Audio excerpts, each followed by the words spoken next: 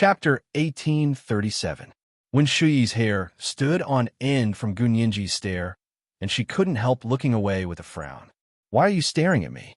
Don't you recognize me?" Gunyinji chuckled. "No wonder you're so thick-skinned. You have more than one face." When Shuyi's heart skipped a beat, and she pouted. "Keep resisting. Mr. Lorraine and Mr. Reinitz aren't easy to deal with."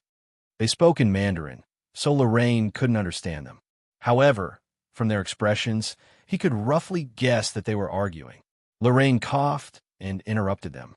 "Miss Gu, you clearly know Reinitz, but you pretended not to know him to get close to him. Why?" When Shuyi looked around anxiously and whispered, "Mr. Lorraine, let's take her back and interrogate her. This is someone else's place." "Haha, it's okay. Everyone here is our people." Lorraine looked around and said with relief. They had many people here, both in the open and in the shadows. However, he also thought when Shuyi was right. They should take her back and interrogate her. However, he was too curious. He had never seen prey actively approach the hunter. He had always been a sensitive person, but he couldn't help but overthink things at this time. Lorraine judged Gunyinji by his own standards and felt that there was a deeper meaning behind Gunyinji's abnormal behavior. Gunyinji thought to herself, "What deeper meaning could I have?" Of course, she had to use this opportunity to get more information about the German Federal Intelligence Service's secret key. However, even when Shuyi didn't know about this, Gunyinji smiled faintly and didn't panic at all after being captured. Her relaxed demeanor made Lorraine even more suspicious. What, she was a bait set out by someone else? If he took her back, wouldn't he be falling into someone else's trap? With that thought, he didn't want to take Gunyinji away immediately. Lorraine's expression darkened as he raised his chin at Reinitz. "Let her speak. Why would she take the opportunity to get close to you?" Reinitz first blew up all the lights in the parking lot and destroyed all the surveillance cameras. He then walked up to Gunyinji and grabbed her by the throat. He pointed the gun at her forehead again and said coldly, "Speak. Otherwise, I'll blow your head off." In the darkened parking lot, there was only the vague outline of a tall figure standing next to Lorraine's bulletproof car. Lore's bodyguards surrounded him, and when Shuyi in the middle. Even a sniper would not be able to hurt them through the layers of human shields. Behind Lorraine and when Shuyi was a bulletproof car with bodyguards next to them. Opposite them were Gunyinji and Reinitz. Reinitz was tall and strong, so Gunyinji was almost lifted by the neck by him. Her feet were off the ground, and she flopped in the air. It was extremely uncomfortable. She coughed violently and struggled in Reinitz's hands. She pretended to be unyielding and refused to tell the truth, as if she really had an ulterior motive. Lu Jin saw this scene on the monitor and almost went crazy. He shouted at Hua Xiaoheng and Lu Yuan, "Hurry up and do it. Otherwise, I'll rush out and shoot." He had a gun, but his aim was not accurate. If he rushed out, he would die together with them. Gunyinji had a miniature Bluetooth headset in her ear. She heard Lu Jin's frantic cries and was very anxious. She quickly said, don't worry. I'll talk. She, Lu Yuan, Lu Jin, and Hua Xiaoheng had a special communication system. Everyone could hear what any one of them said. Therefore, Hua Xiaoheng heard Gunyinji and immediately understood what she meant. Hua Xiaoheng also felt bad, but he tried his best to restrain himself and said in a low voice, "Uncle Lu, don't worry. Gunyinji has her plan." Reinitz only let go when he saw that Gunyinji was willing to talk. Gunyinji's feet returned to the ground. Her legs went limp, and she collapsed to the ground. She clutched her throat and coughed violently. Lorraine was impatient. He walked up and kicked Gunyinji in the back. "Hurry up and tell me. Don't dawdle." Gunyinji bit the corner of her mouth and almost fell to the ground. She endured the pain and looked back at Lorraine. She said fiercely, "Don't you dare touch me again. The KGB is not to be trifled with. They'll break every bone in your body. Then they'll grind your bones and feed them to the dogs." The KGB? Lorraine was shocked again and retracted her foot. "What do you have to do with the KGB?" When Gunyinji said KGB, Hua Xiaoheng roughly guessed what she was going to do. He immediately discussed a new plan of action with Lu Jin and Lu Yuan and quickly made his way into the dark parking lot. Compared to the noisy theater lobby waiting for the police, the parking lot, which was still some distance away from the theater, was extremely quiet. Reinitz was also shocked when he heard Gu Nianji say KGB. He took a step forward and grabbed Gu Nianji's neck again to pull her up from the ground. This time, he put the gun against her right cheek and said coldly, "Tell me everything. Otherwise, if I shoot you, your face will be disfigured." He knew that, for a beautiful girl, her appearance was more important than her life. As expected, Gu Nianji's line of defense collapsed as soon as he threatened her. She burst into tears and pointed at Wen Shui. "It's her. It's her. It's her. The KGB wants her. I'm just a scout. Don't ruin my face." "No." Sob, sob, sob. She cried so hard that her entire body trembled and her heart was broken. She played the image of a girl who had broken down because of fear perfectly. Wen Shui was surprised and nervous when she heard this. But deep in her heart, there was also an indescribable joy. This was a dream that she had liked to have since her childhood. She dreamed that she was no longer the gardener's daughter, but a very important person. She didn't have to work hard to be recognized and praised by others. Just like Gu Nianji, was her dream really coming true now? When Shui quietly pinched the side of her thigh. It hurt. It really hurt. It wasn't a dream. Reinitz and Lorraine looked at each other and felt that it was a bit tricky. From the moment they found out that Gu Nianji had deliberately approached Reinitz, they had felt that there must be someone behind Gu Nianji. But they had never expected that the KGB would be behind Gu Nianji. And the KGB was also here for Wen Shui, who was the closest to perfect genes. This reason was too damn good. Lorraine thought about how hard he had worked to get the perfect genes. He had even hired the most elite agents from the United States and Germany. What was so strange about the KGB interfering? The more he thought about it, the more he felt like he knew the truth. He immediately grabbed Wen Shui's arm and protected her like she was his treasure. He said sternly, "Get in the car." Even the KGB was here for her, and they had used Gu Nianji, one of the perfect genes candidates, as bait. It was clear how determined the KGB was to get Wen Shui. Lorraine completely believed that Wen Shui was the person closest to perfect genes, and Gu Nianji was just trash. He regretted making such a stupid plan. Luckily, he still had time. Lorraine thought about it with lingering fear. Just as he opened the car door, the entire parking lot suddenly changed. Boom, boom, boom. Earth-shattering explosions suddenly rang out from all four corners of the parking lot. The blazing flames lit up the dark parking lot. A man in black sprinted over the top of a car in the distance, like a hawk. Every time he stepped on a car, the car behind him would explode into flames. The series of flames became his backdrop. With a wave of his hand, a shiny stainless steel cable latched onto the steel beams of the parking lot. Using the strength of the cable, he quickly pounced. When he was close to where Lorraine and the others were standing, the man raised his other hand, and a strange-looking assault rifle appeared in his hand.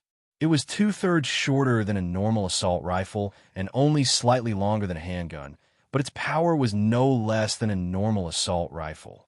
His body followed the arc of the steel cable as he flew through the air. His other hand that was holding the gun was raised. When he reached the highest point, he pulled the trigger. Tat-a-tat-it, tat-a-tat-it.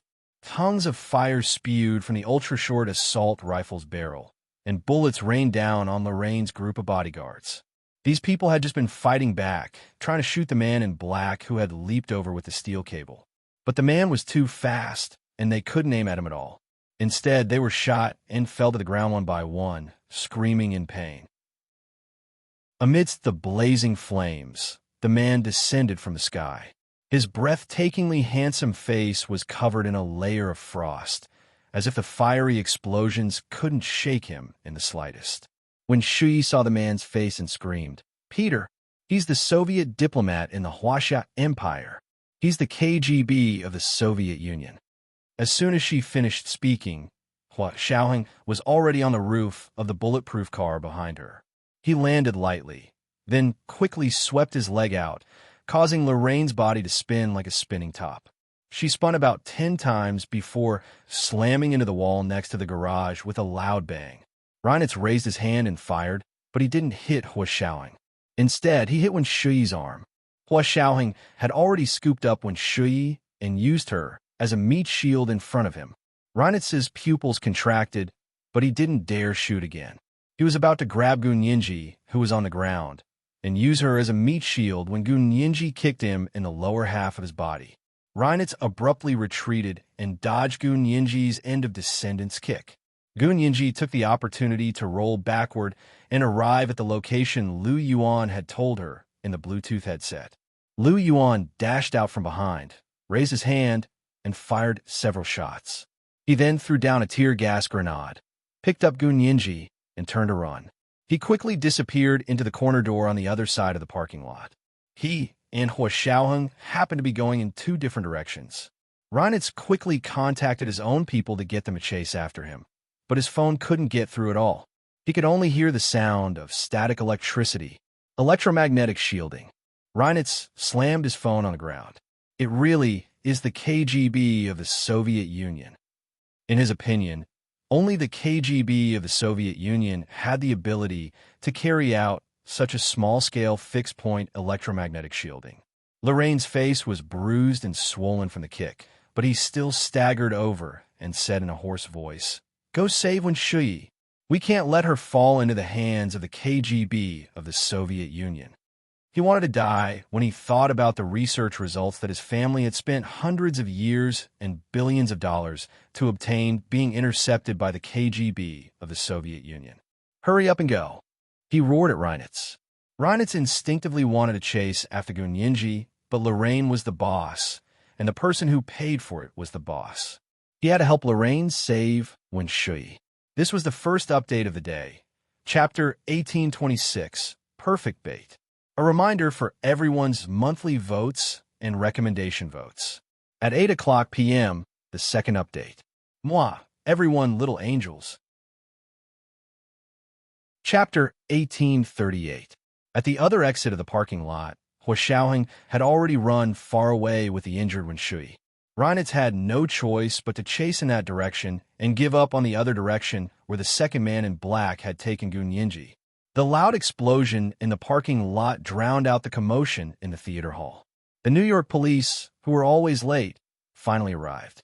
Thankfully, although the police were sometimes late, they were never absent. Lorraine looked at his men lying on the ground and a large dent on the roof of the luxury bulletproof car behind him. He couldn't help but kick the car hard. Beep! The automatic alarm that hadn't been blasted when no one fell from the sky didn't sound, but now that he kicked the car, the alarm started beeping wildly. The New York police surrounded the parking lot and only saw Lorraine hiding under a luxury car door with his hands over his head. Corpses were strewn all around him. The surroundings were filled with raging flames. Many cars were on fire, and there were signs of explosions everywhere.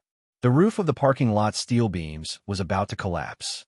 "Bring him back to the station for interrogation. Leave this place for the fire trucks." The New York police never stood under a collapsing wall. Seeing the situation, they immediately took the only person alive, Lorraine, away and left the still burning parking lot for the fire department to extinguish. Lorraine only gave his name, then said he was attacked and asked for a lawyer. The New York police were no strangers to Lorraine. He was the stock god, Lorraine, who gave the perfect genes speech at the New York Stock Exchange that day and caused the Lorraine Corporation stock price to soar from less than 100 to 2,000. Because of that, they were very polite to him and didn't think Lorraine was responsible. They all believed someone wanted to assassinate Mr. Lorraine. Lorraine didn't dare say it was the KGB for now. First of all, he didn't want to cause a diplomatic dispute. If he really angered the KGB, even a world-class plutocrat like him wouldn't be able to handle it. The all-pervasive KGB would never let him live to see tomorrow's sun. Second of all, he had his own dirty tricks and didn't want the police to realize there was something wrong and get himself into trouble. Therefore, he was only a poor victim who didn't know who did this to him. By the time his lawyer arrived, a carefully crafted story had already been written. In this story, there was no Reinitz, no Gun Yinji, nor the two KGB and Wen Shui, who had been kidnapped by them. Only two crazed men in black had not only blown up the parking lot, but they had also killed all of Lore's bodyguards. They had wanted to kidnap Lore and extort a huge sum of money from him, but the wise police quickly arrived at the scene and rescued Lore from the abyss of suffering. Gun Yinji sat cross-legged on the sofa in the living room of a mansion in the suburbs of New York. As she ate the mango sago that Lu Yuan had made for her, she watched Lore's lawyer interview on TV. Listening to the lawyer's carefully crafted story, the corners of his mouth twitched, and he said disdainfully, "Keep making it up. Why don't you say that there are aliens who want to capture you for research? TSK, in the end, you still feel guilty." Lu Jin sat next to her and examined her body. All the instruments around him showed that her body was normal. It had been 12 hours since last night, and the ghastly abrasions on Gun Yinji's body had disappeared without a trace. It was as if they had never happened. Lu Jin breathed a sigh of relief and carefully touched Gun Yinji's head, as if she was delicate porcelain that was fragile and thin. Gun Yinji turned to look at him with a smile and handed him her mango sago. "Dad, do you want to eat it? It's delicious. Do you like it? I'll ask Boss Lu to make you another bowl." Lu Jin said with a smile and pushed the mango sago back. "Eat more if you like it." Gun Yinji nodded and scooped herself a big mouthful of mango. She stuffed her mouth full, and her big eyes curved into two bright crescent moons. Lu Yuan and Hua Xiaoheng walked into the living room. Hua Xiaoheng was sweating profusely. He was wearing a light gray t-shirt and camouflage sweatpants. He had just come out of the gym. Lu Yuan was dressed in white home clothes, and he looked so gentle and elegant that he looked like he had just come back from a walk in the woods. The two of them sat down on the sofa next to Gun Yinji and Lu Jin and watched TV for a while.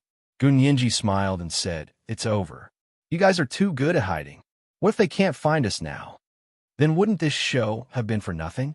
Hua Xiaoheng glanced at Lu Jin and smiled faintly. "Where's Wen Shui? How's she doing?" Lu Jin's face darkened, and he said stiffly, "She's not dead. She was just not dead, but she couldn't escape punishment. If it weren't for the fact that he had to keep Wen Shui as a shield for Gun Yinji, Lu Jin would have cut her into pieces for experiments." Gun Yinji put down the small white porcelain bowl of mango sago in her hand and said angrily, "We can't let her off so easily. Do you know that Aiko Yamaguchi was the one who chased me to death in the Alps over there? She was the one. She was also the one who used the Feng family to drug me." Hua Xiaoheng, Lu Yuan, and Lu Jin had all heard what Lorraine had said at the time. They knew that Gun Yinji's identity had been exposed because Wen Shui had snitched on her. But only now did they understand how she had been exposed. Even someone as calm as Hua Xiaoheng couldn't help but change his expression. The Yamaguchi sisters were all impersonated by Wen Shui. How can that be fake? Gun Yinji analyzed the situation for him. Back then, the matter of drugging me was only our speculation. But later, when I was being hunted down in the Alps, only Yamaguchi Aiko knew about it. At that time, Wen Shui was clearly chased back to her hometown by young Master He. Gun Yinji spread her hands. At that time, young Master He really couldn't tell the truth. Even if he did, I probably wouldn't believe him. Who would have known that parallel spaces really existed? Not only did they exist, but she had also come from the other side. Gun Yinji rubbed her head. Amnesia was really a double-edged sword. There are good and bad sides to it. Hua Xiaoheng frowned thoughtfully. "You mean Wen Shui had actually sneaked over from her hometown at that time?" Gun Yinji nodded heavily. "That's for sure. And that was her most important alibi.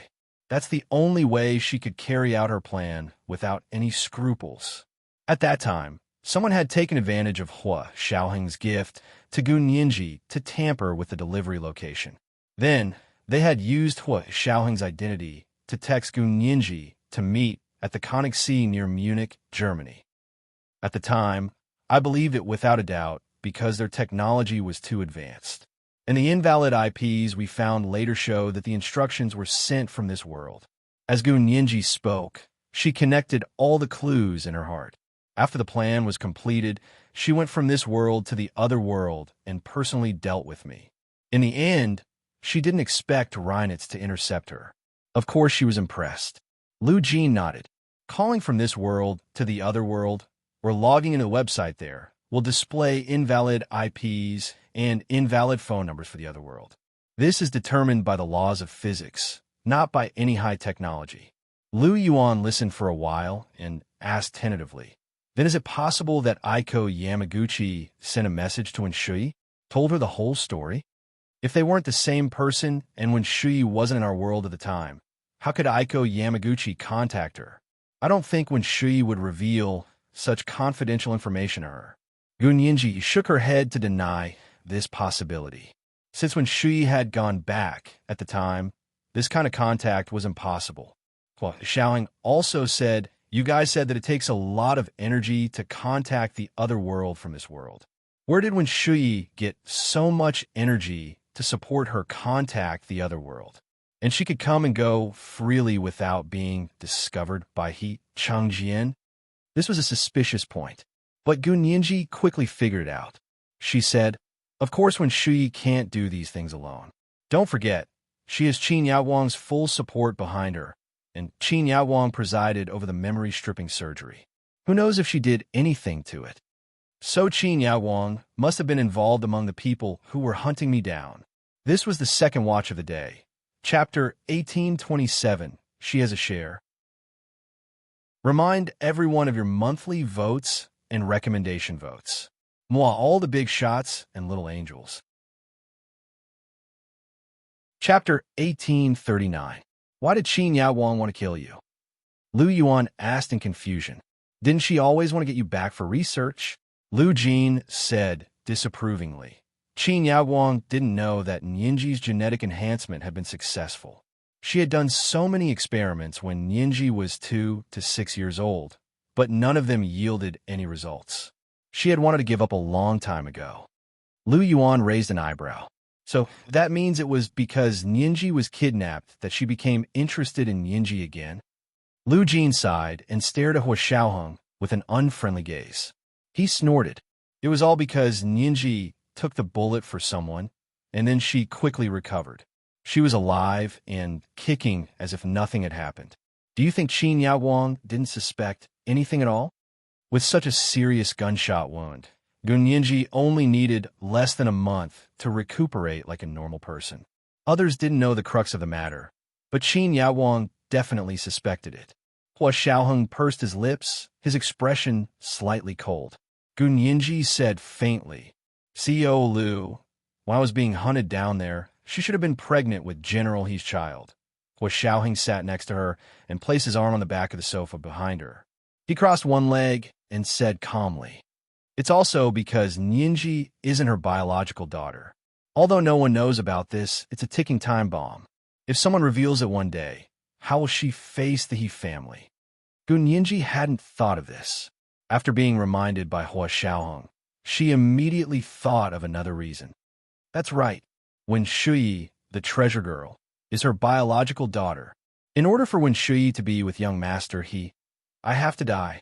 Lu Jin was so angry that he slammed the coffee table in front of him. How preposterous! I thought that if I sent Nianji over, I would be able to escape her clutches. It would have been possible, but Zichu actually chased after her. Not only did he chase after her, but he also brought Wenshui with him, Hua Xiaoheng said sullenly. He caught a mouse and threw it into the rice jar. Shouldn't young master take responsibility for it? Gunyinji had no intention of blaming Zichu. She shook her head and said, "Actually, young master had good intentions, and Wenshui would definitely behave differently in front of him. He only brought her here, so he must have trusted her a lot. But later, he also noticed that Wenshui's attitude towards me wasn't right, so he drove her away. But who would have known that Wenshui would sneak over again? You can't possibly blame all the mistakes of the people around you, right? If that's the case, then wouldn't Hua Xiao have to take full responsibility for his subordinate's betrayal? Is Chun Lai going to be imprisoned because Yi Zitan sold me out?" Lu Jin didn't feel good when he heard this. He scoffed and said, "You're quite open-minded. So that kid Zichu can get away with it. I'm not exonerating him." Gunyinji helplessly held Lu Jin's arm. "Dad, I'm just being objective.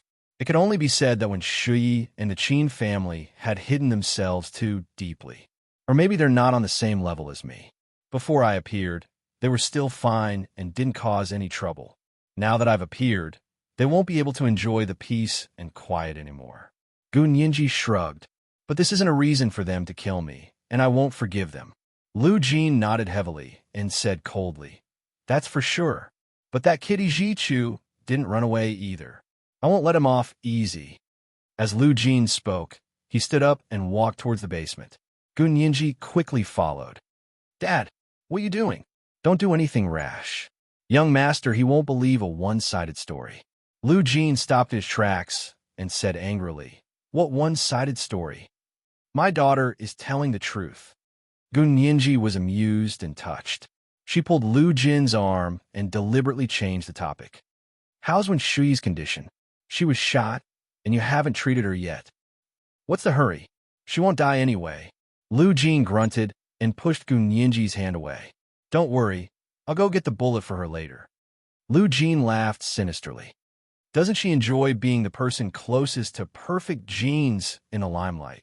I'll satisfy her. What are you doing? Gun Yinji was shocked. Don't do anything rash.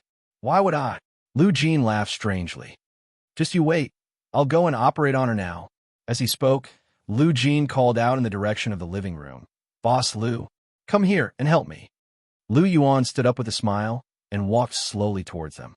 Standing beside them, Lu Yuan said kindly to Gun Yinji, Yinji, don't worry. Your father has a way. Gun Yinji had no choice but to get out of the way to the basement. She waited anxiously in the living room for nearly 5 hours before Lu Jin and Lu Yuan came up from the basement. Both of them were wearing green surgical gowns and had not taken off their surgical caps. How's Wen Shui? Gun Yinji asked quickly. Lu Jin took off his mask and winked at her. Very good. She'll be cured tomorrow. Gun Yinji's eyes widened. So fast. She suffered a gunshot wound. Yes. Lu Jin smiled mischievously. She's the closest human to perfect genes. Of course, she has to heal quickly. Xiaoheng walked over and stood behind Gun Yinji with his arms crossed.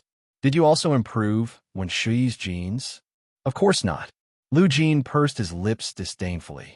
Wen Shui's genetic defect is a human error. It can't be repaired or treated at all. I only use some biological therapy that promotes muscle growth to quickly heal her gunshot wound at the muscle level. Just like growing human ears for mice, Lu Jin would also use stem cells to grow parts of the human body. Gun Yinji's eyes lit up. But the effect seems to be that she recovered on her own, isn't it? Lu Jin smiled and pointed a finger at her. Suddenly, he became Buddhist. The Buddhist said, Can't say. Then when will she wake up? Gun Yinji looked at her watch. I want to ask her a few questions. Tomorrow morning. Lu Jin also looked at his watch. We still have 20 hours. Then we'll be leaving from here. Gun Yinji was very surprised. Why are we leaving? Have they found her yet? 20 hours is enough for them to find her. Lu Jin said with a smile. The owner of the house here is a Soviet, so Gun Yinji understood and laughed. Are we really going to let the KGB take the blame for this? It's not exactly taking the blame. Xiaoheng's eyes flashed, and he said with a smile, I've already reported Wen Shui's situation to the higher-ups. The KGB's higher-ups are very interested in her. Gun Yinji, was this going to be real? TSK, what was the scariest? People who were serious about faking were the scariest. Early the next morning, Gun Yinji put on light makeup for her face and went to the room where Wen Shui was in the basement. As soon as she pushed open the door, she was almost blinded by the shiny silver-gray stainless steel equipment inside. Anyone with eyes could tell at a glance that this was a laboratory, and a very advanced one at that. The laboratory equipment here was all marked in Russian, and the computer was also operating in Russian. Even the experimental records were made in Russian. Gun Yinji didn't know what to say. She carried the shelf and walked into Wen Shui's bed. Wen Shui was already awake and sitting on the bed. She raised her hand and touched her shoulder in a daze. She clearly remembered that she had been shot here yesterday, but when she woke up this morning, there was nothing wrong with it at all. There were no bandages no wounds, and no pain. What was going on? She was so lost in her thoughts that she didn't notice someone walking in. It wasn't until Gun Yinji walked in front of her that she suddenly looked up.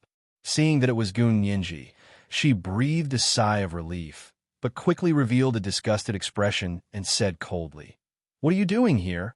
Are you here to laugh at me?" Gun Yinji tilted her head and deliberately said with a wronged expression, "What's the use of me laughing at you? I just want to know why you hate me so much. First it was Yamaguchi Yuko, then it was Yamaguchi Aiko. You were both pretending to be them, weren't you?" When Shui smiled and looked at Gun Yinji lazily, "You need evidence to speak. What evidence do you have to prove that I'm them?" She rubbed her shoulder where she had been shot with her hand. It felt magical. She remembered that she had been injured when she was in the other world, but it hadn't healed so quickly. Gun Yinji pulled over a chair and sat down in front of her. She clenched her fists and said indignantly, "You still deny it? Yamaguchi Aiko is Yamaguchi Yuko. These two people are the same person. The person who chased me in the Alps in the other world called herself Yamaguchi Aiko and had contact with Huijialan. At that time, Miss One, you should have returned to this world. You shouldn't have known that I knew Reinitz. But you knew it clearly. This means that you were Yamaguchi Aiko." When Shui's eyes flashed. Sure enough, it was because she had revealed Gun Yinji's intentions to Lorraine that she had been exposed. It was also Lorraine's fault for betraying her immediately when Shui lowered her eyes and said lightly, "Miss Gu is a famous lawyer. Isn't this logical inference a little too loose?" "How is it loose?" Gun Yinji deliberately looked indignant. "If A equals B and B equals C, then A equals B equals C. Isn't this logical chain very clear?" When Shui sneered and leaned forward, she asked directly in Gun Yinji's face, "What do you mean A equals B equals C? Are you out of your mind? I know about you and Reinitz. Couldn't Yamaguchi Aiko have called me and told me about the situation over there?" Gun Yinji raised an eyebrow, and her voice became erratic. "Huh, really? She called you? But you're here, and she's over there. How do you make this call? I heard that it takes a lot of energy." "Huh, you don't have to worry about that. I have the authority to make as many calls as I want." "Really?" Gun Yinji stood up at this moment. Her tone suddenly became calm and composed, and the anger from before instantly disappeared. "You don't admit that you were Yamaguchi Aiko, Yamaguchi Yuko, but you admit that you colluded with Yamaguchi Aiko. So you were the mastermind behind me being hunted in the other world. Otherwise, why would someone who was personally hunting me down call you to report the situation?"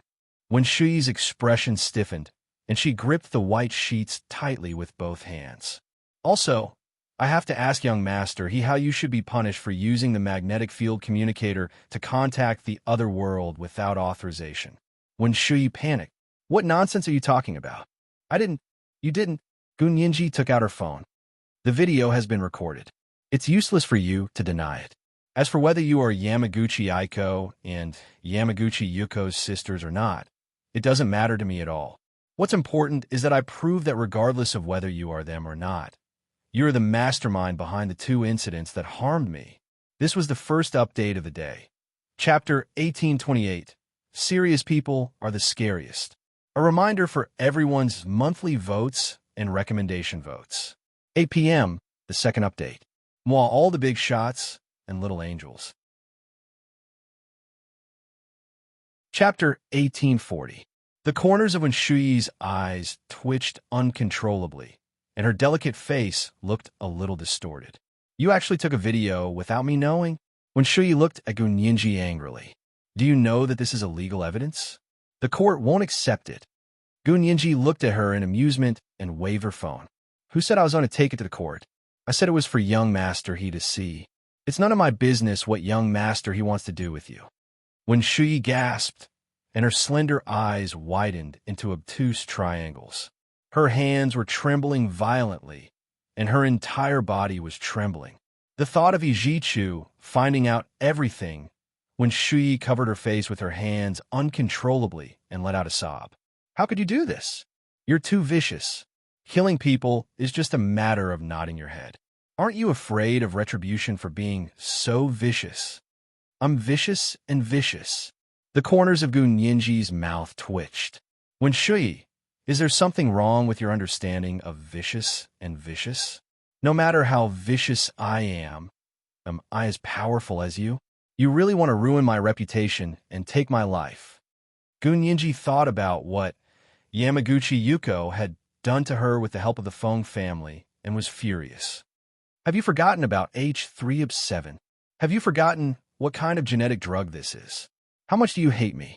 Do you hate me so much that you want my children and grandchildren to degenerate into brainless idiots?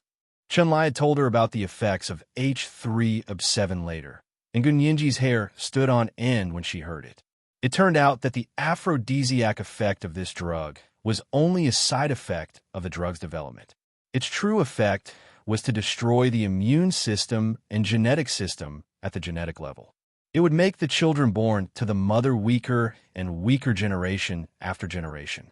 Their intelligence would become lower and lower, but their physical strength would become stronger and stronger. In the end, they would become like those brainless troll in Western legends. They would become other people's livestock like pigs, dogs, cows, and sheep. They would be worse than slaves. You're saying I'm vicious? How could someone like you have the cheek to say that? Gu Nianji was furious. She stepped forward and pulled Wen Shui's hand away. She slapped Wen Shui hard with her other hand. Slap! Wen Shui's face was slapped to the other side. Her face was burning, and the pain made her nose sour. Tears were about to come out. Wen Shui turned to glare at Gu Nianji and sneered. But you're fine? How can you blame this on me? You accused me of something that didn't happen and told young Master He about it. What would young Master He think of me? You just can't bear to see me do well. You can't bear to see me replace your position in young Master He's heart. To put it bluntly, you're just a green tea bitch. He, right? Are you a pure and innocent white lotus flower? Gu Nianji retorted. That's right. I only lost my life, but you lost your idol's heart. Don't you feel terrible? Had the whole world collapsed? Are you going to have a mental breakdown soon? Wen Shui, I'll let you see which is more unbearable, physical pain or mental breakdown. Gu Nianji grabbed the hair on the back of Wen Shui's head and forced her to look at her. And look at your face. Don't think I can't tell that you've had plastic surgery, just like your cheap mother. You want to look like Xie Qingying? Unfortunately, no matter how much you do, young Master He won't even look at you. At this point, Wen Shui knew that she couldn't talk to Gu Nianji anymore. However, she had been captured by the KGB of the Soviet Union. She firmly believed that they hadn't put in so much effort just to let Gu Nianji vent her anger. She had a greater use for them, so she could use this as a condition to negotiate with the KGB of the Soviet Union. As for Gu Nianji, how important did she think she was? Wen Shui angrily spat at Gu Nianji's face. Gu Nianji's eyes and hands were quick. She grabbed her hair and quickly pulled it down. Wen Shui was forced to raise her head at a 90-degree angle and spit up. When it fell, it landed right on her face. She almost vomited when she smelled an unpleasant odor. Gu Nianji let go of her hand and took a step back. She said aloofly, "You think your saliva is dirty and smells bad? That's right. Seeing yourself clearly will help you develop the right outlook on life, the world, and values. This lesson is free for you. I won't charge you for it." Wen Shui wiped her face with the back of her hand and looked at Gu Nianji with a sneer. "Don't be so smug.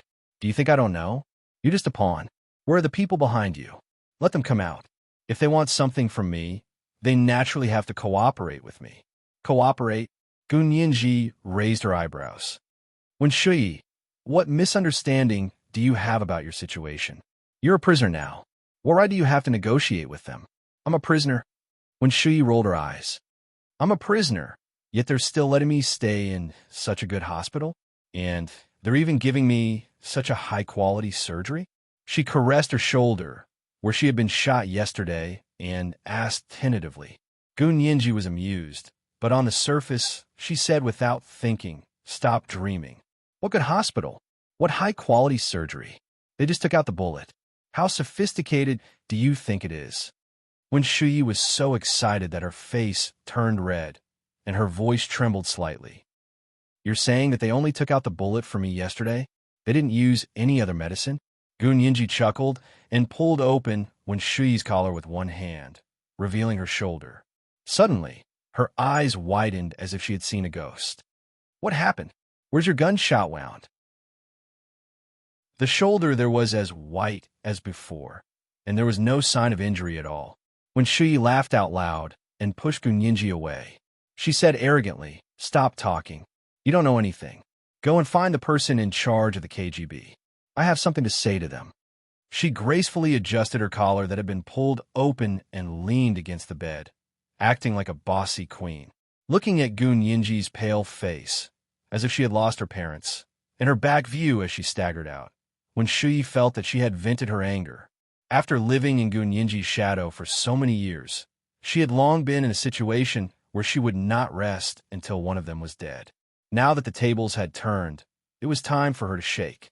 At that moment, when Shuyi even suspected that the genes that had cured Yi Jichu's illness had actually belonged to her, not Gun Yinji, she didn't know what her mother, Qin Yaoguang, was thinking.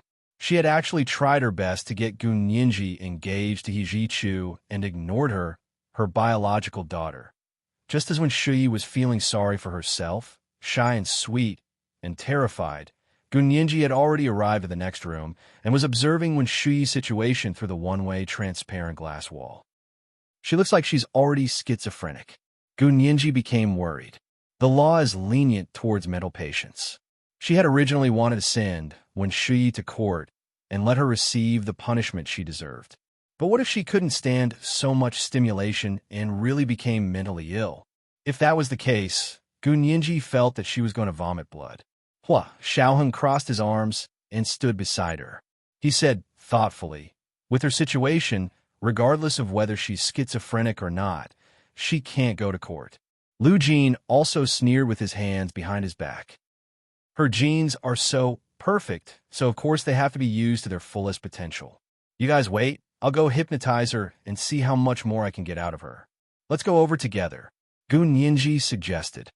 We'll go over after she's completely hypnotized and doesn't recognize anyone. This was today's second update. Chapter 1829, You Only Lost Your Life, But I Lost His Heart. A reminder to everyone for their monthly votes and recommendation votes. Moi, all the big shots and little angels. Chapter 1841. When Shuyi sat alone in the ward and looked around. She didn't get out of bed because her legs were bound by thin chains, and she couldn't run at all. And she didn't want to run. How could she escape if she fell into the hands of the KGB? She might as well negotiate with them and fight for greater benefits. When Shuyi felt that she was someone who wouldn't give up easily, so she waited patiently in the ward. She couldn't understand a single word of the Russian signs in the room, so she didn't bother to study them carefully. After waiting quietly for a while, the door of the ward was pushed open again. When Shuyi looked up and saw a man in a white coat and a white doctor's hat walking in. He was tall and thin, with a typical Slavic appearance. He had deep-set eyes, curly brown hair, and gray eyes, but his pupils were a very light moss green. When Shuyi only needed one look to confirm that this was a Soviet. She smiled at him and said in English, "Hi, would you? You have several minutes." The man expressionlessly said a string of Russian. The man spoke a string of Russian with an expressionless face. The man then took out an old pocket watch and waved it at Wen Shuyi. Wen Shuyi was baffled and couldn't help but take a look. Then, there was nothing. The man then took out an old pocket watch and waved it at Wen Shuyi. This typical Slavic Caucasian was Lu Jin in disguise. He took out the pocket watch and quickly hypnotized Wen Shuyi. Then he sat down in front of her bed and began to ask, "What's your name?" The expression on Wen Shuyi's face was very normal. She didn't have the sluggish look that most people would have when they were hypnotized. She said slowly, "Wen Shuyi, have you ever used the names Yamaguchi Yuko and Yamaguchi Aiko?" This was Lu Jin's biggest concern. Wen Shuyi nodded normally. "Yes." Lu Jin's anger reached its peak. Without hesitation, he picked up the electrode sensor beside the bed and pressed it on Wen Shuyi's 10 fingers. Then, he turned on the power switch and gradually increased the voltage. Wen Shuyi was expressionless at first, but slowly, it was as if a knife was swimming through her nervous system, almost scraping off a layer of the neurons in her body. This kind of pain acted directly on the nervous system, and it was more violent and intense than any other kind of pain. When Shuyi suddenly let out a heart-wrenching scream, her entire face turned red, as if she had been exposed to the sun for a whole day on a tropical beach. Her facial features were extremely distorted. Her mouth was open, and one could see her tongue moving rapidly in her mouth. The air vibrated through her vocal cords, and the pitch was so high that it almost broke through the roof. Gunyinji had just pushed the door open when she was frightened by the ear-piercing scream. She quickly retreated. He shut the door tightly, and only then did the ear-piercing sound disappear. Hua Xiaoheng and Lu Yuan walked over and also heard when Shuyi screamed. Hua Xiaoheng asked worriedly, "Will such intense pain wake her up? Make the hypnosis fail?" Lu Yuan shrugged and pushed open the door as if nothing had happened. He walked in first and said, "I want her to be awake from time to time and forget from time to time. Only then can I better reshape her memory." Lu Yuan was also wearing a white doctor's robe and a white doctor's hat. His face was also disguised as a Slavic. He came to Lu Jin's side and asked him in Russian, "Is that enough? Is she awake now?" Lu Jin nodded and looked at the deep fear in Wen Shuyi's eyes. He nodded in satisfaction and said, "This is an anti-electric shock experiment. The situation is good, as expected of the person closest to the perfect gene." When he said perfect gene, he was using English. When Shuyi understood, she was in so much pain that her forehead was covered in sweat, but she couldn't faint. She was so dispirited that she didn't even have the strength to raise her head. She asked weakly, "What are you doing? I want to see your boss. You can't do this to me." Lu Jin was expressionless as he took out the pocket watch again. When Shuyi tried her best to control herself from looking at the pocket watch, but the corner of her eye was still attracted by the rhythmic shaking of the pocket watch. There seemed to be a question in her ear. She tried her best to hear what the person was saying, but the person's voice seemed to be far and near. Every time she was about to hear it clearly, the voice would move away again. Her thoughts were like a child chasing after a butterfly in the wilderness, drifting away along with the beautiful butterfly. Lu Jin ended the low-frequency chanting and said into the Bluetooth headset, "All right, she's entered a deep hypnosis. You can come in now." Lu Yuan then took out his earplugs. Otherwise, he would have been hypnotized as well. Hua Xiaoheng pushed the door open and entered first. Gun Yinji saw that both of them had entered, so she mustered up her courage and followed them in. In the ward, when Shuyi sat on the hospital bed, she seemed to be deep in thought, and her eyes were unfocused.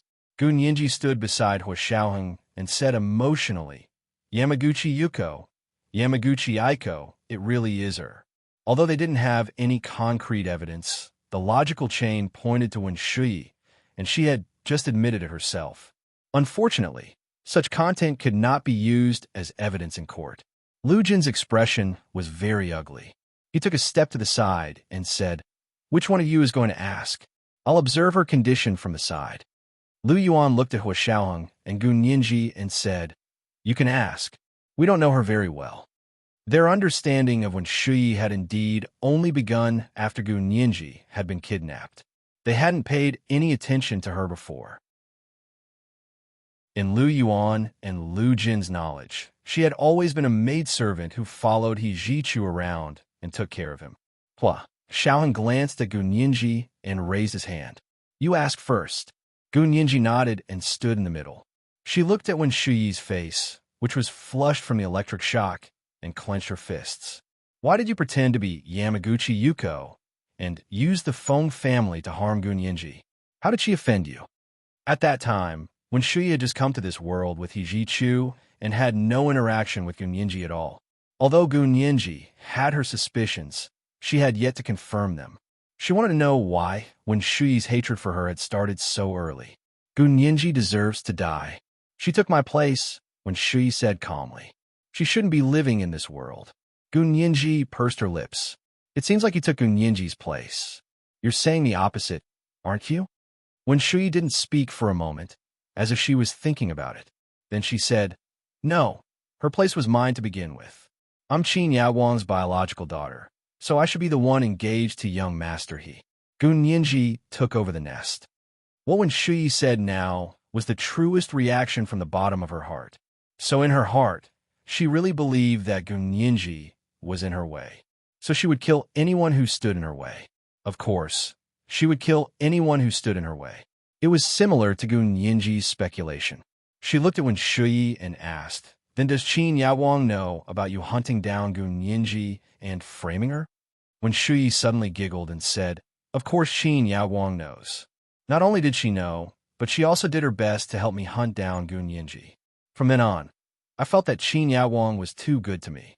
She was so good that I didn't know how to repay her." Gunyinji scoffed and shook her head. "That's right.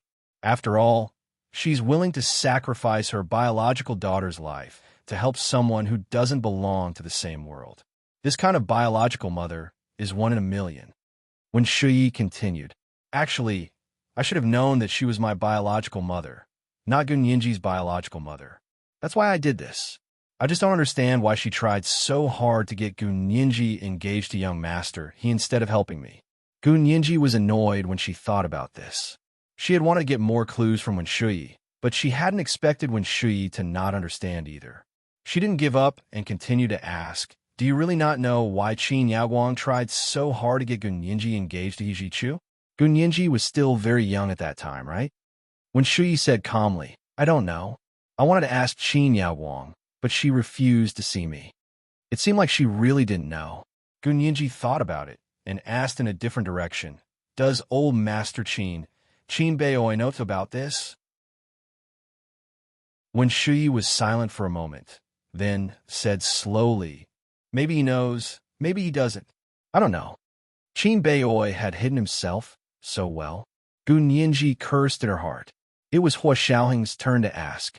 Hua Xiaoheng asked more about the details of Wen Shuyi pretending to be Yamaguchi Yuko and Yamaguchi Aiko and her involvement in the internal affairs of the Huaxia Empire. He looked at his records and asked coldly, "Why did you pretend to be Japanese?" Wen Shuyi didn't have Japanese genes. Lu Jin had already confirmed this. Why didn't she pretend to be an ordinary Huaxia person, but a Japanese person?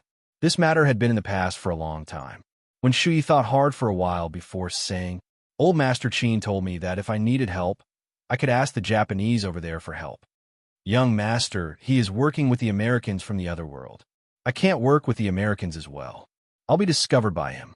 So you went to the other world with young Master, he not to help him find Gunyinji. You also had your own plans?" Wen Shuyi nodded. "I never wanted Gunyinji to come back. This was what the He father and son wanted, not what I wanted." Hua Xiaoheng immediately asked, "Who were you in contact with in Japan?" Wen Shuyi didn't say anything. Hua Xiaoheng asked in a different way, "Who did old Master Qin ask you to ask for help in Japan?" Wen Shuyi was silent for a long time this time, as if she was thinking hard.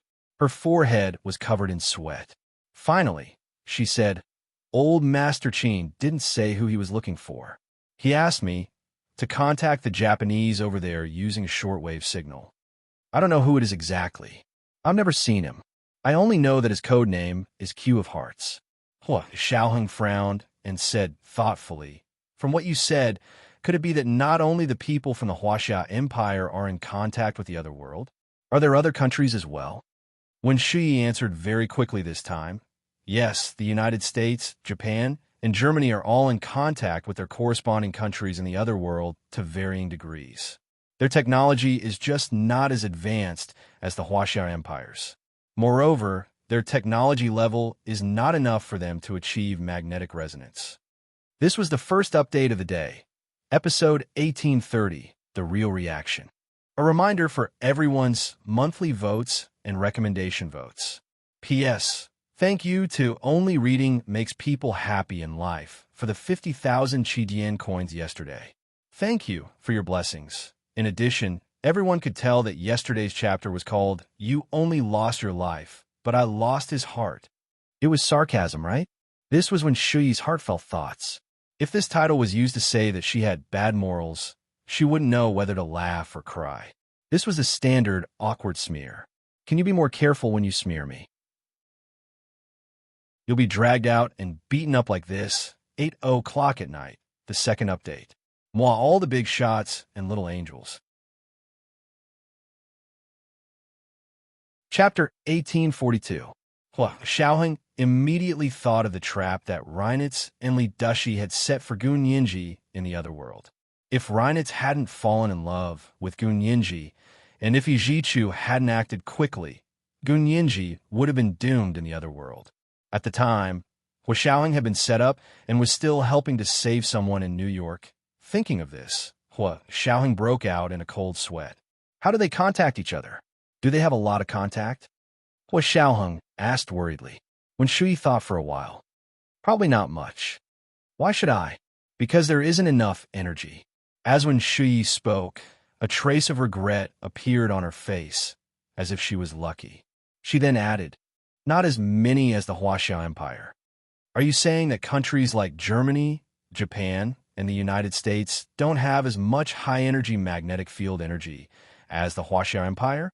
But just because you have a lot, you can use it indiscriminately? Since when were you able to travel between the two worlds? Does General He know? Gun Yinji couldn't help interrupting. The corners of Wen Shuyi's lips curled up into a smile, but her eyes were still unfocused. She looked a little creepy. General He doesn't know. Those who knew had their memories removed by Qin Yaowang, and no one knew anymore. Gun Yinji immediately asked, who else knows about memory-stripping surgery? How was this surgery invented in the first place? When Shuyi said proudly, only any Qin knows how. This is the Qin family's ancestral surgery. You'll have to ask Qin Yaowang and old Mr. Qin who invented it in the first place. Lu Yuan interrupted. Looks like she doesn't know much. That's normal. She only found out her identity now. Before this, Qin Yaowang and Qin Bei couldn't have let her know so many secrets. After all, they had no intention of acknowledging her. Lu Jin rubbed his hands and waited for a while before asking, are you done? Once you're done, we'll proceed with the next step. Hua Xiaoheng and Gun Yinji looked at each other, and Gun Yinji nodded. That's enough. She doesn't know anything else anyway. She'll just keep repeating the same questions. Okay, then I won't ask. Hua Xiaoheng agreed. Let's go. He reached out to Gun Yinji. Gun Yinji took his broad, warm hand and walked out with him. Lu Jin and Lu Yuan began the next step of their plan. Lu Jin picked up the syringe and injected Wen Shui. Soon, Wen Shui fell into a deep sleep. Lu Yuan asked in a low voice, what is this? Anesthetics or sedatives? Lu Jin rolled his eyes. When she dealt with my daughter, she didn't think of using any sedatives or anesthetics. I'm giving her a taste of her own medicine now. Lu Yuan, then what exactly is it? You won't know the specific chemical name even if I tell you. All you need to know is that this thing can make her nerve endings highly excited, and her body's senses will be magnified 100 times, but it won't make her die from pain. Lu Yuan thought for a while. Suddenly, he felt a numbness on his back. He couldn't help but take a step to the side and stay away from Lu Yuan. Those who offended scientists, especially those who offended a scientist of Lu Jin's level, were truly miserable to the extreme. As Lu Jin operated on Wen Shui to remove all the hippocampus in her brain, he muttered in a low voice, that's it. There's no need to choose memories to remove. Lu Yuan heard this and looked at him in surprise. You also know how to remove memories? Lu Jin glared at him. The principle of this surgery is so simple. I can understand at a glance. The corners of Lu Yuan's eyes twitched uncontrollably. How did the surgery that had been passed down in her family become a cheap product that could be understood at a glance in his hands? Lu Jin sighed as he performed the surgery. Actually, this surgery has something to do with my old man. You mean your father, Gu Haoze? Yes, he's a psychologist and has a deep understanding of the mechanism of the human brain's memory. He proposed this principle many years ago.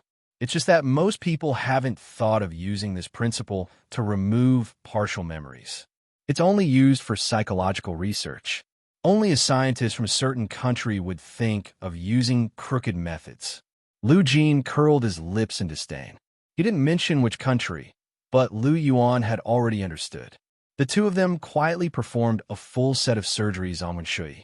In addition to removing all the hippocampus in her brain, which was in charge of memory, They also destroyed the nervous system in her arms and legs, making it impossible for her to walk. They then removed her vocal cords, making it impossible for her to speak. In the end, they even made all kinds of experimental sections and placed them under a microscope as if they were observing the results. When Shui lay on the hospital bed, unable to move, she had no memories, but the feeling in her body was doubly clear. Every time the blade of the surgery cut into her body, she could clearly feel the pain, but she couldn't cry out. All the pain was confined to her body. She was like a huge container that only contained one thing called pain. This kind of pain was endless. As long as she was alive, this pain would continue. She screamed in her heart. She felt that she should hate someone, but she couldn't remember that name. She felt that time was long, but in fact, only a few hours had passed. Suddenly, people surrounded the country house on the outskirts of New York. These people were all dressed in plain clothes, but they were all elites of the German Federal Intelligence Service. Reinitz chased after them with his men. When they broke through the door, they saw two people in white coats and masks performing surgery around the hospital bed. "Freeze! Don't move!" Reinitz's men shouted and pointed their guns at the two men in white coats. The two men's bodies stiffened for a moment. Then they slowly turned around and raised their hands. Reinitz's men were about to walk over when the man in white standing on the left suddenly threw his right hand forward. There was a loud bang, and the entire ward was filled with thick smoke. Reinitz's men covered their faces and coughed. They were choked by the thick smoke and cried. When the thick smoke dissipated, they found that the two men in white had disappeared. Only the patient they had operated on was still lying on the hospital bed. These people walked over to take a look and were immediately overjoyed. They said, "Found it. Miss One has been found." Reinitz walked over and took a quick look. He made a hand gesture. "Bring her back to Mr. Lohler." As he spoke, he took a few of his trusted subordinates and chased after them. He had just received news that a Hummer SUV had driven away from the forest path behind the house. Reinitz got into his own car and chased after the car with two other people. Only Lu Jin and Hua Xiaoheng were sitting in the Hummer SUV. The two men in white just now were also disguised by them. Lu Yuan had already taken Gun Yinji to the airport an hour ago. Lu Jin still had something to do, so Hua Xiaoheng decided to stay with him. Although Lu Jin still didn't like Hua Xiaoheng, he no longer spoke ill of him. The two cars drove out of the forest path and came to a natural clearing in the forest. Hua Xiaoheng turned around and raised his hand. He suddenly fired a few shots and punctured the tires of the car behind him. When the two men jumped out of the car to check the tires, Hua Xiaoheng knocked them out with an anesthetic gun. Reinitz was the only one left in the car. Reinitz narrowed his eyes and got out of the car. He also held a gun in his hand and said to the car in front of him, "What do you mean by luring me here on purpose?" This was the second watch of the day. Episode 1831, The Revenge of the Scientists. A reminder for your monthly votes and recommendation votes. Today is Monday, and recommendation votes are very important. Please vote all, moi, all the big shots and little angels. Chapter 1843. When Hua Xiaoheng and Lu Jin got out of the car, they were still wearing white doctor robes, but they had taken off their masks. They still looked like Slavs under the masks. Reinitz glanced at them and asked coldly in Russian, "Slavs? The KGB?" Hua Xiaoheng replied in fluent Russian, "Mr. Reinitz, don't worry. We're more interested in you, so we stopped to have a chat with you." Reinitz scoffed and waved the gun in his hand. "More interested in me? What a coincidence. I'm also very interested in you guys. How about it? Come back with me and have a good chat?" Lu Jin walked over and looked at Reinitz for a while. Suddenly, he raised his hand and waved at him. Reinitz reflexively fired back, but of course he didn't hit the target because the gas drifting from the opposite side made him momentarily dazed and sluggish. However, he quickly recovered and sneered. "Gun Yinji is indeed in cahoots with you. She also used this anesthetic spray on me. Unfortunately, this anesthetic spray doesn't work on me." It was for this reason that Lu Jin decided to have a face-to-face talk with Reinitz. The self-defense spray he had carefully prepared for Gun Yinji hadn't worked on Reinitz at all, which was why Gunyinji had been captured by Reinitz. Lu Jin secretly remembered this great humiliation. He had to find a reason. Hua Xiaoheng was actually speechless, but he couldn't dissuade the stubborn Lu Jin, so he had no choice but to agree to his plan. Lu Jin knew very well that the anesthetic spray he had painstakingly developed was accurate enough to make an elephant lose consciousness in a minute. However, it only had less than a minute of effect on Reinitz. This was too strange. Lu Jin thought about it and decided that he could only find the answer if he talked to Reinitz personally. He raised his hand and walked forward. He said to Reinitz, "Mr. Reinitz, I have a question. Can you answer me?" The corners of Reinitz's mouth twitched. "That depends on what the question is. I have no obligation to answer any of your questions." "Yes, I know, but this time it's special. It's related to you," Lu Jin said very seriously. His typical gray-green eyes were very calm. Reinitz raised an eyebrow. "This kind of trick doesn't work on me. You better save it." Lu Jin wasn't discouraged. He said, "It's strange that you didn't react much to my anesthetic spray. What's so strange about that? We've received professional training, so we have a certain resistance to this anesthetic." Reinitz found it funny that the KGB scientist was staring at the anesthetic while talking about it. He really didn't know he was going to die. His men were on the way, and these two KGB agents were doomed to die. Lu Jin shook his head and said seriously, "Impossible. No amount of training would be able to keep it from reacting to my anesthetic. You should know that my special craft allows me to paralyze an elephant in a minute. Do you think you're stronger than an elephant?" Reinitz was speechless. What kind of KGB did he run into? Lu Jin ignored Reinitz's disdain and continued, "My anesthetic is an inhaled general anesthetic. It will mix with a certain proportion of air and enter your alveoli, spread into the blood, and finally flow through the blood throughout the body, paralyzing all the nervous systems.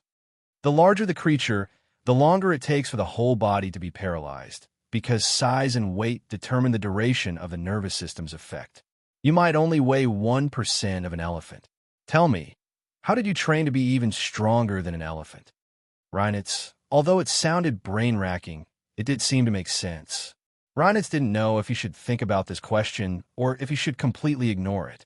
His training conflicted at this moment. As an elite of the Gestapo, he had been educated to doubt everything and not to trust anyone. Moreover, the other party was his opponent, his enemy. What they said, he had to think twice before he acted.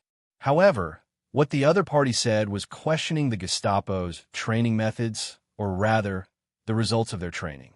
Reinitz's expression didn't change much, but Hua Xiaoheng could tell from the change in his grip that he was already suspicious of their training methods. Hua Xiaoheng breathed a sigh of relief. Lu Jin was indeed too unexpected. The thinking of a scientist was really unpredictable. He hoped they would be safe this time. Lu Jin took another step forward and carefully looked at Reinitz's face. He clicked his tongue and said, "Mr. Reinitz, your reaction to my special anesthetic reminds me of a plan that Germany carried out during World War II." "What plan?" Reinitz asked subconsciously. "The racial eugenics plan." Lu Jin took another step forward and was less than a meter away from Reinitz. Reinitz took a step back. He was still holding the gun in his hand, but the muzzle was no longer pointed at Lu Jin. "You mean the plan that the Führer once carried out?"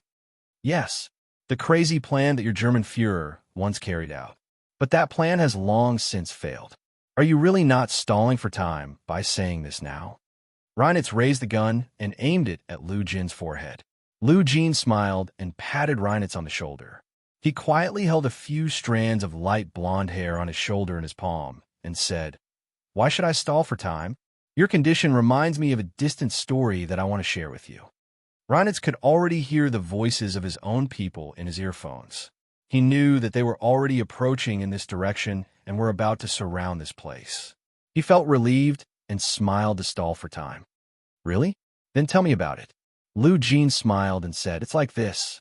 The person who presided over this racial eugenics plan for your Führer was a young scientist named Li Dushi. Reinitz, his immediate superior, who was also his godfather, was also called Li Dushi." "What did he have to do with the Li Dushi that the KGB mentioned?" Lu Jin continued. This Li Dashi really wanted to revive the German royal family, the Hohenzollern family. He chose an outstanding man from the Hohenzollern family and mated with hundreds of blonde, blue-eyed German women who had been selected. They had many children. They conducted a genetic screening of these children, and in the end, only one child survived. After World War II, their plan had to go underground and was renamed the Spring Sprouts Project. They established an orphanage and accepted funding from the Rohrer family. This child who survived grew up and gave birth to many children in the same way. After a genetic screening, only one child survived. This last child wasn't an ordinary child. His genes had been screened, and perhaps they had also been improved and optimized. That's why he was smarter, more sensitive, able to fight, and able to resist than the average person. This child was able to resist the anesthetic specially made by our KGB. This isn't something that an ordinary person can do. Only a genetically modified super soldier can do it. Where do you think this child is now? What's his name? Reinitz's pupils constricted. Spring Sprouts Project? Orphanage, what familiar terms. He grew up in the Spring Sprouts orphanage. He had never seen his parents, nor did he have any relatives or friends. What did the KGB mean? Lu Jin deliberately waited for a while before saying, "You didn't expect this, did you? This child is in front of me now.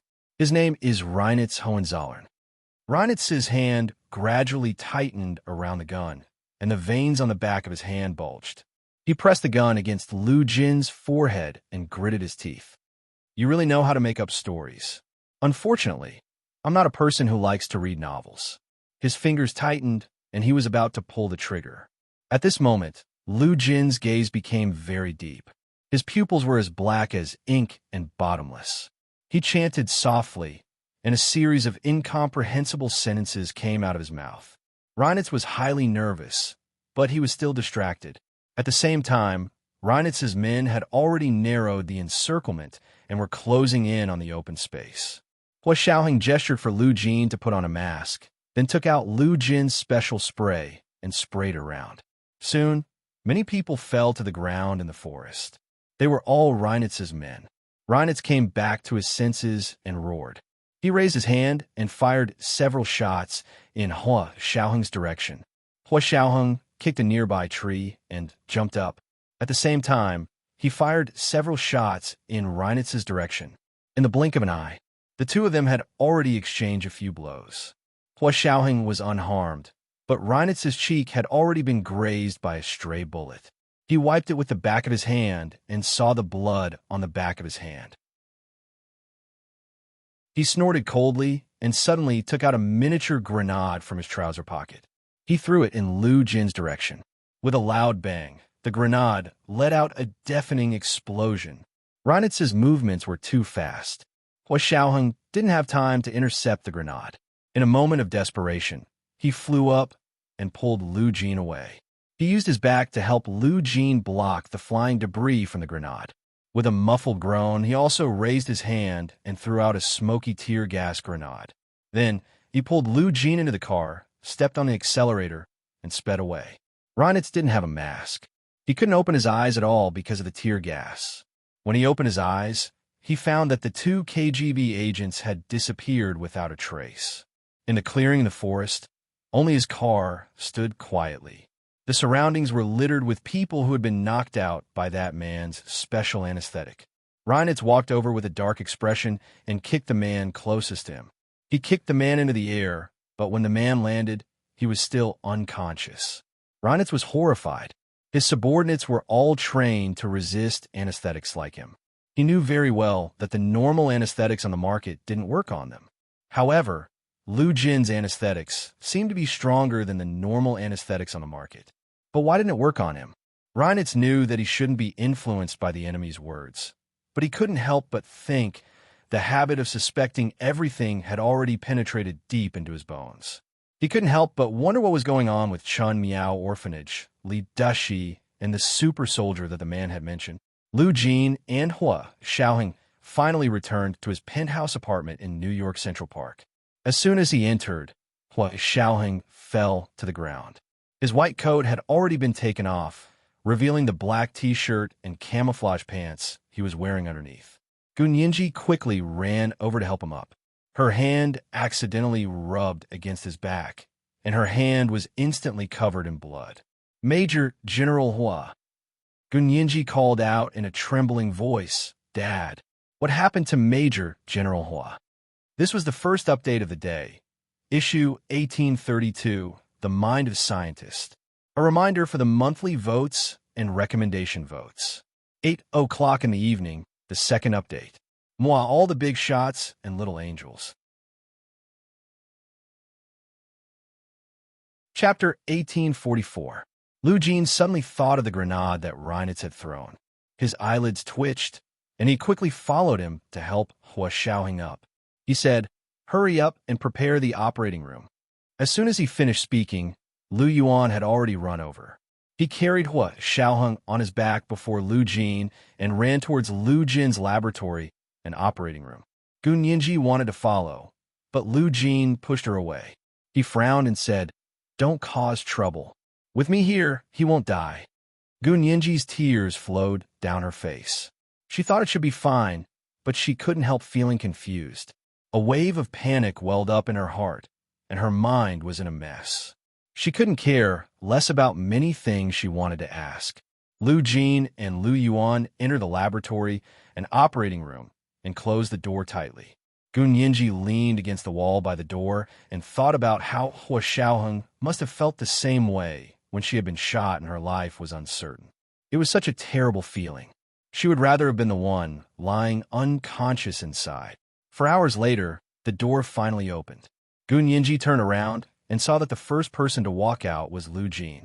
She quickly rushed over and asked, "Dad, what happened to Major General Hua? Is he okay now?" She looked at Lu Jin eagerly. Her usually cheerful little face was wrinkled, and only worry and uneasiness could be seen.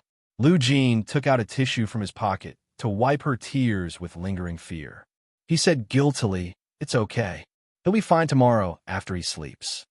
Gunyinji choked and nodded. "Thank you, Dad." Lu Jin's hand paused, and his lips parted. After a while, he muttered, "Don't thank me. It's all my fault. If it weren't for my stubborn insistence, he wouldn't have been hurt." Gunyinji, she looked at Lu Jin eagerly. She wanted to know why, but seeing how uncomfortable Lu Jin looked, she didn't want to add more psychological burden to him. However, she had underestimated Lu Jin's tolerance.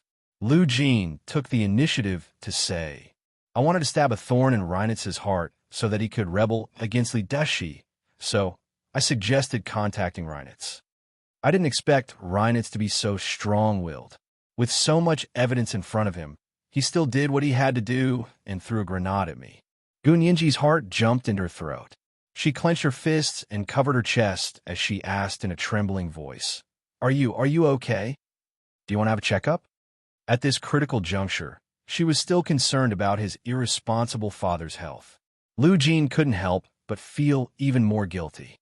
He patted Gunyinji's head. "Good girl, I'm fine.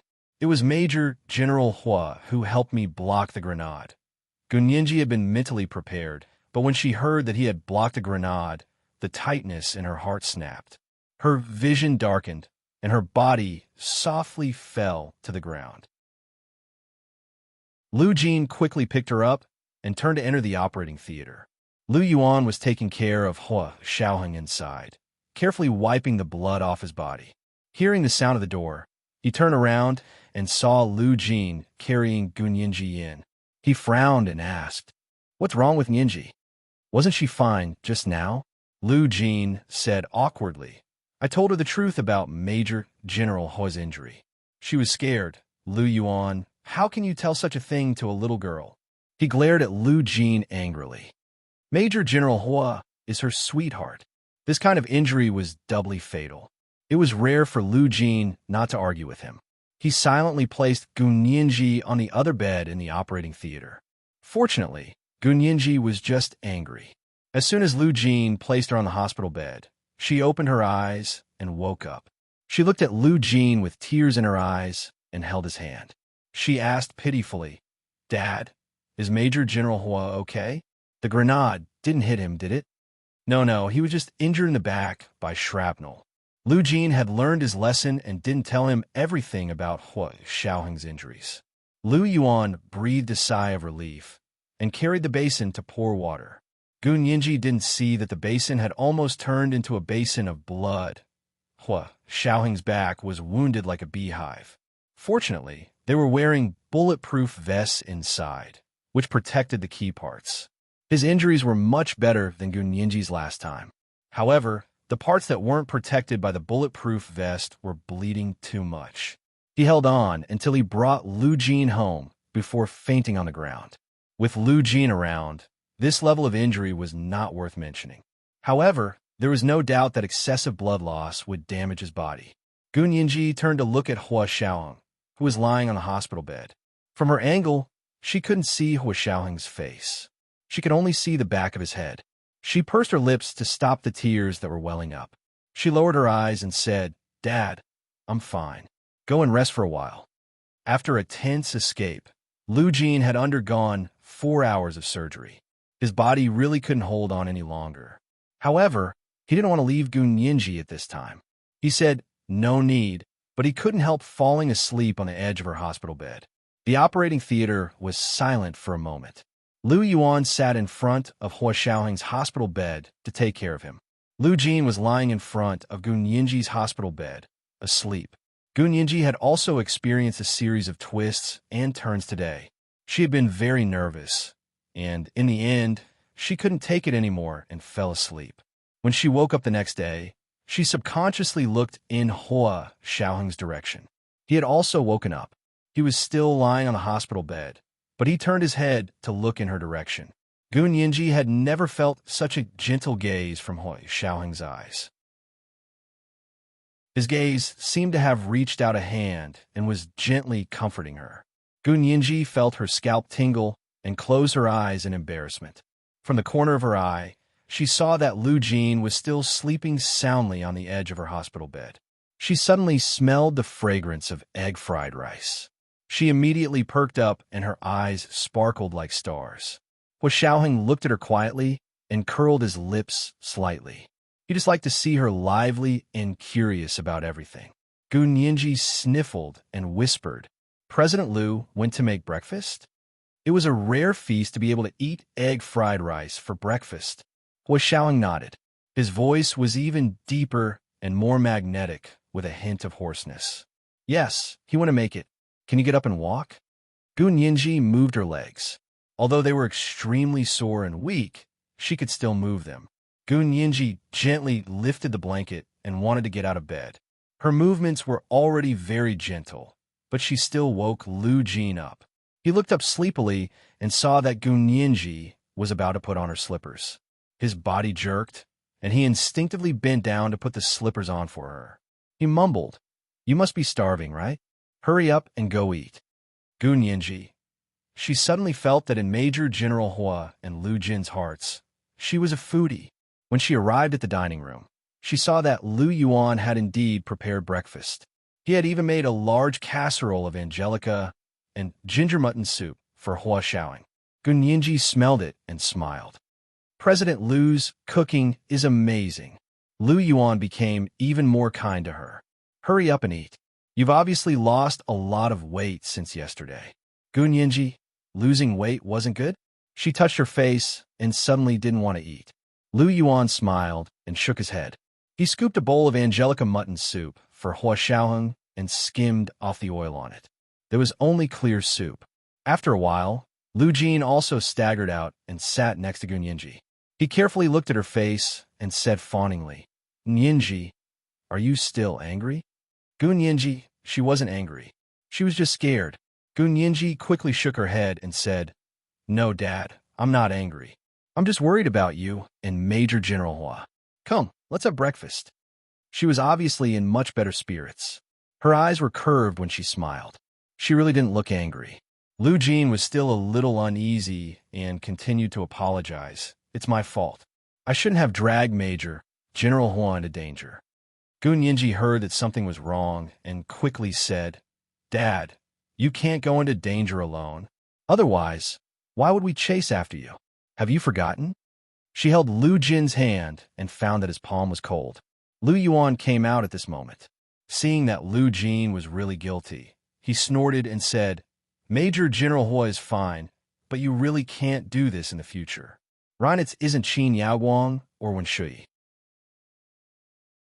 He's an elite intelligence agent who has been professionally trained. It's too whimsical of you to shake his position with just a few words." Gun Yinji saw that Lu Jin was embarrassed and quickly changed the topic. "Dad, then why did you remove all of Wen Shui's hippocampus and make her completely lose her memory? Isn't it good to keep her memory? To let her know how precious she is?" Lu Jin quickly glanced at Lu Yuan. Seeing that he didn't mention Hua Xiaoheng anymore, he breathed a sigh of relief and quickly said, "I did this to make sure nothing goes wrong. After all, Wen Shui is going to be left for Lorraine to experiment on. And his laboratory has the world's top biomedical talents. What if a genius also appears in their laboratory in the future and cures Wen Shui? You have to know that biological cultivation of human tissues is no longer a problem. Only by physically removing her hippocampus can they ensure that they can't repair her memory cells. Otherwise, it will always be a disaster in the future." This was the second watch of the day, episode 1833, Stabbing a Thorn. A reminder for the monthly votes and recommendation votes. Moi, all the big shots and little angels. Chapter 1845. Lu Yuan looked at Lu Jin approvingly. Lu Jin was an amazing genius and very conceited, but he never thought that he was at the top of the world. He didn't look down on other scientists, and he was always vigilant about the development of science. Only such a person could remain invincible forever. Gun Yinji asked curiously, "Is it really impossible to recover memories after removing all the hippocampus in the brain?" "There are cells in the hippocampus that are responsible for memory. These cells are the carriers of memories. If they're gone, where can they recover memories?" Lu Jin said in amusement. "If the skin doesn't exist, where can the hair go?" Gun Yinji thought about it for a moment and said, "So that means that even if one of them can wake her up, she won't have any memories. Not only will she not have any memories, but she won't have any new memories." Lu Jin's expression turned cold. Just like an idiot, her brain is a hole. Wind can pass through it, water can flow through it, and nothing will be left behind. Gun Yinji shivered. How ruthless. Amnesia was nothing compared to this. No memories, but she has consciousness. This is worse. Lu Yuan didn't want to talk about this topic anymore. He said, "Yinji and I went to the airport and made arrangements. When are we going back?" They had been in the United States long enough. Lu Jin glanced at them and hesitated for a moment. He didn't hide it anymore and said, "We'll have to face the Qin family when we go back. Right now, only the Qin family knows the truth about Yinji and Wen Shui. To be precise, it's the two big shots of the Qin family, Qin Yaoguang and Qin Bei." "You mean our trick can fool Lorraine, but we can't fool Qin Yaoguang and Qin Bei?" Lu Yuan said thoughtfully. His fingers tapped on the dining table. The smile on his face didn't change, but he had already made the final decision. "Then these two can't be kept." He said it casually, as if he was just talking about the fate of the two trash cans. Gun Yinji had completely lost her temper. The people in this room were all powerful. She couldn't afford to offend them. After dinner, Lu Jin went to another room in the laboratory to conduct a DNA test on Reinitz's hair. A day later, the results of his test were out. He said to Gun Yinji emotionally, "As expected, Reinitz's genes were also selected. However, the opponent's skills weren't up to par, so Reinitz's genes were flawed.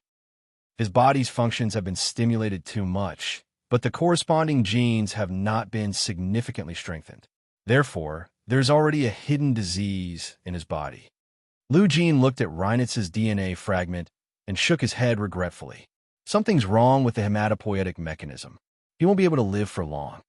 Gun Yinji subconsciously thought of Reinitz in the other world.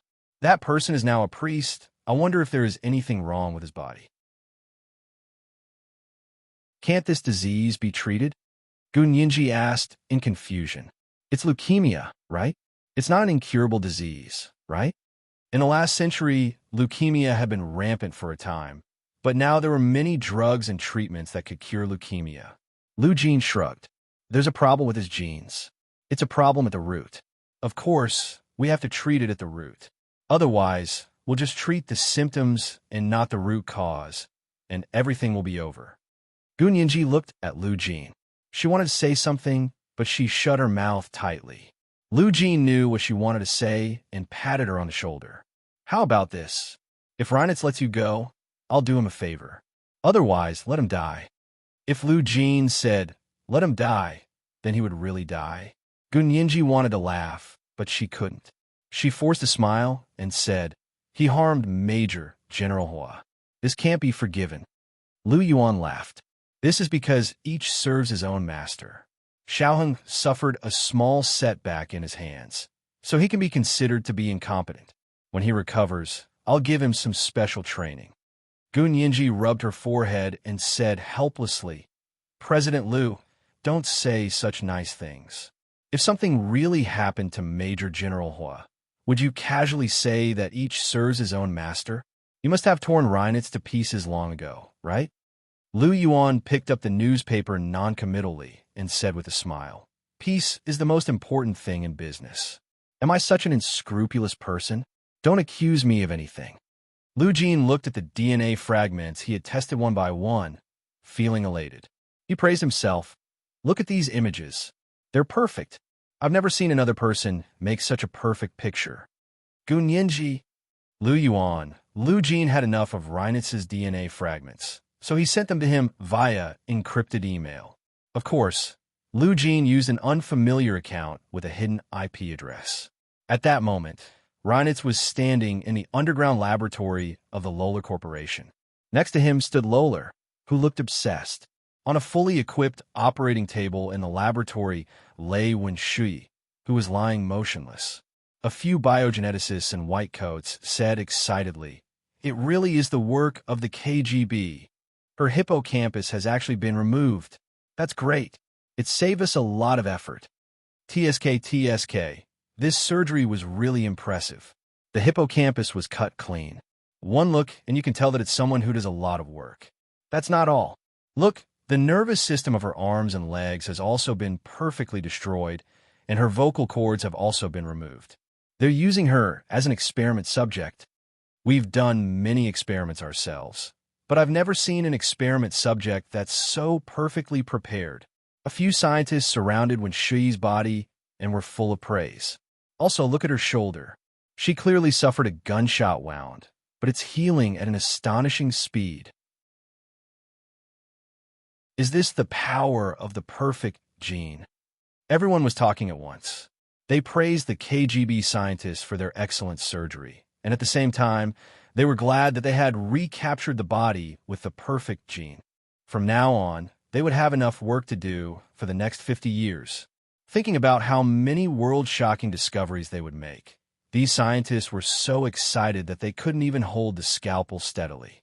Lola admired the rare loss of composure of the usually arrogant scientists in his laboratory. He asked, then can we release her gene map for external agencies to verify and review? The chief scientist in the laboratory nodded and said mysteriously, of course, but don't release a complete gene map. Just a few fragments will do. To prove the perfect gene doesn't mean that we have to hand over all of our experimental results. Lola was in a better mood and couldn't help but ask, but why did you say that the DNA sample had a lot of problems and wasn't the closest sample to the perfect gene? The chief scientist was a little embarrassed. His eyes wandered and he chuckled. Well, it's a long story. Because we've never seen the perfect gene, we can't be blamed. Huh, so you're saying that you made a mistake before? Lola rarely saw his chief scientist embarrassed and couldn't help but laugh. The chief scientist's lips twitched. Well, we still have to continue observing and testing. Now that we have the closest test subject to the perfect gene, all problems can be easily solved. That's good, that's good. Lola admired the scientist's experiments for a while more before leaving the laboratory with Reinitz. The two of them walked out of the Lola Group's building. The sky was filled with stars, and it was already late at night. Lola said happily to Reinitz, I'm very satisfied this time. As expected, I still need you to do it. I'll talk to your godfather. Li Dashi, later, and ask him when he's retiring. It's time to give up his position and let the younger people achieve greater results. Reinitz bowed slightly. Thank you, Mr. Lohler. I'm still young, and I still like working on the front lines. I don't want to sit in the office and give orders for the time being. That's okay. You can still do the frontline work if you take over. No one can control you. You can make your own decisions. Isn't that good? Lohler was in a much better mood and pushed all kinds of praise on Reinitz. Reinitz didn't even bother to talk to Lohler anymore. He just silently thought about Lu Jin's words. After sending Lohler back to his mansion in Manhattan, Reinitz went to the luxury area of Central Park. He stood under a street lamp next to a small flower bed and silently smoked. He didn't take the words of the KGB of the Soviet Union to heart, but because of his habit of suspecting everything, he hacked into his own system and found the Spring Seedling program from back then. He also found his own DNA data map. When he saw the folder labeled Top Secret A and found that it contained his genetic data, he suddenly felt like the whole world had turned upside down in front of him. In addition to his genetic data, he also found the genetic data of his father and mother. The two of them were long gone.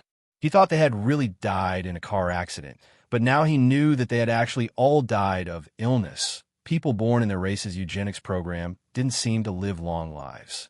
Most of them died before they were 30, and a few lived until they were close to 40. But none of them were over 40. Reinitz thought about his own age. He was already 30 years old. Would he die before he was 40, just like his predecessors? Reinitz's mind was in a mess, and he didn't know what to do. He took out a small transparent plastic bag from his pocket. There was a strand of black hair in it. The hair was very hard. Although it had been several days since it left its owner, its luster had not diminished. It was so black that it shone. It wasn't Slav's hair, but it was from the Slavs who had spoken to him. The phone screen suddenly lit up, indicating that an email had come in. This was the first chapter of the day. Episode 1834. If the skin does not exist, where will the hair attach itself to?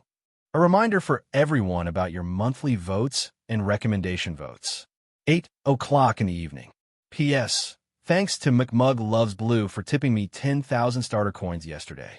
Congratulations to McMug Loves Blue for becoming the 30th leader of Hello Major General. I wrote it down in my notebook.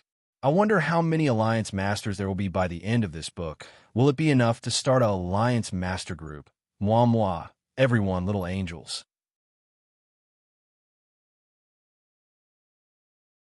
Chapter 1846. Reinitz looked down at the phone in his hand and saw that it was an email from Stranger. He was slightly surprised. His phone and his email were all specially made and confidential. Someone could actually use an unfamiliar address to send it in. He swiped open his phone and opened the email.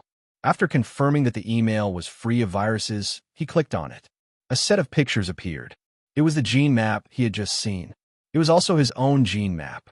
There was no nonsense in the email.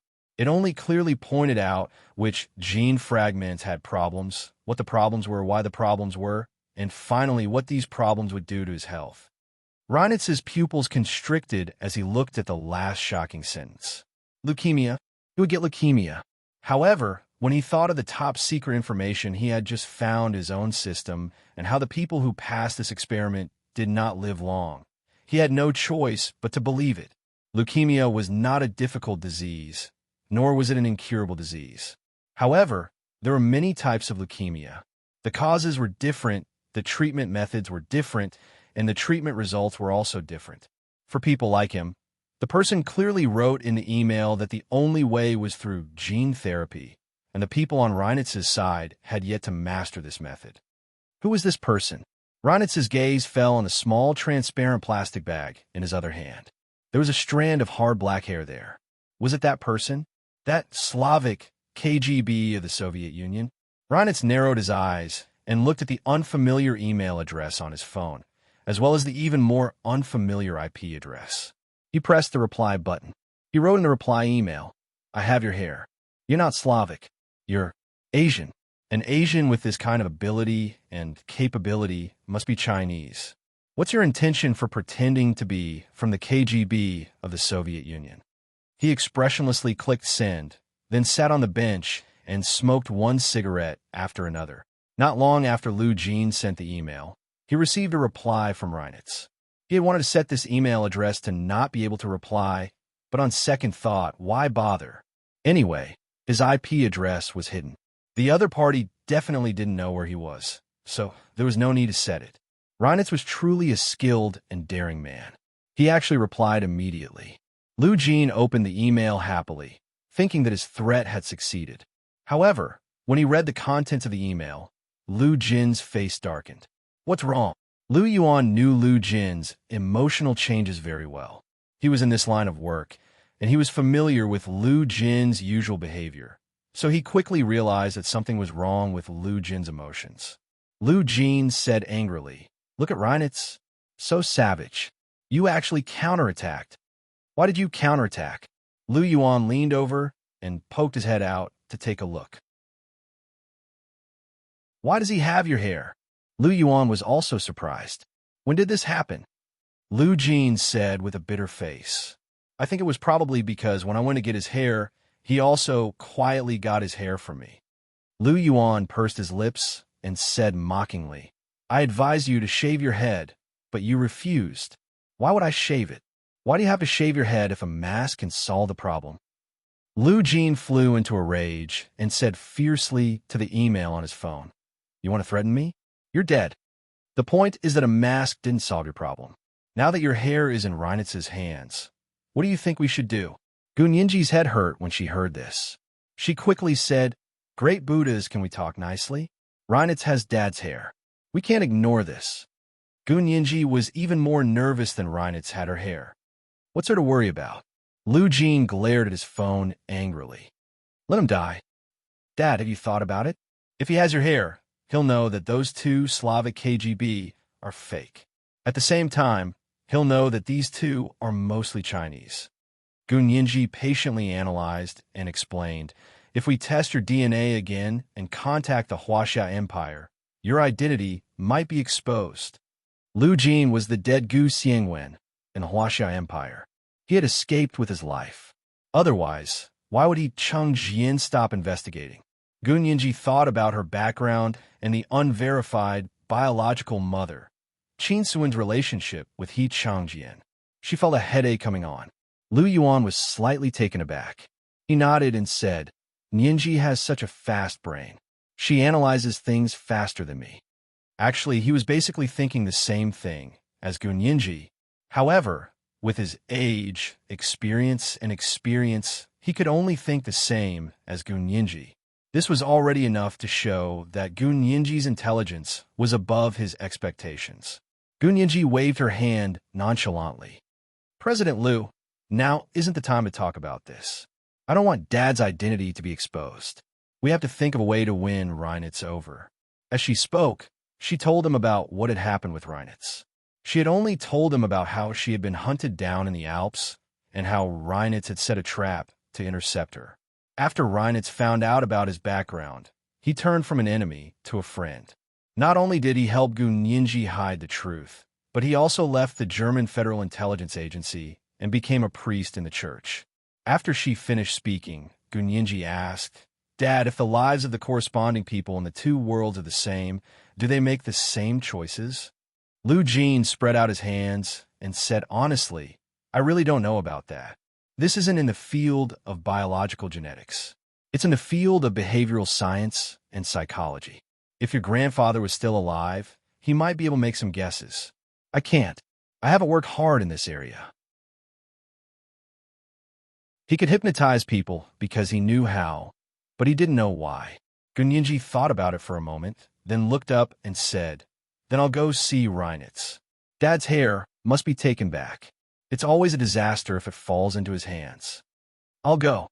Lu Yuan put down the newspaper and said implicitly, "I have more experience, and if Reinitz refuses to give up, it'll be easier for me to deal with him." Gun Yinji froze for a moment and objected flatly, "President Lu, none of U.S. should see him. This will give him an opportunity. We don't have enough manpower in the United States, and even Major General Hua is injured. We can't continue to take risks.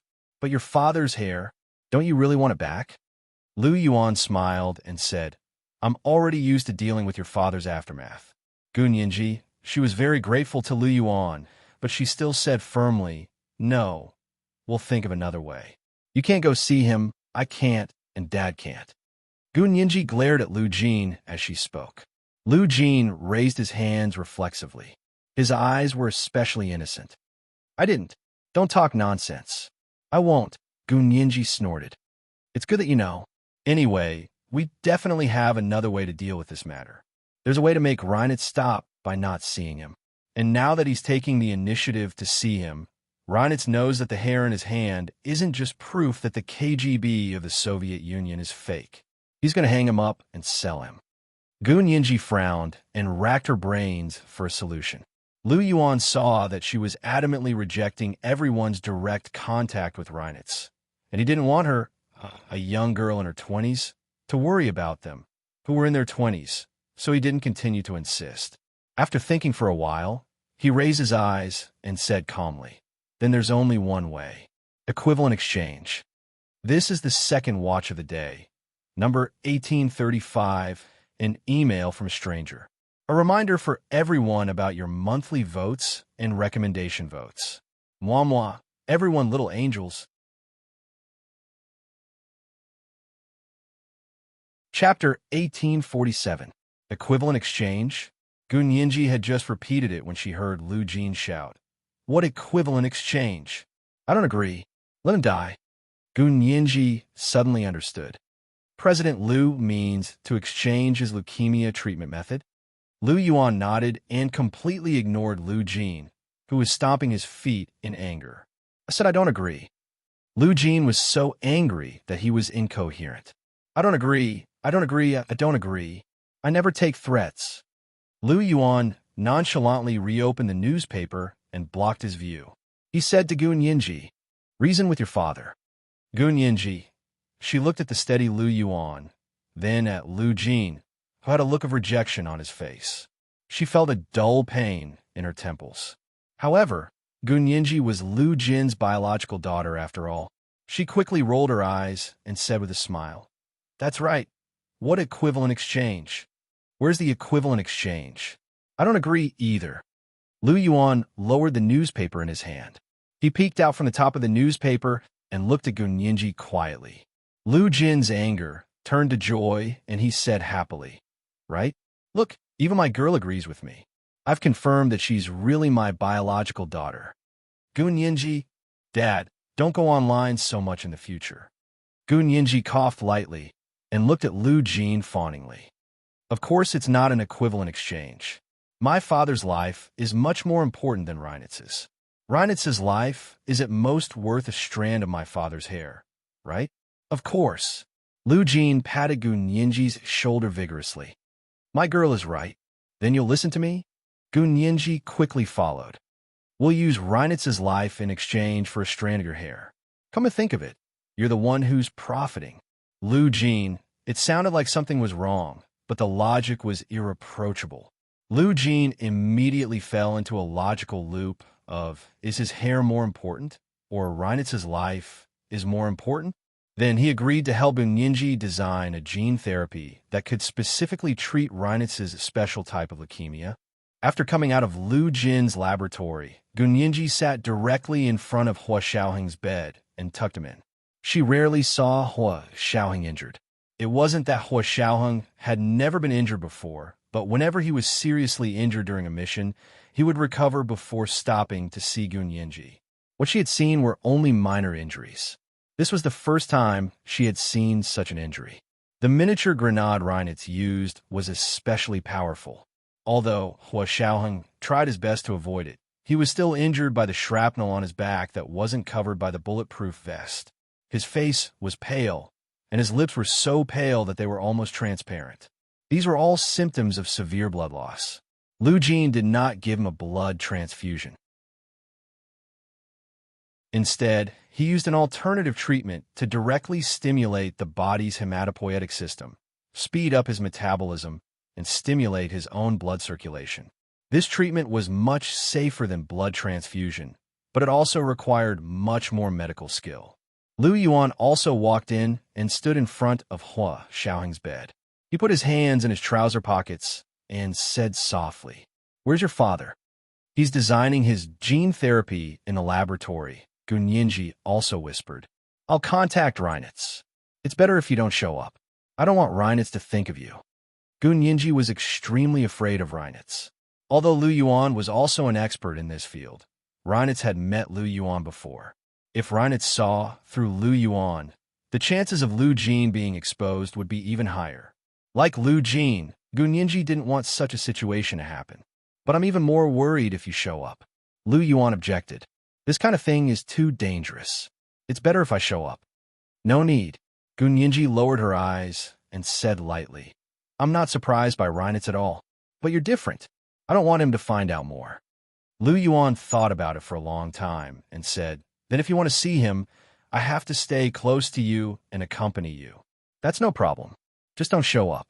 After Gunyinji finished her discussion with Lu Yuan, she got to work.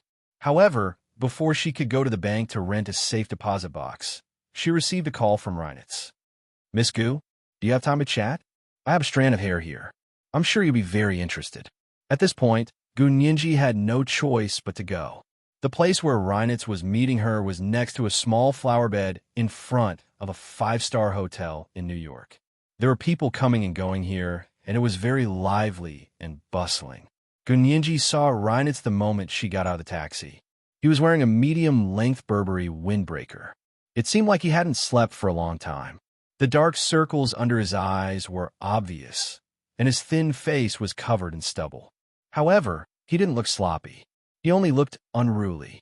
Separated by a small flower bed, she was on this side, and he was on the other side.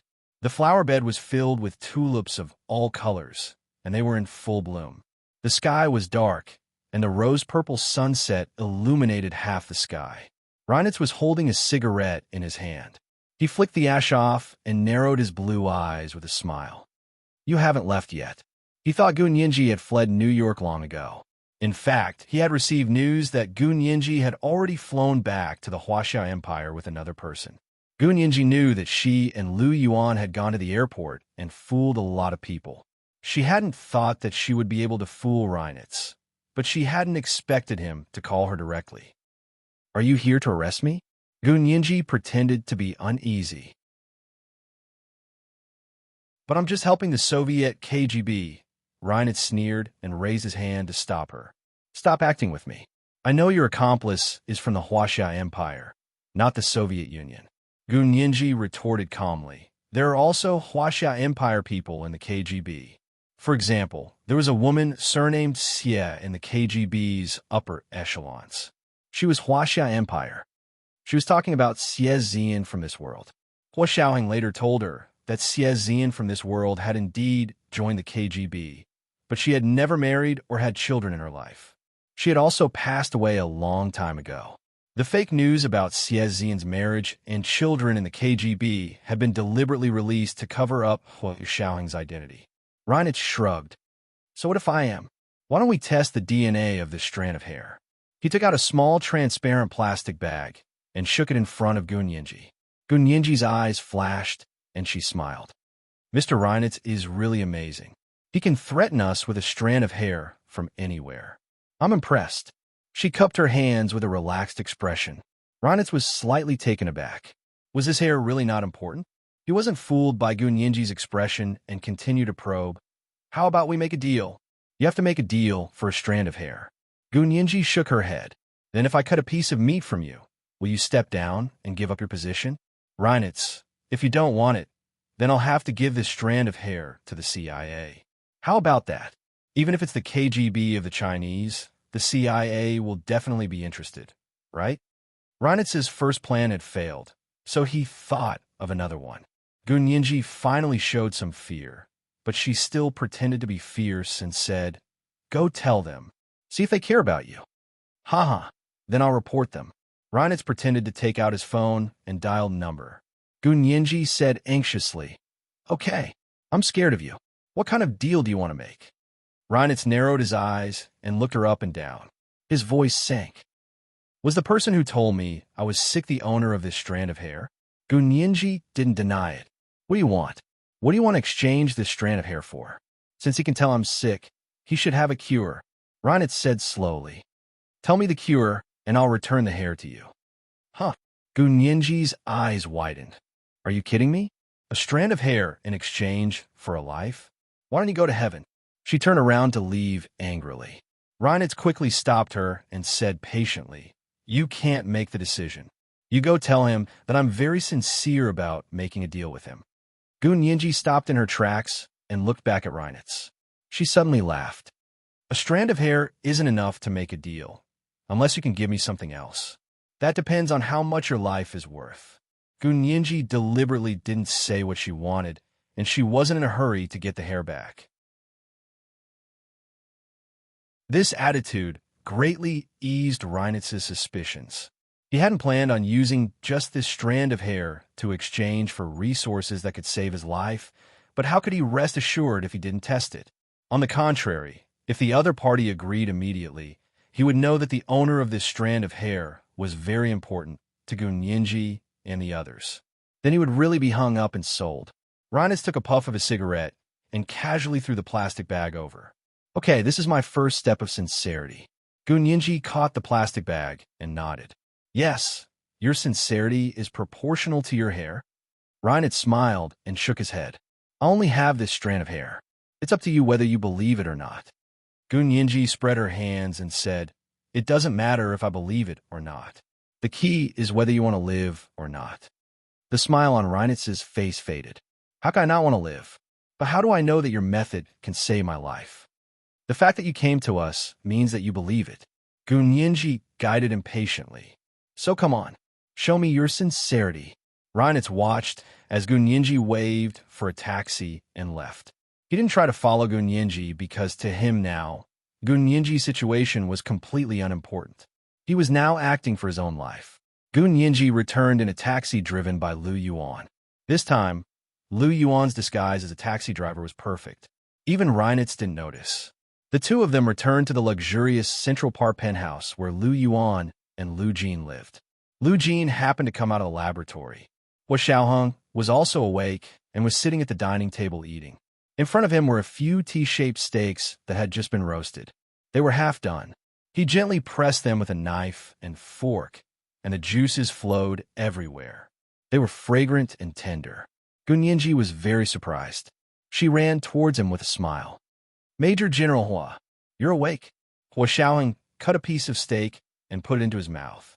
He chewed slowly and smiled at Gunyinji. Gunyinji's heart was pounding from that smile. She sat next to Hua Xiaoheng and looked him up and down.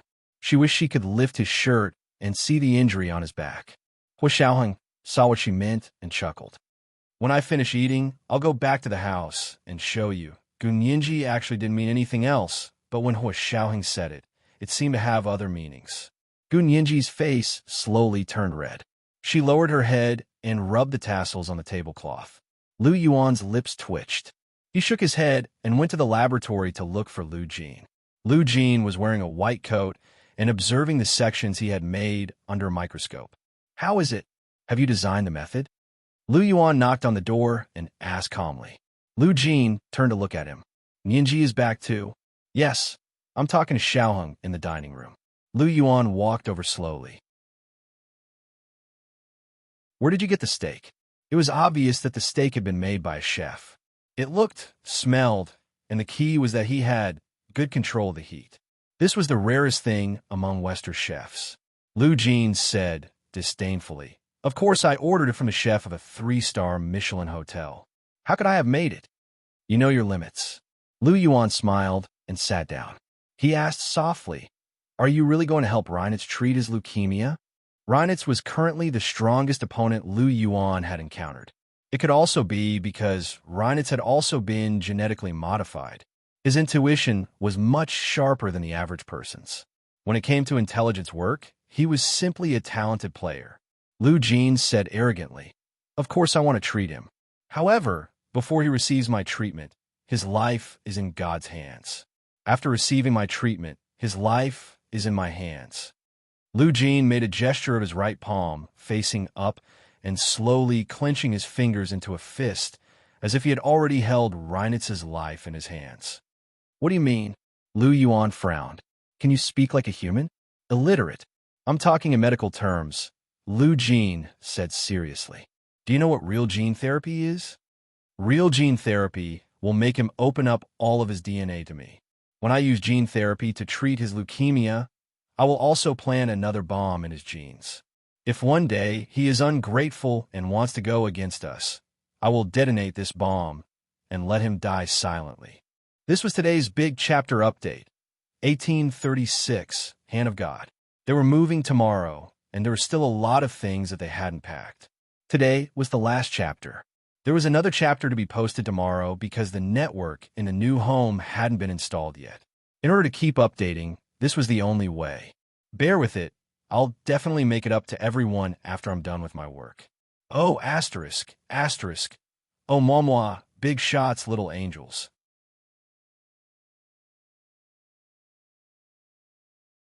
Chapter 1848. Lu Yuan was shocked.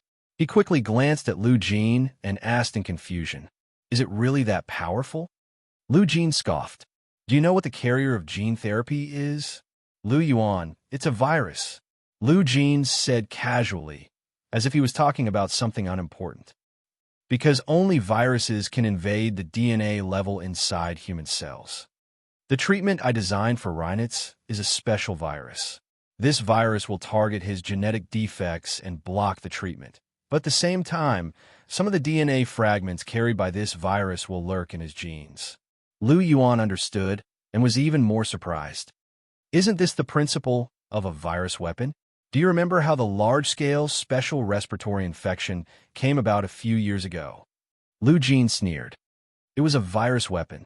It targeted certain DNA fragments that were unique to the Chinese genes. So that time, the disease was most lethal to the Chinese. Although other races were infected, it wasn't as fatal as it was in China. When the infectious disease broke out, Lu Yuan had only arrived here not long ago, and he still had lingering fears about that experience. Viruses are like water, and the human body is the boat. Water can carry a boat, but it can also capsize it. Lu Jin continued to boast shamelessly.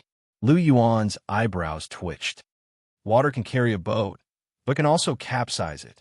Is that how it's used? That's not important. Anyway, it's good that you understand what I mean. Lu Jin waved his hand and looked at his experiment records. The corners of his lips curled up. There's a price to pay for everything.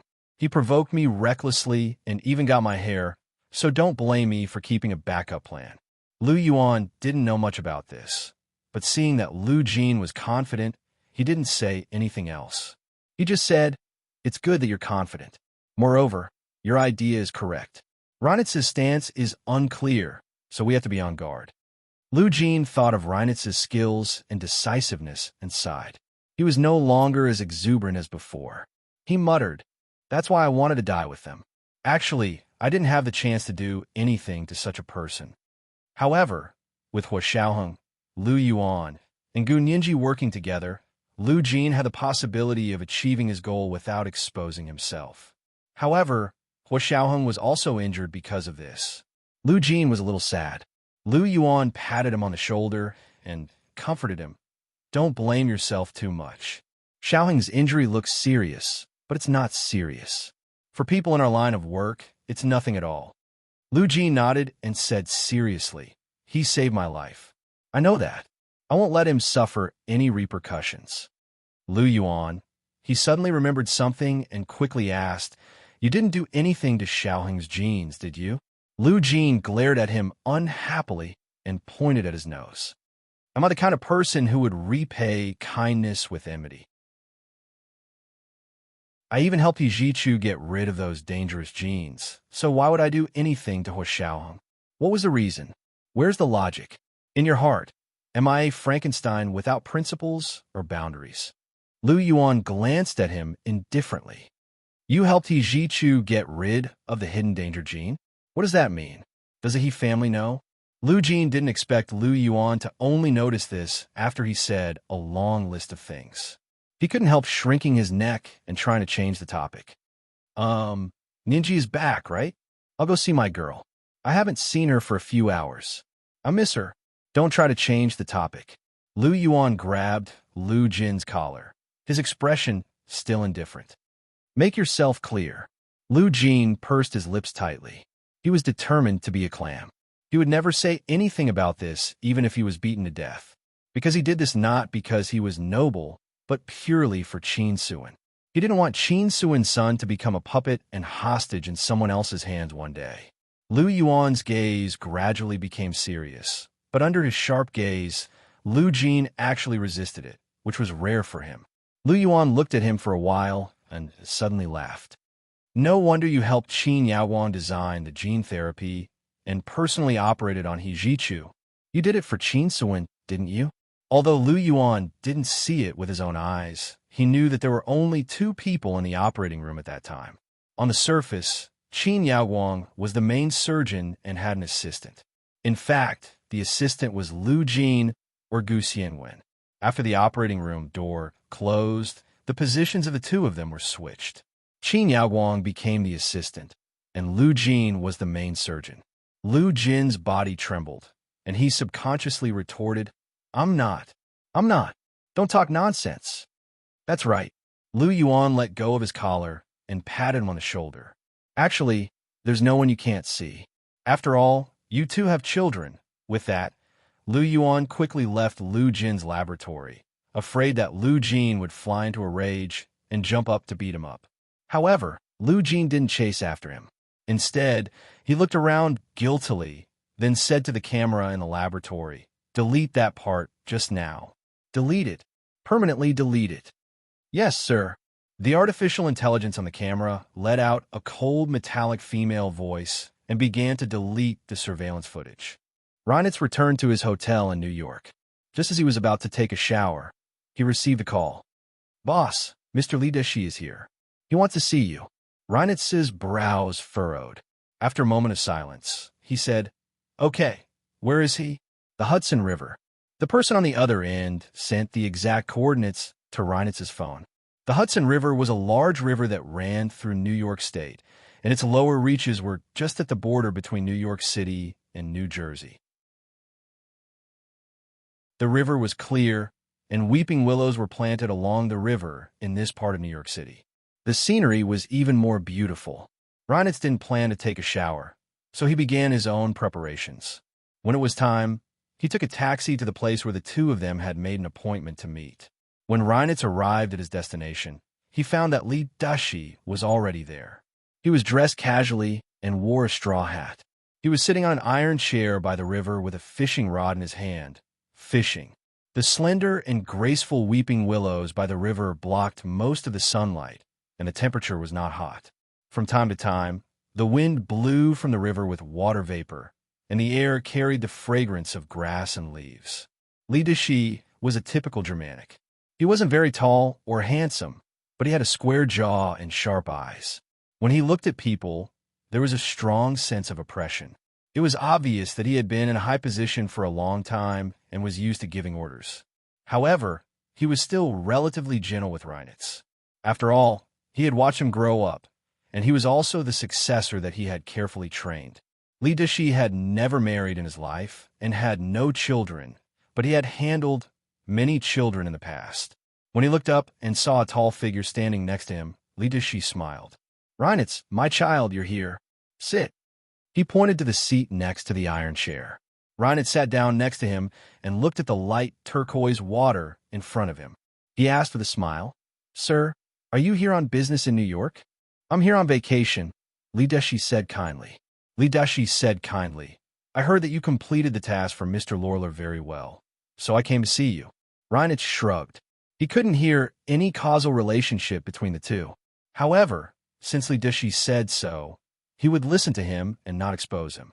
It could be said that a few days ago, Reinitz still had a fatherly respect for Li Deshi, but since he learned the truth about his background, this respect had completely disappeared. Li Deshi glanced at him and felt that his attitude was a little strange, but he looked extremely respectful on the surface, so he couldn't see anything strange at all.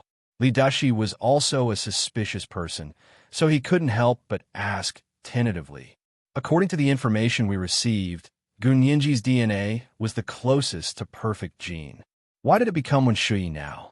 I heard that you helped Mr. Lorler steal it from the KGB. Reinitz's expression became cold. Mr. Lideshi, you never told me where your source of information came from. Do you think I should believe an unknown source like you? Or should I believe our old enemy, the KGB? Lideshi hesitated.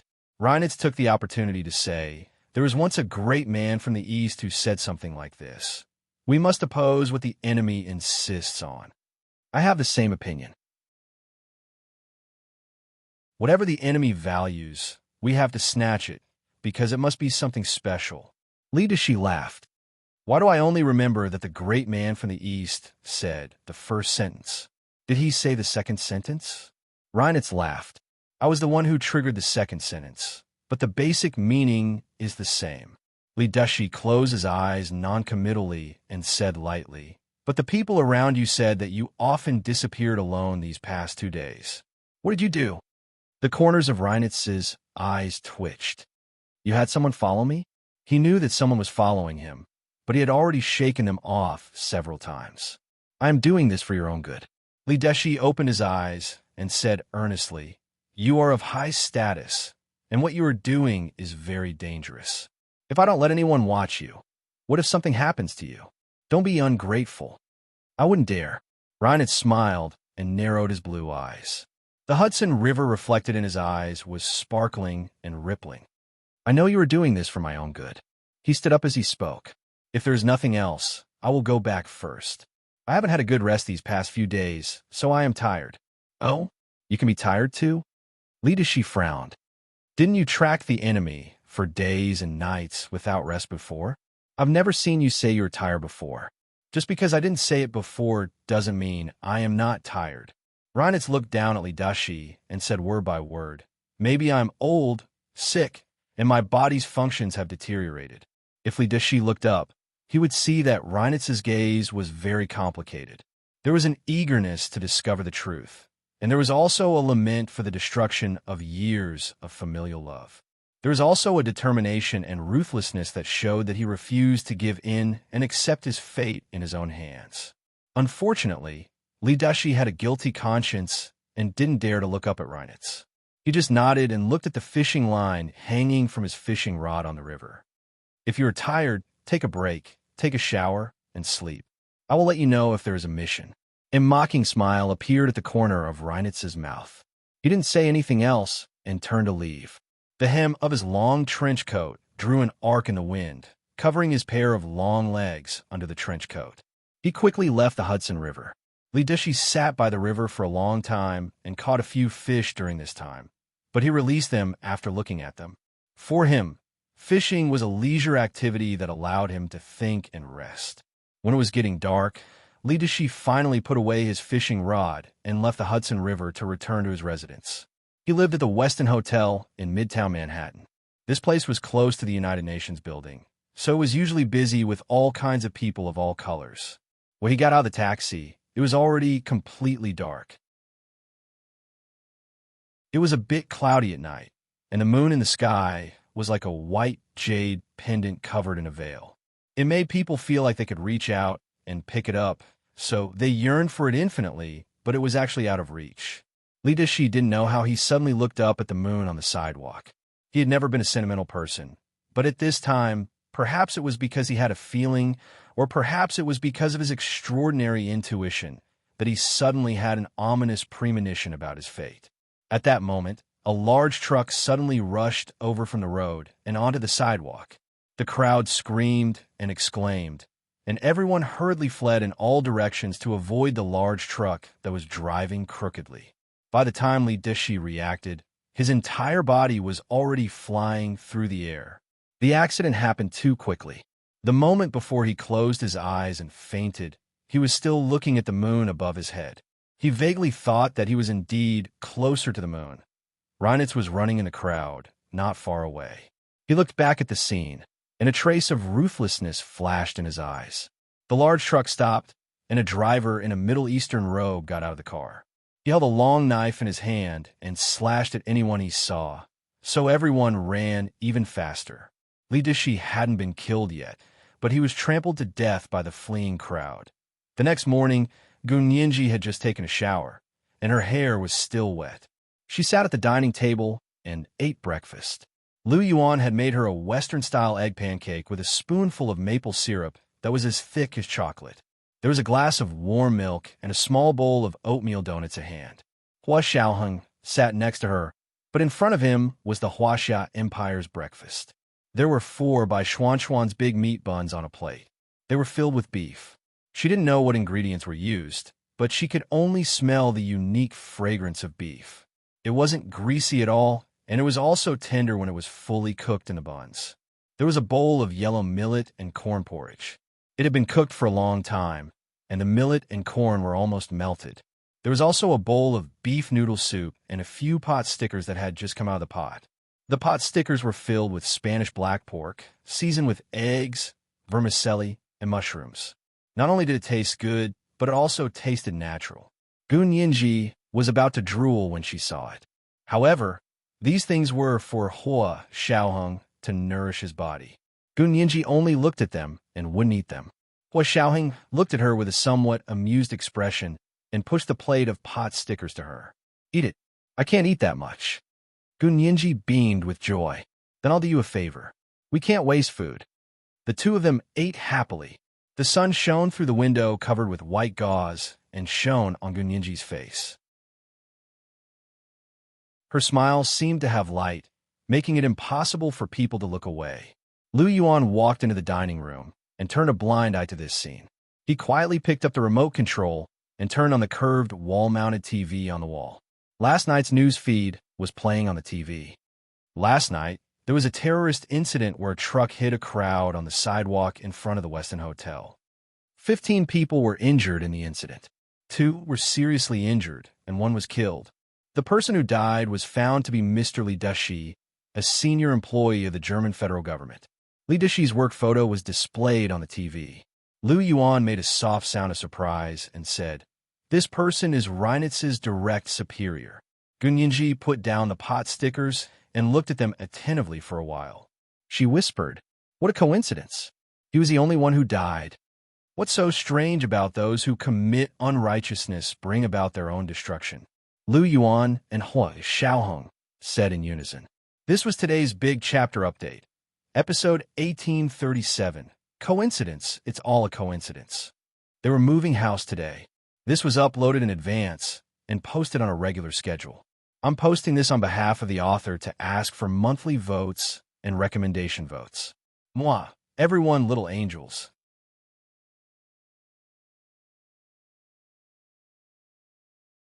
Chapter 1849. Gun Yinji looked at them strangely. "You don't have to say it in unison, do you? Did you guys discuss it?" "Of course not," Hua Xiaoheng and Lu Yuan said in unison again. After saying that, they also felt awkward. They looked at each other and then looked away. Gun Yinji thought of Li Dashi in the other world. His death wasn't so straightforward. They had even sacrificed Bai Shuang's life to kill Li Dashi. Thinking of Bai Shuang, she naturally thought of Zhao Yangzi and Yin Shixiang on the other side. Gun Yinji put down the milk in her hand. She was depressed and whispered, "I want to go back." Lu Yuan smiled and comforted her. "You'll be back soon. I miss Brother Zhe and Brother Xiang." Gun Yinji pursed her lips and whispered again. Hua Xiaoheng was stunned. So the back Gun Yinji was talking about was going back to the other world. "After we're done here, we'll go home." Hua Xiaoheng put his arm around Gun Yinji's shoulder and kissed her on the forehead. Lu Yuan, he couldn't eat breakfast anymore. He stood up and said lightly, "We don't have any energy left on our side. If we want to go back, we have to think about it." Hua Xiaoheng nodded. "We'll talk about this later." He naturally changed the topic. "Li Dashi is dead, so Lorraine shouldn't be a problem anymore." Lu Jin happened to walk into the dining room and heard this. He chuckled and said, "Of course. They treat Wen Shuyi like a treasure. Although Wen Shuyi's genes aren't perfect, Qin Yawang still has some tricks up her sleeve. The gene editing she gave her was pretty good, so she can still fool these American scientists for a while." "For a while?" Gun Yinji frowned. "That means they'll find out the truth sooner or later. That's for sure." Lu Jin sat down beside her calmly and put down his plate. "But sooner or later, it'll be at least 50 years, so you don't have to worry about it." Reinitz was originally a variable, But because Uncle Lu discovered the truth about his background through his genes, he's completely neutral. Hua Xiaoheng poured Lu Jin a glass of milk as he spoke. Lu Jin, like Gun Yinji, liked to drink milk. Lu Jin watched as Hua Xiaoheng's expression gradually returned to normal. He smiled and nodded. It doesn't matter even if he's not neutral. After using my gene therapy to save his life is now in my hands. Gene therapy was a double-edged sword. Sometimes, the patients didn't even know that they were also burying hidden dangers while they were treating their patients. At this moment, Lu Yuan turned around and muttered, "It's better to let him be completely neutral. We can't kill him after something goes wrong. It'll be too late by then." Lu Jin thought for a moment and nodded seriously. That makes sense. Boss Lu is really farsighted. Then how can you be sure that Reinitz is already neutral? I just saw on the news that Li Dushi encountered an unexpected disaster and suddenly died in a car accident caused by a terrorist attack. Lu Yuan picked up the remote control, turned on the TV playback function, and showed Lu Jin the news report just now. Lu Jin clicked his tongue as he ate his breakfast. Impressive, impressive. This game is indeed designed like an antelope hanging its horns and an elephant crossing the river. There's no trace to be found. Was this a planned game? Gun Yinji raised her eyebrows. But just now, Major General Hua and President Lu both said that Li Dushi was doomed to self-destruction. She looked at Lu Yuan and Hua Xiaoheng suspiciously. Lu Jin chuckled. Yinji, they're both smart people. They must have seen that this was a trap, and it was set up by Reinitz. They just didn't want you to know. After saying that, he sighed in a self-pitying tone and said, "How pitiful. Both of us are looked down on by them. They hide everything from us and don't tell us." Gun Yinji, she thought to herself, they just didn't tell you, but they didn't hide it from me. However, the two of them had seen through Li Dushi's death, so they chose to change the topic and fool her. It wasn't a cover-up, but it wasn't honest enough. Gun Yinji rolled her eyes and ate a spoonful of donut. She smiled and said, "That's true. You guys are in the same line as Reinitz, and you're also in the same line as Li Dushi. At Li Dushi's position, there are many bodyguards around him, both in the open and in the dark. If anything happens, he will be heavily protected. But this time, there doesn't seem to be anyone around him." Gun Yinji analyzed. In their agency, who has the ability to move the people around Li Dushi away? Other than Reinitz, there's no one else, right? You're analyzing the cause from the outcome. Hua Xiaoheng smiled and shook his head. So your target was Reinitz a long time ago. In fact, no one in Reinitz's agency would suspect him, because he had no motive or interest to kill Li Dushi. Gun Yinji understood and gasped. Reinitz is really decisive. Before those people could react, he had already killed Li Dushi. Hua Xiaoheng nodded approvingly. This is indeed commendable. If it were me, I would have made the same choice. The best enemy is the dead. Li Dushi is his sworn enemy. As soon as he realized this, he immediately tried to kill Li Dushi, and all of Li Dushi's resources will be inherited by him. That's the biggest blow to Li Dushi. Gun Yinji understood. She clutched her chest and said, "This person is indeed scary, but he did this to show his sincerity, right? Now there's one less person watching Yinji." Lu Jin peeled his boiled egg and said with a smile, "When Reinitz contacts us again, we'll be able to return home." This time, they waited patiently for 2 weeks. Just when they were almost desperate and thought that Reinitz wouldn't contact them, Reinitz finally called Gun Yinji again. At this time, they had just received the news that Reinitz had officially been promoted to the director of the German Federal Intelligence Agency. From now on, Reinitz would be the head of the Gestapo. Looking at Reinitz's phone number that appeared on her phone, Gun Yinji waved the phone in her hand at Lu Jin with emotion and said, "Reinitz is really amazing. He can be ruthless and tolerant. He's cold-blooded and cold-blooded than Reinitz over there." Lu Jin shrugged and said nonchalantly, "They're two completely different people to begin with. If you treat them as the same person, you'll be the one who suffers." Gun Yinji smiled and walked to the other room to pick up the phone. Miss Gu, the last time you asked me for the key to our bureau's data storage. Reinitz's deep voice came from the phone. It was exactly the same as Reinitz's voice in the other world. Gu Nianji was in a daze for a moment, as if she didn't know what day it was. I don't think you need to go through so much trouble. I've already physically deleted all the information about you in our bureau, Reinitz continued. Is that enough sincerity? Gu Nianji came back to her senses and smiled. That's all? How did Li Dashi die? Reinitz also smiled. Terrorists are everywhere, and there's nothing we can do. You have to believe me. God will give us the best arrangements. When Gu Nianji heard this, she couldn't help thinking of Reinitz, who had become a priest in the other world. But Reinitz here was completely different from the other world. Gu Nianji understood this very well. She chuckled. Mr. Reinitz is indeed sincere. All right, since you can keep your promise, I'll also give you the thing. Reinitz's mood suddenly relaxed. The sword of Damocles, which was always hanging above his head, finally disappeared. He said excitedly, Is it the gene therapy that can cure my illness? Gu Nianji nodded. I still have to make some preparations. I'll send the information to your email at 9 o'clock in the evening. By the way, what's your email? Reinitz sent her his private email address via text message. After Gu Nianji received it, she immediately told Lu Jin to save the details of the gene therapy in an anonymous email and set it to be sent at a fixed time. At 8:45 p.m., New York's John F. Kennedy International Airport was still busy with people coming and going. More than 10 flights took off and landed one after another, and the staff at the airport control tower and customs were all working nervously. Gu Nianji, Lu Yuan, Lu Jin, and Huo Xiaolan were sitting in Lu Yuan's private plane.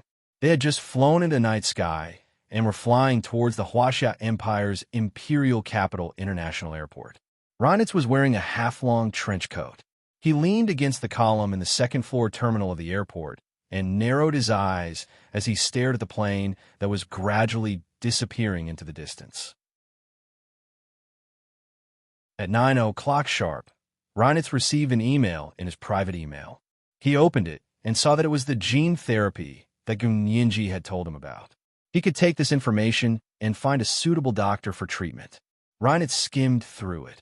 Although he didn't understand it very well, his intuition told him that this information was a special gene therapy for his leukemia.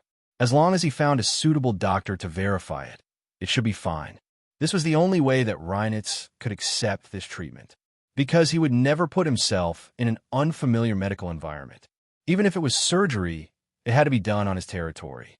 There were many outstanding biomedical experts in their bureau. When the time came, these people could take over. The corners of Reinitz's lips curled up as he saluted in the direction of the departing plane. He then sent Gu Nianji a text message. Bon voyage. Gu Nianji received the text message on the plane, and her face turned pale with fright. Reinitz knows we're leaving today. Hua Xiaoheng leaned over to look at the text message on her phone. He was speechless for a long time. He rubbed his temples and said, Looks like we still underestimated his ability to be able to lock onto their plane and chase it to the airport without Hua Xiaoheng and Lu Yuan noticing anything at all. Just this anti-reconnaissance ability alone was amazing. Then we can only be glad that we won the bet, Lu Yuan said lightly as he put on Gu Nianji's headphones. Listen to music and then go to sleep. Gu Nianji had been suffering for the past 2 weeks. She was afraid that Reinitz would go back on his word and not take the bait. She smiled embarrassedly and said, Everyone has their own specialties. I'm still more suitable for the legal profession.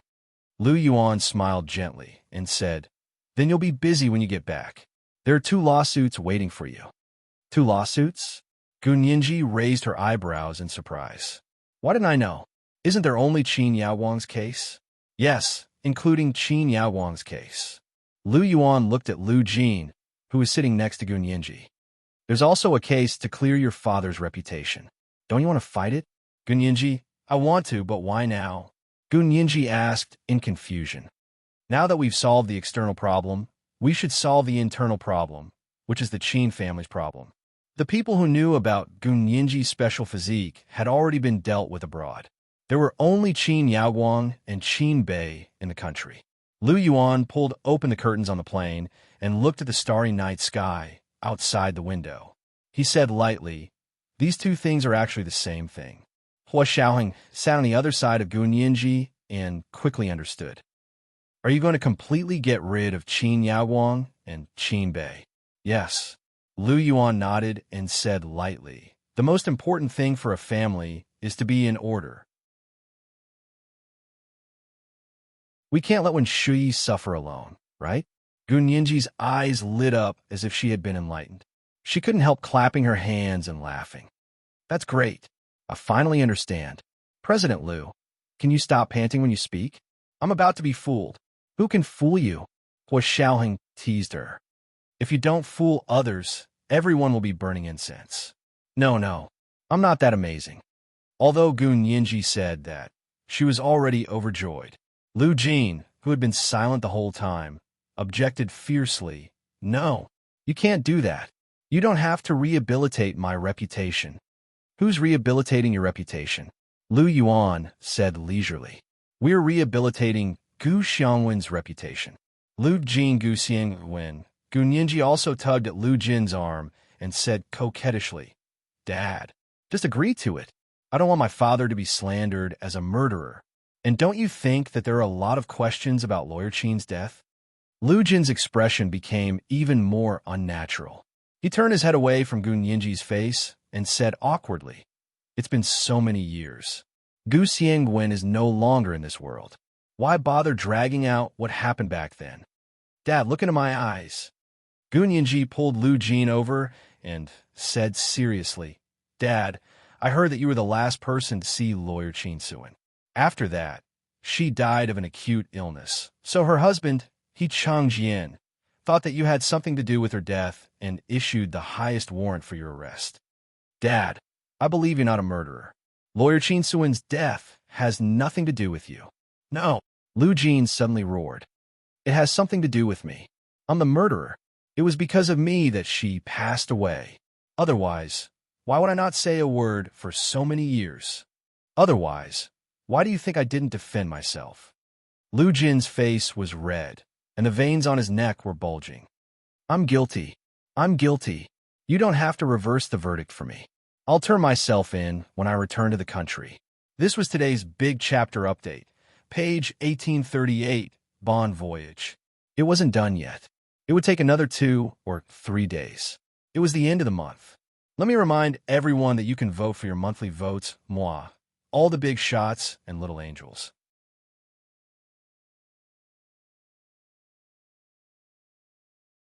Chapter 1850. Gun Yinji didn't expect Lu Jin's reaction to be so intense. She was stunned. Sitting there all alone, he suddenly felt a loss as to what to do. Hua Xiaoheng glanced at her and pulled the slightly lonely figure into his arms. He lowered his head and kissed her forehead. He didn't say anything, but his warm embrace was the best comfort and support. Gun Yinji's heart warmed, and she snuggled closer to Hua Xiaoheng. Lu Yuan and Lu Jin were looking at each other nervously, so they didn't notice Hua Xiaoheng and Gun Yinji whispering to each other. Lu Yuan's expression didn't change, but there was a hint of anger in his voice. Do you have to be like a patient who is afraid of treatment and can't face reality? What do you mean reality? The reality is that I'm a murderer. Since Nianji is fine, it's time for me to go back and plead guilty. Lu Jin's face was livid. This time, he didn't back down at all. Okay, you say you're a murderer. Then tell me, how did you do it? How did Qin Suan die? Tell me the details. Let me tell you, if you don't make up the details, the police won't convict you just because you say I'm a murderer. Lu Yuan slapped the armrest of his seat and lost his temper, which was rare for him. He pointed in Gun Yinji's direction and said, Why don't you ask your daughter again? She's also a lawyer, so she can help you make up a better story. Lu Jin also turned his head to look over and found Gun Yinji nestled in Hua Xiaoheng's arms. She was staring at him in a daze. Her dark, jade-like eyes were already filled with tears. Lu Jin only took a glance before looking away. He said stiffly, I'm the murderer anyway. The police need details, but He Changjian doesn't. As soon as I show up, he'll definitely shoot me. Don't cause trouble for him. He didn't do anything wrong. Gun Yinji tried her best to hold it in, but she still choked. She quickly buried herself in Hua Xiaoheng's arms, and her tears quickly wet the front of Hua Xiaoheng's shirt. He took out a tissue to wipe Gunyinji's tears and said dryly, "We'll discuss this when we get back. Don't make things difficult for Nianji." Only then did Lu Yuan and Lu Jin realize that Gunyinji's entire face was buried in Hua Xiaoheng's arms. From their angle, they could only see her shoulders shaking slightly. There should be a small whimper, but it was covered by the sound of the plane, so they couldn't hear it at all.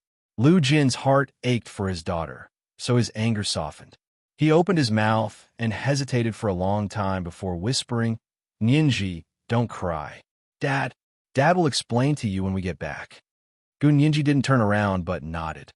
Lu Jin and Lu Yuan both saw the back of her head move twice. It would have been fine if she just stayed in his arms, but her head was still moving around. Did she really think that he was a pillow that didn't feel anything?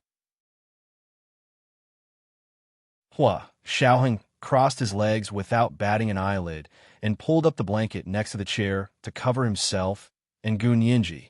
No one spoke again along the way. Lu Yuan turned on the TV in front of him and began to watch the news alone. Hua Xiaoheng silently thought of a plan of action. Lu Jin took out his iPad and began to program to decompress. Gunyinji buried herself in Hua Xiaoheng's arms and smelled the scent on his body that was very reassuring and pleasant to her. Before she knew it, she fell asleep. Hua Xiaoheng simply carried her horizontally like he was carrying a child. He let her head rest on his shoulder, and her body lay on his arm as she sat on his lap. A soft and wide blanket wrapped around both of them. She was in his arms, and only her head was sticking out of the blanket. Her breathing was even and steady. She weakly swept her gaze over Hua Xiaoheng's side face and chin. It was a little hot and a little itchy. Hua Xiaoheng's chin touched her warm and delicate forehead. It was as if he wasn't in the sky, but in a warm and fragrant boudoir. The two of them acted as if no one else was around, and their attitude greatly eased the tension between Lu Yuan and Lu Jin. When the plane arrived at the Huaxia Empire, Gunyinji woke up in a daze. She had almost forgotten about the intense argument 10 hours ago. When she opened her eyes, she saw Hua Xiaoheng's beautiful and handsome profile. She narrowed her eyes and enjoyed the beautiful scenery in front of her. Hua Xiaoheng looked down at her. "You're awake? You can really sleep. We're already here." As they spoke, the plane had already come to a steady stop at the airport. Gunyinji stretched and poked her head out from Hua Xiaoheng's side. She looked at the familiar airport outside the window and smiled. "That's great. We're finally back." She turned her head and saw Lu Jin's uncomfortable expression. The scene from 10 hours ago suddenly came back to her mind. Gunyinji had slept for a while, and her mental and physical strength had recovered to their peak. Even her mood was at its best. She smiled at Lu Jin and said gently, "Dad, don't worry. We won't help you clear your reputation, okay?" Lu Yuan's hawk-like gaze suddenly looked over. Gunyinji pretended not to see him. She lifted the blanket and sat up. She pulled Lu Jin's arm and continued, "Dad, don't worry. I won't say a word about you. I can still deal with Qin Yaoguang and Qin Bei, those two animals." Lu Yuan opened his mouth, but from the corner of his eye, he saw Hua Xiaoheng shaking his head slightly at him. He had no choice but to shut his mouth. However, his jaw was very square, and it was obvious that he was clenching his molars. Although Lu Jin still didn't say anything, the corners of his lips curled up uncontrollably. Gunyinji continued to encourage him. She stood up with Lu Jin's arm and walked toward the cabin door. She said, "Actually, your case is already an old story.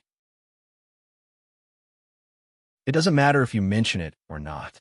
If you don't want to mention it, we won't. As long as you don't mind, it doesn't matter to me either. I just feel sorry for you. You're a great scientist, but now you've been forced to hide your identity." Gunyinji and Lu Yuan actually had the same thoughts, but Lu Yuan didn't smooth things over. Lu Jin had always liked to disagree with him, so he immediately exploded. Moreover, Lu Jin knew that he didn't have a clear conscience in this matter, so he didn't appeal, nor did he actively take action to clear his grievances. He patted the back of Gunyinji's hand and said in a low voice, Nianji, Dad has indeed let lawyer Qin Suan down. Dad is indeed at fault. Dad is not as innocent as you think. Gu Nianji thought to herself that was for sure. Otherwise, how would she have been born? Based on what she knew, Qin Suan should know nothing about her birth. Otherwise, she wouldn't have agreed to her engagement to He Ji-chu. Gu Nianji's head hurt again at the thought of this. How could she have forgotten? He Ji-chu, the great Buddha, was still waiting for them in the imperial capital. When she, Hua Xiaoheng, and Lu Yuan had gone abroad, they had been busy chasing after Lu Jin to prevent him from doing something stupid. Therefore, they had only thrown the results of their investigation to He Ji-chu, as well as the photo of Qin Suan before she was disfigured in the car accident. Gu Nianji couldn't imagine how much of an impact this had on He Ji-chu, how awkward it would be when the two of them met again. It's all that be *TCH Qin Yaoguang's fault. Gu Nianji cursed hatefully. If it weren't for her, I believe things wouldn't have been so bad. Lu Jin pursed his lips tightly and looked away in embarrassment. The four of them got off the plane and quickly passed through customs. However, when they exited customs, they immediately saw He Ji-chu in the crowd waiting to pick them up, because his tall and elegant figure was too conspicuous. He was wearing a straight, dark olive green summer uniform. He didn't wear a military cap on his head, revealing his unusually handsome face. His aura was even colder and more desolate than before. His eyes, which were shaped like peach blossom petals, were no longer full of emotion. It was as if a layer of ice had condensed, and all the fire and heat were frozen at the bottom of the water.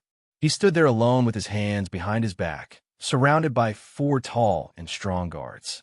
The four of them stood around him with a murderous aura, causing no one else to be within a 3-meter radius of He Ji-chu. It was impossible for Gu Nianji and the others to pretend not to see such an obvious sign. He Ji-chu saw the four of them coming out of customs and immediately walked up to them. "You're back? Come with me."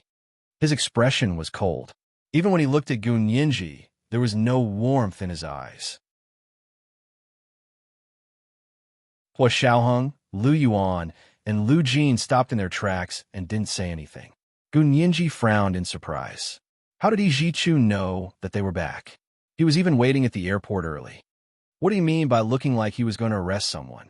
She cursed in her heart as she took a step forward to stand in front of He Ji-chu.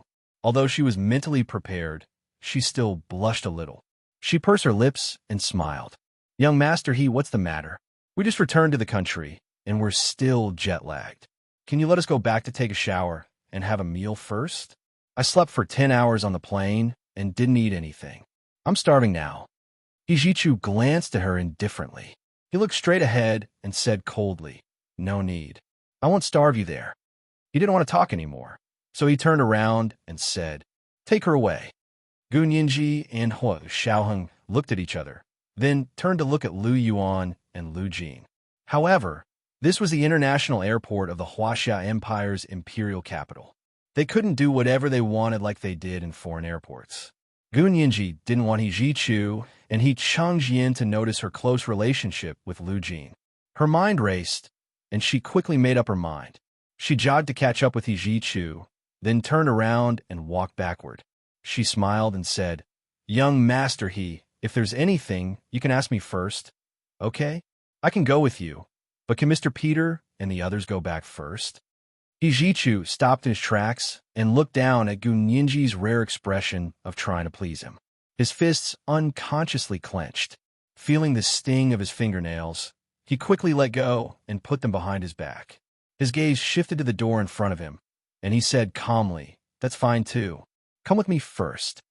Gu Nianji quickly waved at Hua Xiaoheng, then pointed in the direction of the door, then at herself and He Ji-chu. She then waved her hand for them to go to the parking lot. Hua Xiaoheng understood what she meant. Although he was very reluctant, this was He Ji-chu's territory, He Ji-chu's home ground. He still had Lu Jin, a bomb that could explode at any time. So he had to weigh the pros and cons, nodding slowly at her. Hua Xiaoheng gave Lu Yuan a look. The two of them sandwiched Lu Jin in the middle and walked towards the exit on the other side of the airport. Lu Jin was worried about Gu Nianji, so he struggled and refused to leave. Lu Yuan said in a low voice. Nianji has her own plans. Don't hold her back.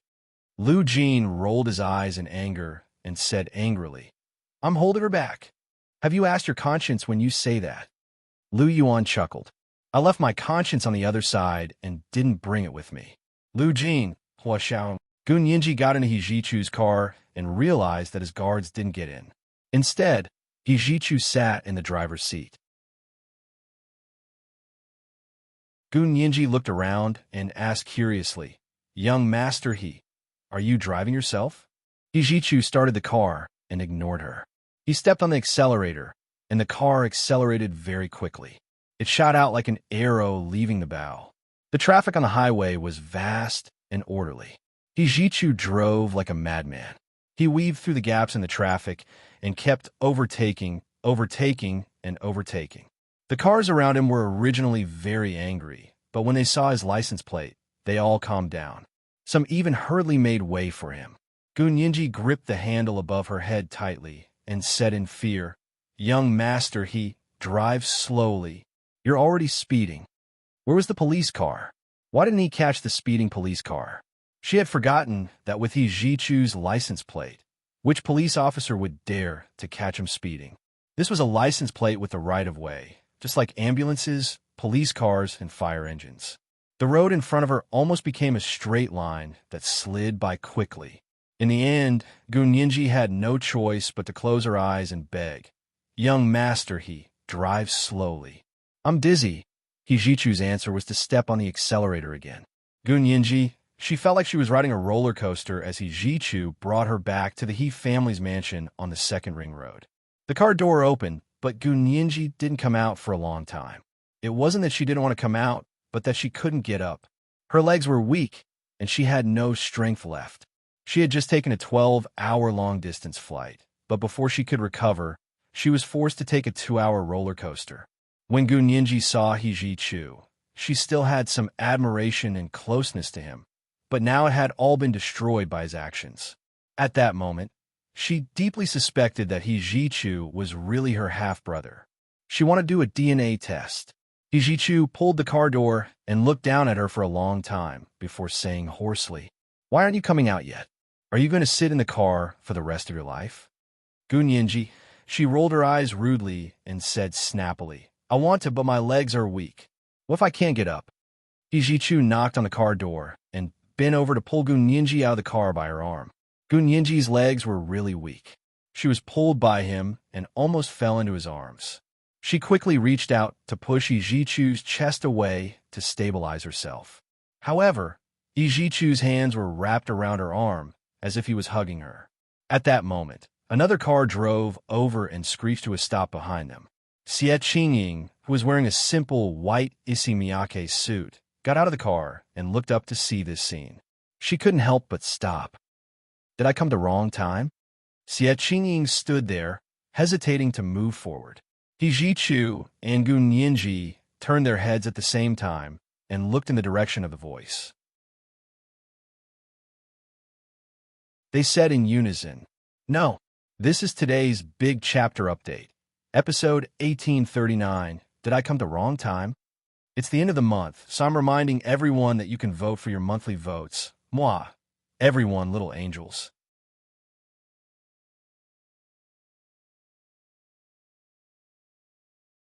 Chapter 1851. No. Xie Qingying smiled awkwardly. Although the two people in front of him had denied it, it was still particularly glaring to see the two of them speaking in unison. Gun Yinji took the opportunity, when He Jichu turned to look at Xie Qingying, to quickly push him away. She smiled and said, Young Master He, Cousin Xie is here. Why don't you entertain Cousin Xie first? I'm very tired today. I want to go back and rest. Let's talk about what you just said another day, okay? He Jichu grabbed her arm again and didn't even look at her. He stared at Xie Qingying and said, Qingying, something came up at the last minute today, so I can't have dinner with you. Gun Yinji, Xie Qingying's gaze lingered on Gun Yinji's arm for a moment, but she maintained a polite smile on her face. She ran her hand through her hair and said flirtatiously, Fine, we have dinner together every day anyway. It's fine if we don't eat together for a day. As she spoke, she opened the car door. Just as she was about to sit back down, she looked up and said with a smile, "But young Master He, if something happens in the future, can you inform me earlier? In order to have dinner with you, I declined several invitations from my relatives and friends." Her voice was clear, and there was a hint of coquettishness when she said this. She tilted her face slightly, and her tall and exquisite nose was exactly the same as Gunyinji's. They were both from the Gu family. Ijichu's heart softened. When he found out that Xie Qingying was flying back to the Huaxia Empire, he couldn't think of anything else. Of course, he couldn't call Xie Qingying to cancel his dinner date. He was the one who broke his promise and let Xie Qingying down. Ijichu nodded slightly. "I understand. I'll definitely notify you in advance next time." Xie Qingying was stunned for a moment. She could barely maintain the smile on her face. She hurriedly got in her car and said to the driver, "Drive." Her car was a custom-made sky blue Chevrolet bulletproof sedan. The body of the car was tall and spacious, with the bulkiness and sturdiness unique to American cars. Compared to her exquisite attire and appearance, it presented a strange contrast of cuteness, making her look even more slender and exquisite, and the car inadvertently added a bit more style. It was rare to see a famous car and a beautiful woman bringing out the best in each other. Gunyinji watched the car leave and clicked her tongue. "Young Master He, you're too careless with your words. Cousin Xie is unhappy." Ijichu glanced at her and frowned. "Why are you unhappy? Isn't she pretty happy?" As he spoke, he pulled Gunyinji's arm towards the door. Gunyinji was dragged by him to walk a few steps faster. She caught up to his pace and deliberately tried to make conversation to ease the tension between them. "How could I be happy?" She said that she wanted you to inform her earlier, but in fact, she was acting coquettishly and complaining. What she really meant was that she didn't want you to do this, but you said, "I'll definitely inform you earlier next time," as if there will be more of such things in the future. How can Cousin Xie be happy? Ijichu, how troublesome, he muttered. Is it necessary to think so much? He turned to look at Gunyinji and opened his mouth to speak. Gunyinji narrowed her eyes and smiled at him. "Young Master He, you guys have been having dinner together a lot lately? Looks like it's going well." Ijichu's brows furrowed even more. He walked silently for a while before arriving at the door. He pushed it open and pulled her all the way to the stairs. When they went up to the second floor, he brought her into Gunyinji's suite in the He residence. The furnishings inside were exactly the same as when she left last time. Ijichu pulled her into the room and pushed her onto the sofa closest to the door. Then, he leaned on her and placed his arms on the armrests of the sofa, trapping her in it. He stared into her eyes and bowed as he asked hoarsely, "What the hell is going on? That photo, and why did you suddenly go to New York? Is Lorraine looking for you? You guys used Wen Shui as a replacement, didn't you?" Gunyinji, young Master He, don't you already know?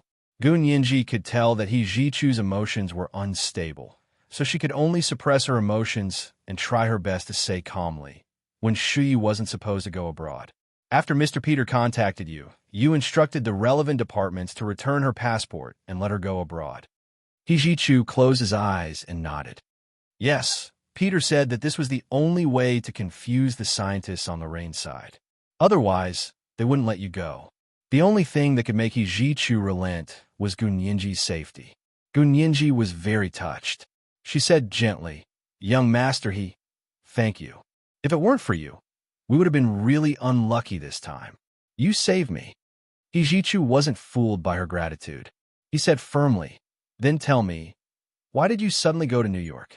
When you went, there were 3 people leaving the country. When you came back, there were 4 people. The one who came back with you was President Lu's younger brother, Lu Jin." Gunyinji's expression didn't change. She said lightly, "We went to New York to track down clues from Lorraine. Lorraine tried everything to find you, and you still walked right into a trap?" Ijichu was unmoved and moved closer to her. "Do you think I'll believe you?" "There's nothing I can do if you don't believe me," Gunyinji said calmly. "Or rather, you only believe what you want to believe. If you don't want to believe it, even if the truth is right in front of you, you pretend you didn't see it." Ijichu laughed dryly. If only I could pretend I didn't see it. Unfortunately, I can't. Gun Yinji's heart skipped a beat, and her eyes finally moved. What do you mean? What do I mean? Hijichu straightened up and threw down a photo. Look for yourself. What do you think I mean? Gun Yinji looked down, and her gaze fell on the photo. It was the photo she had found at the person's house in Sea City before she went abroad.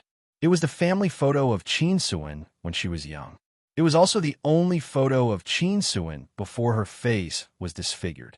The little girl in the photo might not even be 10 years old, but her big, bright, dark eyes were already very eye-catching. She could see them clearly in the yellowed black and white photo. When she smiled, the childish innocence was especially obvious. It was exactly the same smile as Gun Yinji's when she was young.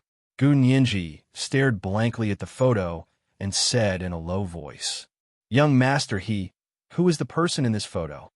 Hijichu sneered. "You gave me this photo. You don't know who the person in this photo is? How would I know?" Gun Yinji looked up at Hijichu and frowned. "I've never seen them before, and I don't know them." Hijichu crossed his arms and paced back and forth in front of Gun Yinji. His emotions gradually became agitated. "I've seen photos of these two older people when I was young. They should be my maternal grandfather and grandmother. But I've never seen their family photos. The photos I've seen are all composite photos of single people, because at that time, they had already passed away for a long time. My father used a lot of connections, but he could only find photos of the two of them working at that time. So you've never seen a photo of your mother when she was young?" Gun Yinji was deep in thought. "What about the person who has this photo? What happened to him? Did he tell you?" Hijichu sneered. "If he doesn't, his bones can be squeezed dry."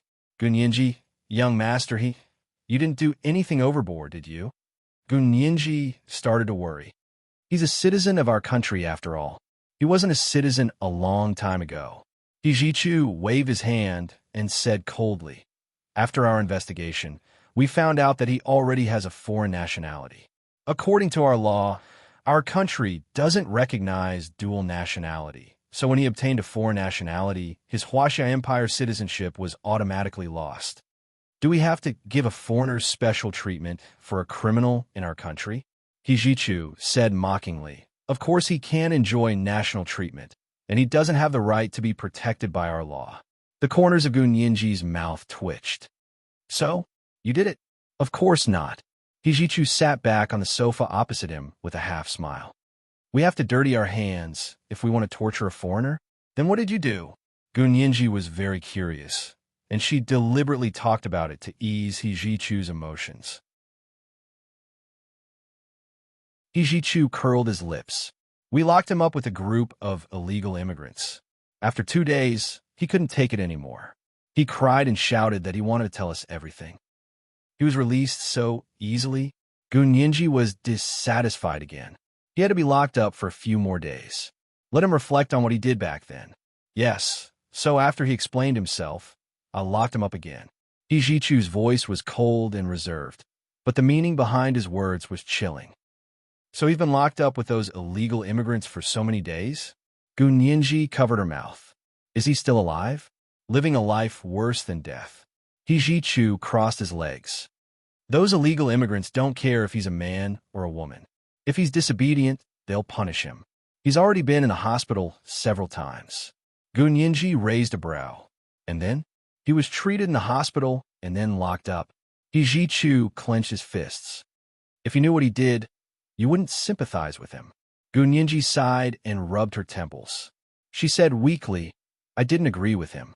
On the contrary, he must have done something unspeakable back then." "All right, what did he say he did?" "He said he finally convinced my grandfather, Mr. Qin Huichang, to agree to sell the land. Because he took money from Qin Bei." Gun Yinji was shocked. "That's it? You believe him?" "There's no other evidence to prove he's lying." Hijichu spread his hands. "So I wanted to ask you, how did you find out about him? And how did you find this photo? Why did he want to deal with you? But you left the country in a hurry, and I couldn't get in touch with you." Hijichu's mood worsened again. God knows what kind of torment he'd endured these past few days. He couldn't get in touch with Gun Yinji, and the photo constantly reminded him of another terrifying fact.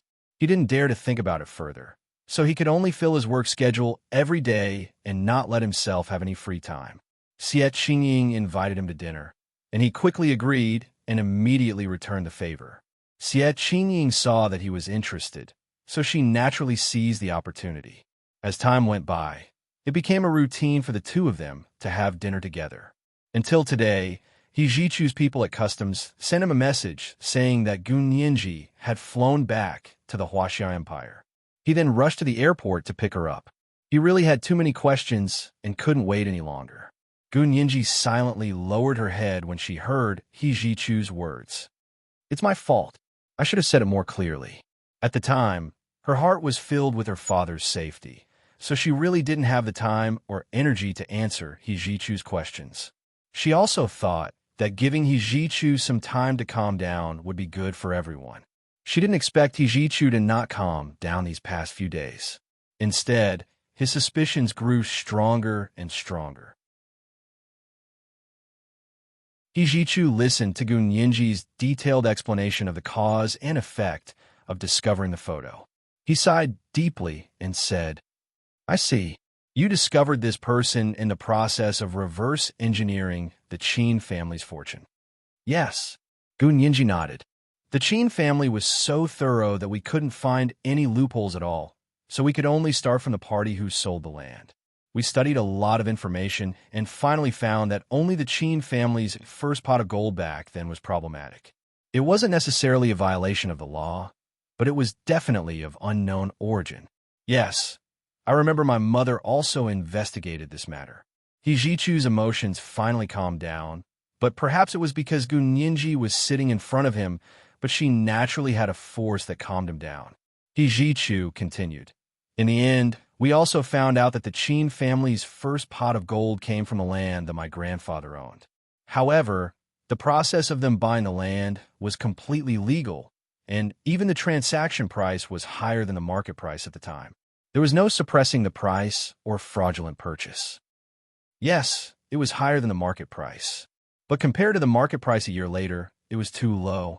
Gun Yinji said implicitly, "Did your mother investigate why the Qin family suddenly wanted to buy that land? Are you saying that they might have obtained some inside information?" He Jichu propped his forehead with his hand and thought for a while. Only the highest-ranking leaders knew about the construction of a special zone in Z City. I don't think the Qin family's hands could stretch so far at that time. At that time, the Qin family only owned a small orphanage, and it was in the remote Z City. Also, at that time, Z City was just a small fishing village, not some bustling metropolis. In other words, the Qin family didn't have the financial resources and connections to come into contact with such high-level information. Gun Yinji pondered for a while and asked tentatively, "Then did your mother investigate who the person behind the Qin family was?" "You mean they have someone supporting them?" "Yes, she did, but there was no one in the higher-ups who was familiar with the Qin family, and no one had any business dealings with the Qin family. My mother even checked the minutes of the meeting at that time. My mother did a background check on every senior who attended the meeting, but she didn't find any new suspicious points. So, in the end, we could only assume that the Qin family was lucky, and the case was left unsettled." Gun Yinji raised an eyebrow and leaned back on the sofa. She said disdainfully, "Do you believe in free lunches?" "Of course not." "That's right. Why did the Qin family have such good luck? I can't accept this." Gun Yinji smiled faintly as she raised her right index finger and wagged it. "I think I can provide another way of thinking." "What idea?" He Jichu leaned forward and asked nervously, "What did we miss? Have you ever thought that perhaps no one in the country will help the Qin family? But what if there are people overseas?" But at that time, the country wasn't open yet. Even if foreigners wanted to contact people in the country, it was almost impossible. He Jichu asked in confusion, but his heart quickly skipped a beat as he remembered something. This was today's chapter update, page 1840. If only I could pretend I didn't see it. It's the end of the month. A reminder for everyone, you can vote now. Today is Monday, right? A reminder for recommendation tickets. Moi, everyone, little angels.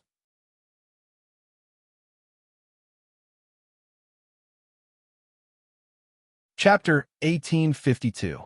Hijichu's expression was a little strange. Gunyenji caught a glimpse of his expression and quickly said, "Did you remember something?" Hijichu got up and left. He returned to his room and brought his laptop over. "Let me show you something." He opened his laptop, entered the biological and electronic passwords, and entered an encrypted folder. Gunyenji looked away from him as he entered the password. She smiled sheepishly and said, "Young Master He, what is it? Do I have the authority to see it?" Hijichu's fingers flew and he opened a document. "It's almost time to decrypt it. You can take a look." Gunyenji was really curious. Her nimble eyes quickly glanced at Hijichu's screen and she was suddenly stunned. "This is the minutes of the high-level meeting from decades ago." Hijichu nodded and sat next to Gunyenji. He rested his chin on one hand and said coldly, "It was at this high-level secret meeting that the policy of openness was decided. There were a total of 8 people at the meeting." Gunyenji frowned. "That's not right. Shouldn't there be 7 people with such high authority? Who was the extra person?"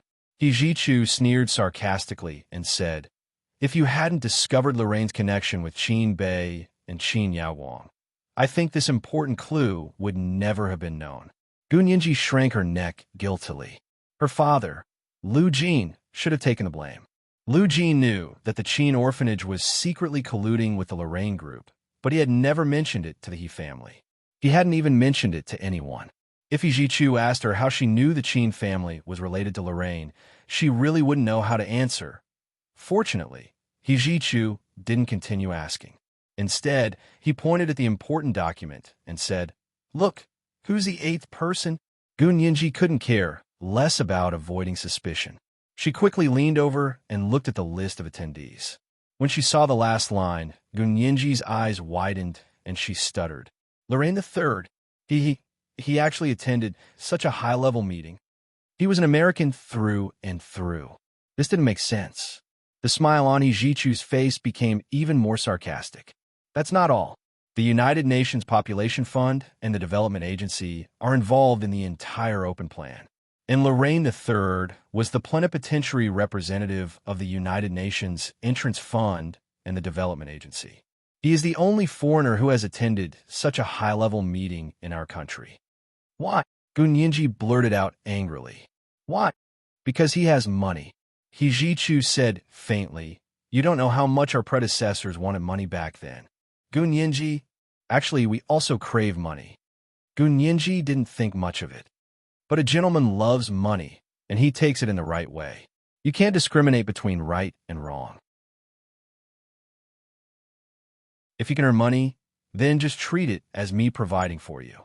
Hijichu nodded solemnly. "Yes, that's right. But it took our country decades to understand this truth." Gunyenji didn't know what else to say. She changed the topic and said excitedly, "I understand. Did this Lorraine attend the high-level meeting and find out about the country's open plan? Then he leaked the secret to that old bastard, Qin Bei. He was the one who suggested that place." Hijichu flipped through the meeting minutes. "Look, this place is clearly remembered.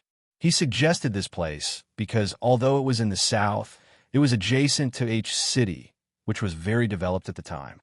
It also had a natural port and was very suitable for developing foreign trade. I have to say, this person's eyes are very sharp." Of course it's sharp. Gunyenji didn't think much of it. First of all, he's an old capitalist with over 100 years of history. Second of all, it was originally a bait with poison. It all depends on whether you take the bait or not. He used this method to make the Qin family rich without leaving a trace, Hijichu said coldly. Hijichu said coldly, "Even my grandfather, my father, and my mother didn't discover his relationship with the Qin family. Naturally, they didn't discover anything wrong with the Qin family's first pot of gold." Gunyenji nodded. "I can imagine that when Lorraine informed Qin Bei to buy the land, he must have been very secretive. They've been in contact since before the country was founded, so they must have their own special communication channels." Hijichu closed the documents and slammed the computer shut. He sneered. After the country was founded, the country's dictatorship cut off the connection between foreign capital and domestic agents. Also, financial controls were strict at that time, so foreign financial groups couldn't possibly give any funds to domestic companies. If they did, they would have been targeted by the country's financial institutions. So this is the only path he can take, Gunyinji said emotionally. But to be honest, when he's able to reach such a high level, he can easily make his subordinates rich with just a few words. To him, money is no longer important. He wants something else. Ijichu's gaze fell on Gunyinji's face. His gaze was unreadable and contained a faint sense of oppression. Gunyinji avoided his gaze and said sarcastically, "Of course, he wants to contribute to the evolution of mankind." Ijichu couldn't help holding her hand and asked nervously, "Lorraine really didn't do anything to you, right? Your DNA?" Gunyinji quietly broke free from Ijichu's hand and smoothed her hair back. She smiled. "I'm so powerful, so how could Lorraine beat me? Of course he didn't get my DNA. But would Qin Beioi and the others let you go?" Ijichu knew Gunyinji wasn't telling the truth, or maybe she only told a part of the truth and left out the rest. But he didn't pursue the matter. If Gunyinji was willing to tell him, she would tell him. If she didn't want to tell him now, there was no point in forcing her. It was laughable that he only understood Gunyinji's temperament after experiencing so much. Gunyinji looked at Ijichu thoughtfully and snorted. "Of course they wouldn't let me go, but why don't you ask me if I'll let them go?" Ijichu was speechless. "What do you want to do?" Gunyinji stood up. Her slender and graceful figure was the most beautiful scenery to behold. "I've had enough of them bullying and using me. This time, it's my turn to bully and use them," Gunyinji said casually. Her clear voice was filled with unquestionable murderous intent. "They've done all kinds of evil, but they still want to gain both fame and fortune. Are they dreaming so that they can reincarnate into a good family?" Ijichu raised his head and looked deeply at Gunyinji. This little girl, who used to only know how to hide under the table and look at people, had really grown up. Not only had she grown up, but she had also accumulated enough power and experience to take revenge on the evil culprits who had used her as a lab rat back then. Ijichu's eyes filled with tears unknowingly. In her shimmering peach blossom eyes, the things that no one knew about and the feelings that were buried deep in her heart turned into tears and gushed out at this moment. Gunyinji looked down at Ijichu's tearful face and was stunned. "Young master," Ijichu looked at her with a smile through his tears. He slowly stood up and tried his best to hide the sobs in his voice. He hugged her. "I'm fine. I'm happy for you. Nyinji, sister." Gunyinji's tears flowed out as well. At this moment, she could finally feel the familial connection between her and Ijichu. "Young master, can I call you brother?" she asked carefully. She couldn't believe how lucky she was. Ijichu nodded. His tears flowed even more silently. He couldn't speak. Gunyinji wrapped her arms around his neck and called out to him repeatedly. "Brother, brother, brother. I have a biological brother." Ijichu took a deep breath, stroked her head, and let go of her. "All right, don't tell anyone about this for now. We still have a lot of things to do." Gunyinji nodded. "I understand. I don't want anyone to know about this for now. But I still want to do a DNA test."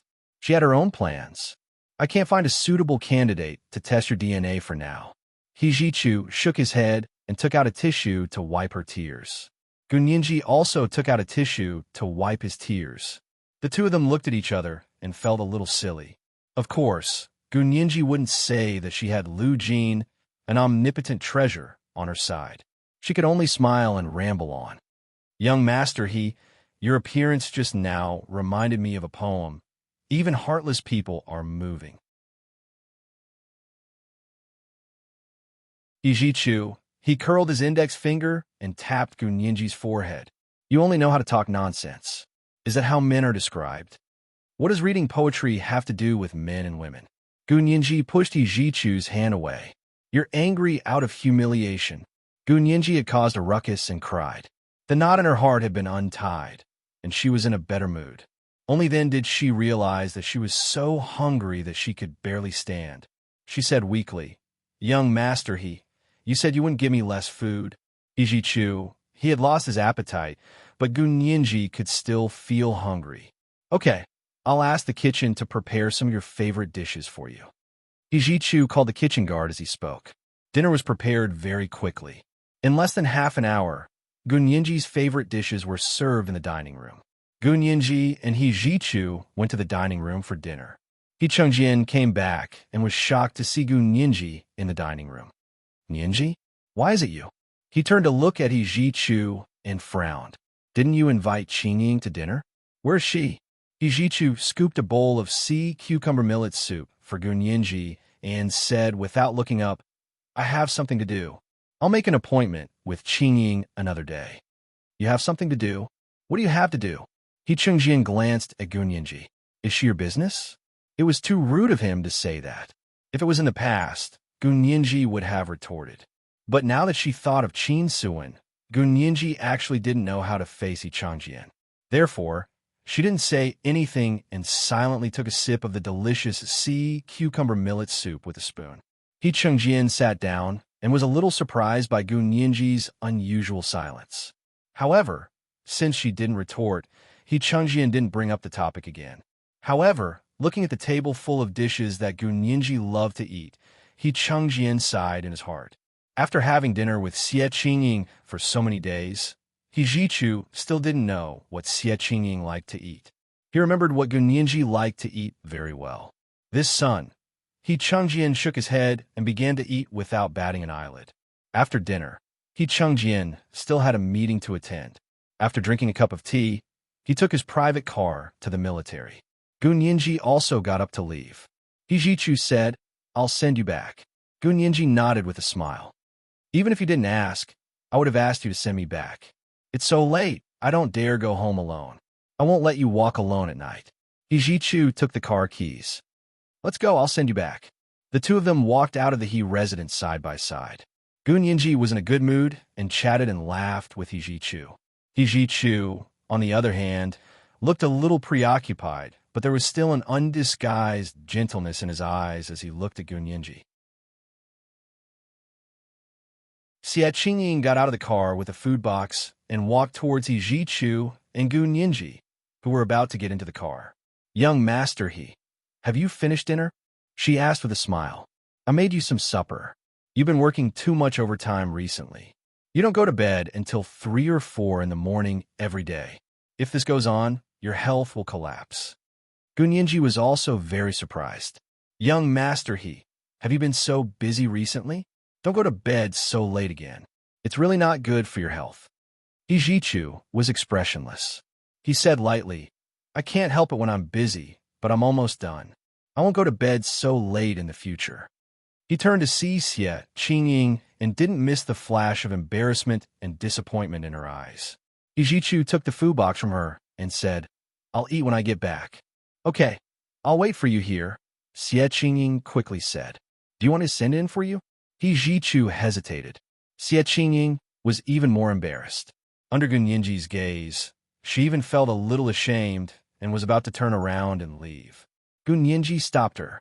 Then I'll have to trouble you, cousin Xie. Hijichu had no choice but to say, Okay, wait for me at home. He stuffed the food box back into Xie Qingying's hand. Xie Qingying's depressed mood instantly became happy again. She pursed her lips into a smile and nodded gently. Okay, I'll wait for you to come back. Gunyinji waved at her politely. Then goodbye, cousin Xie. I'm going home. Xie Qingying quickly smiled. Okay, it's indeed not safe for you to go back alone. Young master He, you must send my cousin home and watch her go in with your own eyes before coming back. Okay, I will. Hijichu opened the car door and let Gunyinji in. Xie Qingying watched as Hijichu's car sped away in front of her. She smiled and turned around to enter the He family's mansion with the food box. Gunyinji texted Lu Jin and Hua Xiaoheng from the car to tell them that she would be home soon. Lu Jin, Lu Yuan, and Hua Xiaoheng didn't stay idle after they got home. They kept an eye on the He family's movements. It wasn't until they received Gunyinji's text message that they heaved a sigh of relief. Fortunately, it was a close call. Hijichu's car stopped in front of Gunyinji's apartment complex. He said, Do you want me to send you in? Gunyinji unbuckled her seatbelt and shook her head with a smile. No need. The neighborhood here is very safe. I'll just go in. He Ji-chu still got out of the car and leaned against the front of the car. He lit a cigarette and watched her back disappear into the tree-lined path at the entrance of the neighborhood. On a summer night, the thick shade of the trees drew silhouettes under the night sky. Another tall figure turned around from behind the tree and walked towards He Ji-chu. Thank you, young Master He, for sending Yinji back. The person who spoke was Hua Xiaoheng. This is today's big chapter update, episode 1841, Fragrant Bait. It's the last day of July. Let me remind everyone that you can vote for your monthly votes and recommendation votes. Moi, all the big shots and little angels.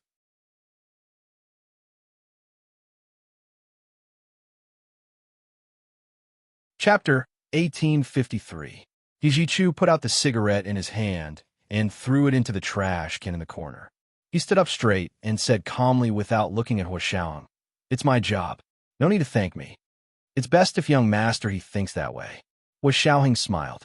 His attitude towards He Ji-chu was surprisingly gentle, and his words were not harsh.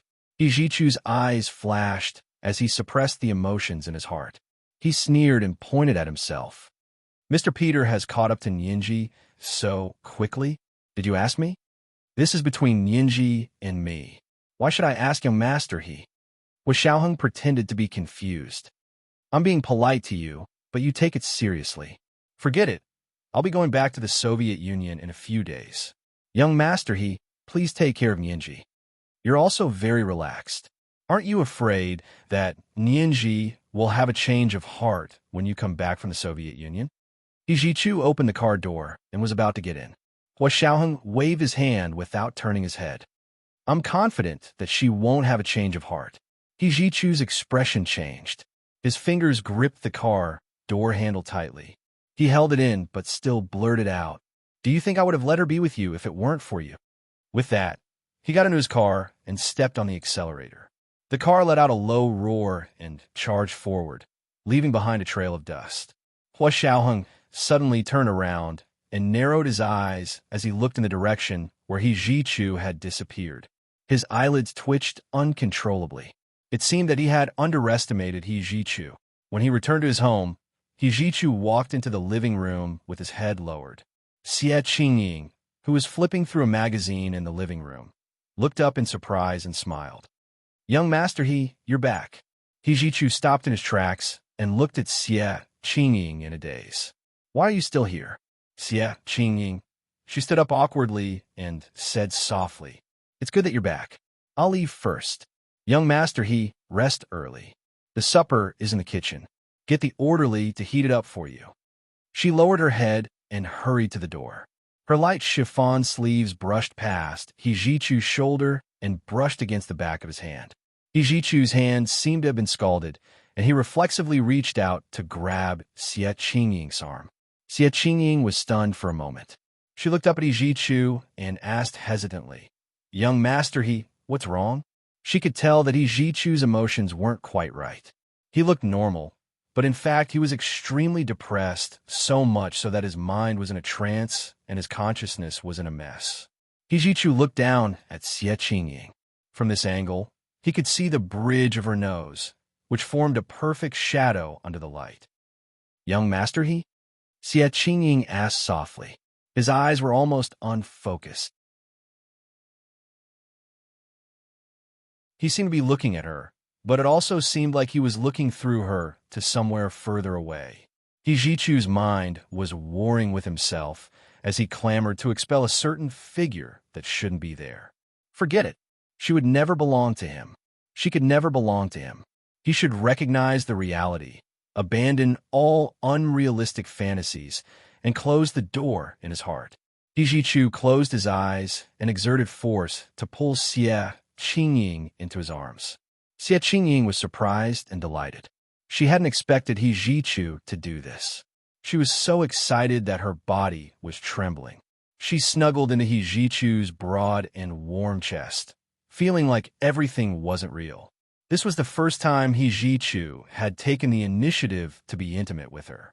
She stood on her tiptoes and piously offered her lips. It was an unforgettable kiss with a surging tide of passion. Xie Qingying could barely breathe. Her legs were weak, and she couldn't support her body. She hung completely in He Jichu's arms. He Jichu picked her up with a dark expression and strode to his bedroom. Gun Yinji walked very slowly on the tree-lined path in the apartment complex.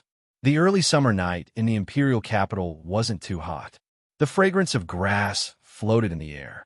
Occasionally, there were a few frogs croaking from the pond in the neighborhood, breaking the silence of the night. Along the way, she walked at a relaxed pace, smiling at the people strolling in the neighborhood. After the people recovered from their shock, they also smiled at her and greeted her silently. After walking and stopping, she finally returned to her apartment door. She reached out her palm and pressed the password lock on the door. Before the door opened, a large hand came from behind and covered her hand. She was very familiar with the warm breath coming from behind her. Gun Yinji didn't turn around. She leaned back, and a warm embrace greeted her from behind and caught her. Hua Xiaoheng hugged her from behind and kissed her head. "Welcome home." Gun Yinji chuckled and shook her head. "We haven't gone home yet." Hua Xiaoheng knew what she was talking about and hugged her even tighter. "We'll go back. When we get back, we'll hold our wedding. Russian President Putin even said he'll be our witness." Gun Yinji curled her lips. "And little Corgi, I wonder if he still remembers Daddy and Mommy." Hua Xiaoheng. Actually, he didn't want to be that short-legged dog's daddy. However, Gun Yinji kept nagging about her longing for little Corgi, so Hua Xiaoheng didn't interrupt her fantasy. The two of them were kissing at the door and momentarily forgot to go in.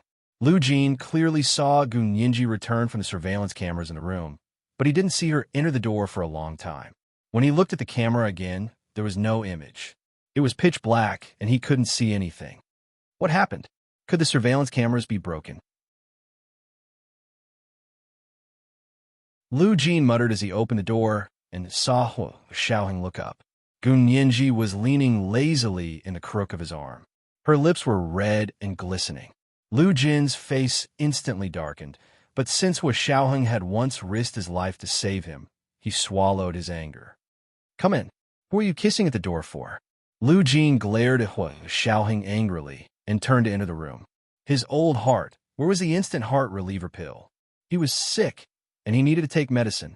Lu Yuan saw Lu Jin enter with a dark expression, followed by a calm Hua Xiaoheng and an embarrassed Gun Yinji. He immediately understood. However, this time, he didn't speak up for Hua Xiaoheng.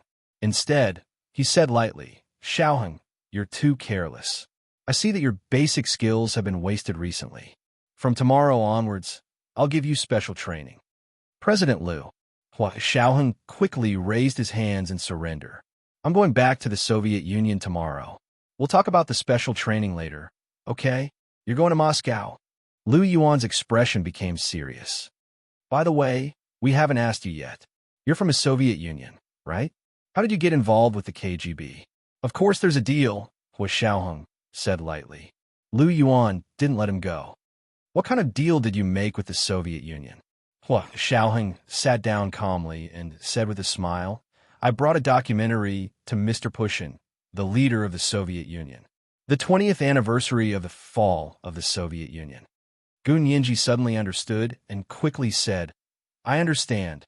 No wonder Yeltsin and Gorbachev died in New York before they could make any waves."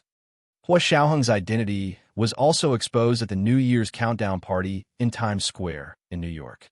Lu Yuan also reacted and sighed repeatedly. No wonder, no wonder. So Yeltsin and Gorbachev's deaths weren't accidental injuries by stray bullets? Of course it wasn't accidental injuries, but precise shots, Hua Xiaoheng said with a smile. The KGB's ace of the Far East, Peter, personally took action. No one had a chance of survival. You're talking about the real ace of the Far East, Peter, right? Gun Yinji thought of the man with drooping eyelids and never waking up. She clicked her tongue and said, "He's really cunning." Hua Xiaoheng's ace of the Far East was fake. No wonder the Soviet Union had deliberately exposed his identity. The real ace of the Far East was still in the shadows behind the scenes. This was the real trump card. Hua Xiaoheng said, "At the time, I was still in the process of gaining Pushin's trust. He didn't really believe that Yeltsin and Gorbachev would do the same thing. I set up a trap to let him see what Yeltsin and Gorbachev were doing in New York.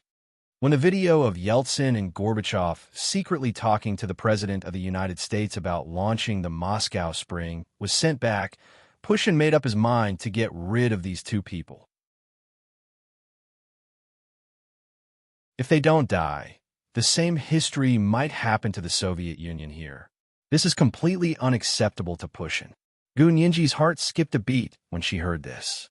She held Hua Xiaoheng's hand and said worriedly, "Then why did you go back to the Soviet Union? You're done with them now, aren't you?" Lu Yuan also said worriedly, "Xiaoheng, you don't have any bargaining chips now. What if the Soviet Union detains you? They know you're from the other world, right?" Hua Xiaoheng nodded calmly. "Only Mr. Pushin knows. No one else knows." This kind of thing was too unbelievable. Moreover, as the top leader, Pushin had to consider the interests of his own country. As for the other world, he was no longer interested in it. There was no Soviet Union there. The ideals they had once fought for had been swallowed by others.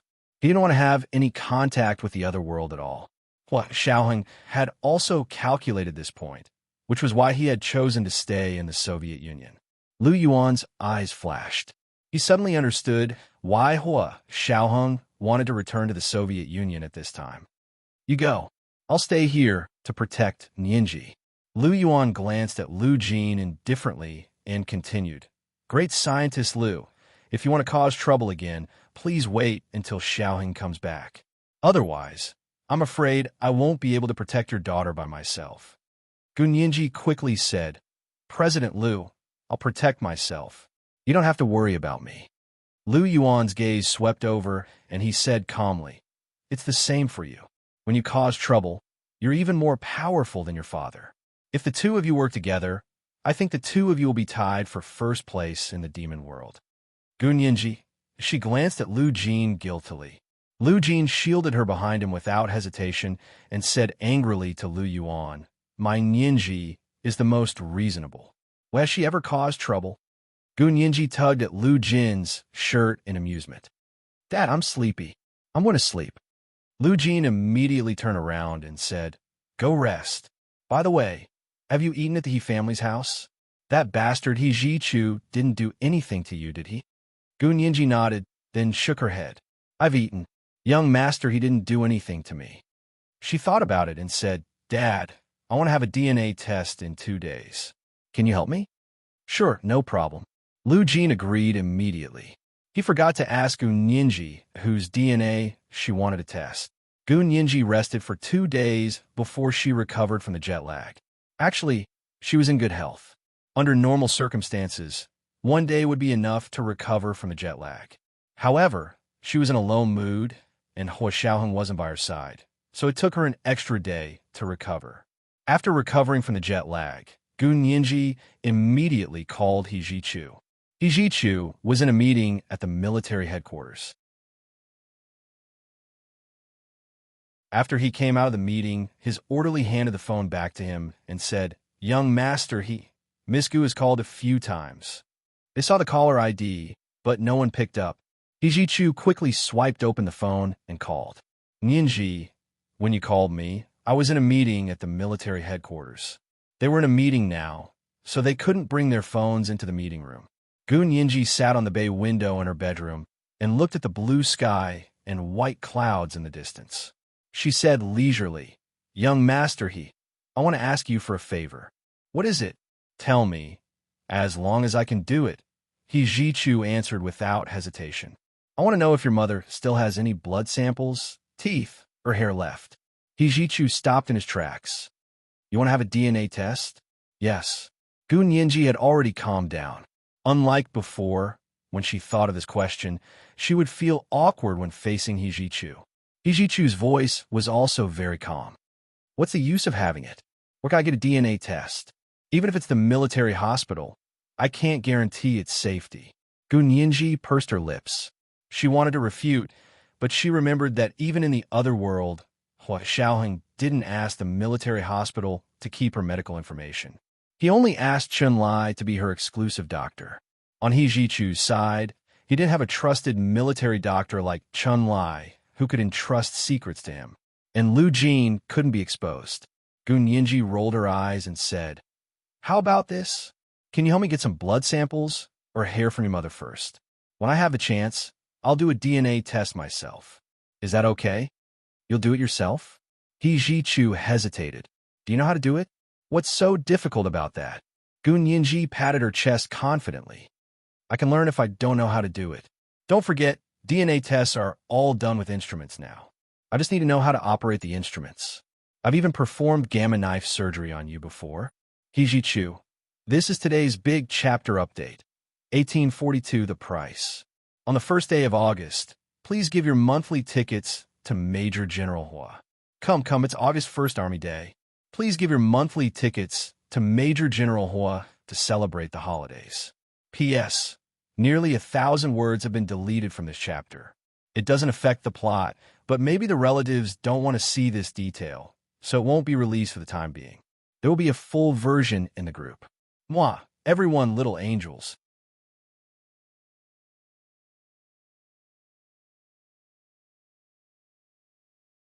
Chapter 1854. Speaking of the gamma knife surgery that Gun Yinji had performed on him last time, He Ji-chu easily thought of the mysterious person who had gone to H City Hospital. It was this person who had performed the surgery on the seriously injured and dying Gun Yinji and saved her life. His eyes flashed, and he chuckled softly. "You're the only one who can do it." His voice was cold and clear, but his tone was familiar and doting. Gun Yinji grimaced. "Young master, don't doubt me. Really, I learn things very quickly. I believe you. If I don't believe you, who else can I believe?" He Ji-chu's smile was even more meaningful and sinister. Fortunately, Gun Yinji couldn't see him like this. Otherwise, she would have moved even further away from him. As expected, Gun Yinji didn't notice at all. She smiled and quickly said, "Young master, that's great. Then when are you going to give me your mother's blood sample?" He Ji-chu thought about it carefully. His mother, Qin Suan, had passed away suddenly. His father, He Changjian, didn't understand why Qin Suan had died so suddenly. Although even the forensic doctor had found no traces of homicide, his father still took it to heart. He had always believed that Gu Xiangwen had caused Qin Suan's death. Even if he hadn't killed her with his own hands, it had still been caused by him. That was why he had spared no effort to set up an inescapable net across the country to arrest Gu Xiangwen. He just wanted to know why Qin Suan had died in her study after Gu Xiangwen had met her once. Gu Xiangwen had hidden for several years. Later, for the sake of the 12-year-old Gun Yinji, he had appeared and taken her away. Soon after, he had died in a fire because of a car accident. Because the car exploded right in front of him, he could still remember the earth-shattering explosion and the raging flames until now. "Yinji, I have to think about how to find my mother's DNA sample." "Don't worry," He Ji-chu said with a faint smile. Gun Yinji nodded repeatedly. Okay. Then I'll wait for young master. He's good news." He Ji-chu grunted in acknowledgement. After hanging up, he shook his head self-deprecatingly. How could it be that simple? Ever since his mother's sudden death, all the information about his mother, including her medical report from the family doctor, blood samples from the blood draw, as well as all the medical records and blood and tooth sample from the dentist and ophthalmologist, had been put away by his father, He Chengjian, and was under the care of someone else. He Ji-chu frowned slightly. He stood outside in the sunlight for a while before turning around and getting into the car. He ordered the orderly to drive to He Chengjian. He Chengjian's office was also in the military headquarters, but it was on the other side of the military headquarters.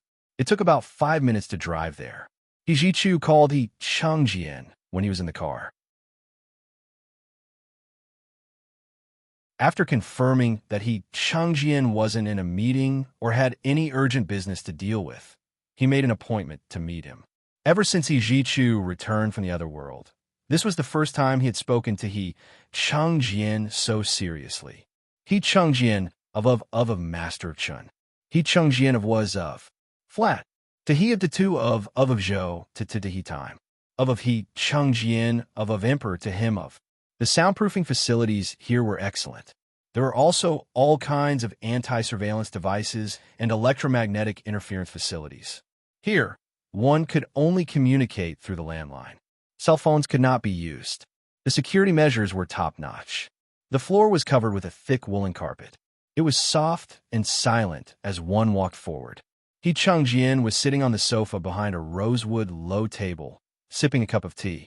Seeing Yi Zhichu come in, He Changjian waved at him and said warmly, "Ah Chu, come and sit." Yi Zhichu sat down in front of him and casually picked up the cup of tea to take a sip. After exchanging a few pleasantries, he asked casually, "Dad, Mom has been dead for so many years. Aren't you going to bury her?" "Why should I bury her?" He Changjian said coldly. "Your mother died for no reason. As long as I'm alive, I won't give up on finding the real reason for her death. As long as I can't find it, I won't bury her." "Then when do you want to bury her?" He Zhichu frowned. "She's already dead. You can't bury her after so many years. Are you really thinking about my mother?" "When?" "On the day I die." He Changjian stood up angrily and clenched his fists as he glared at He Zhichu. "You unfilial son, aren't you afraid that your mother's spirit in heaven will be sad when she sees you talking like that? Death is like an extinguished lamp. How can there be a spirit in heaven?" He Zhichu's voice was exceptionally cold and emotionless. Moreover, the only person who might know the truth is already dead.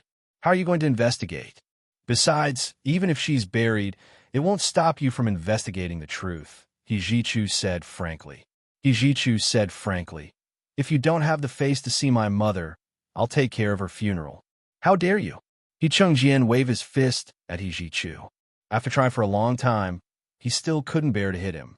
He could only bluff and shake it. "I'm warning you. Don't even think about touching your mother's body. She's fine in the liquid nitrogen. Don't disturb her. Dad, accept reality. Mom has passed away, and you've already remarried." He Zhichu said calmly and cruelly. His shimmering almond-shaped eyes no longer carried the cold and conceited affection. He Chengjian's vision went black. He clutched his chest and panted heavily. He almost collapsed. He Zhichu was shocked. He stood up abruptly and strode over. He happened to support He Changjian, who was on the verge of collapse. "Where's your medicine?" He Zhichu hurriedly helped him back to the sofa and sat down. He then pressed the internal phone and asked the doctor to come over and treat He Changjian. 3 minutes later, the doctor arrived with a full set of medical equipment. He immediately began emergency treatment in the small reception room.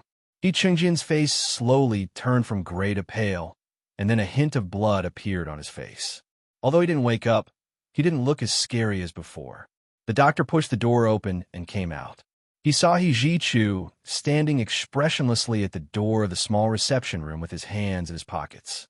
He quickly said, "Young master, don't worry. General, he was just angry for a moment. After all, he's old, and his coronary heart disease and high blood pressure are more serious.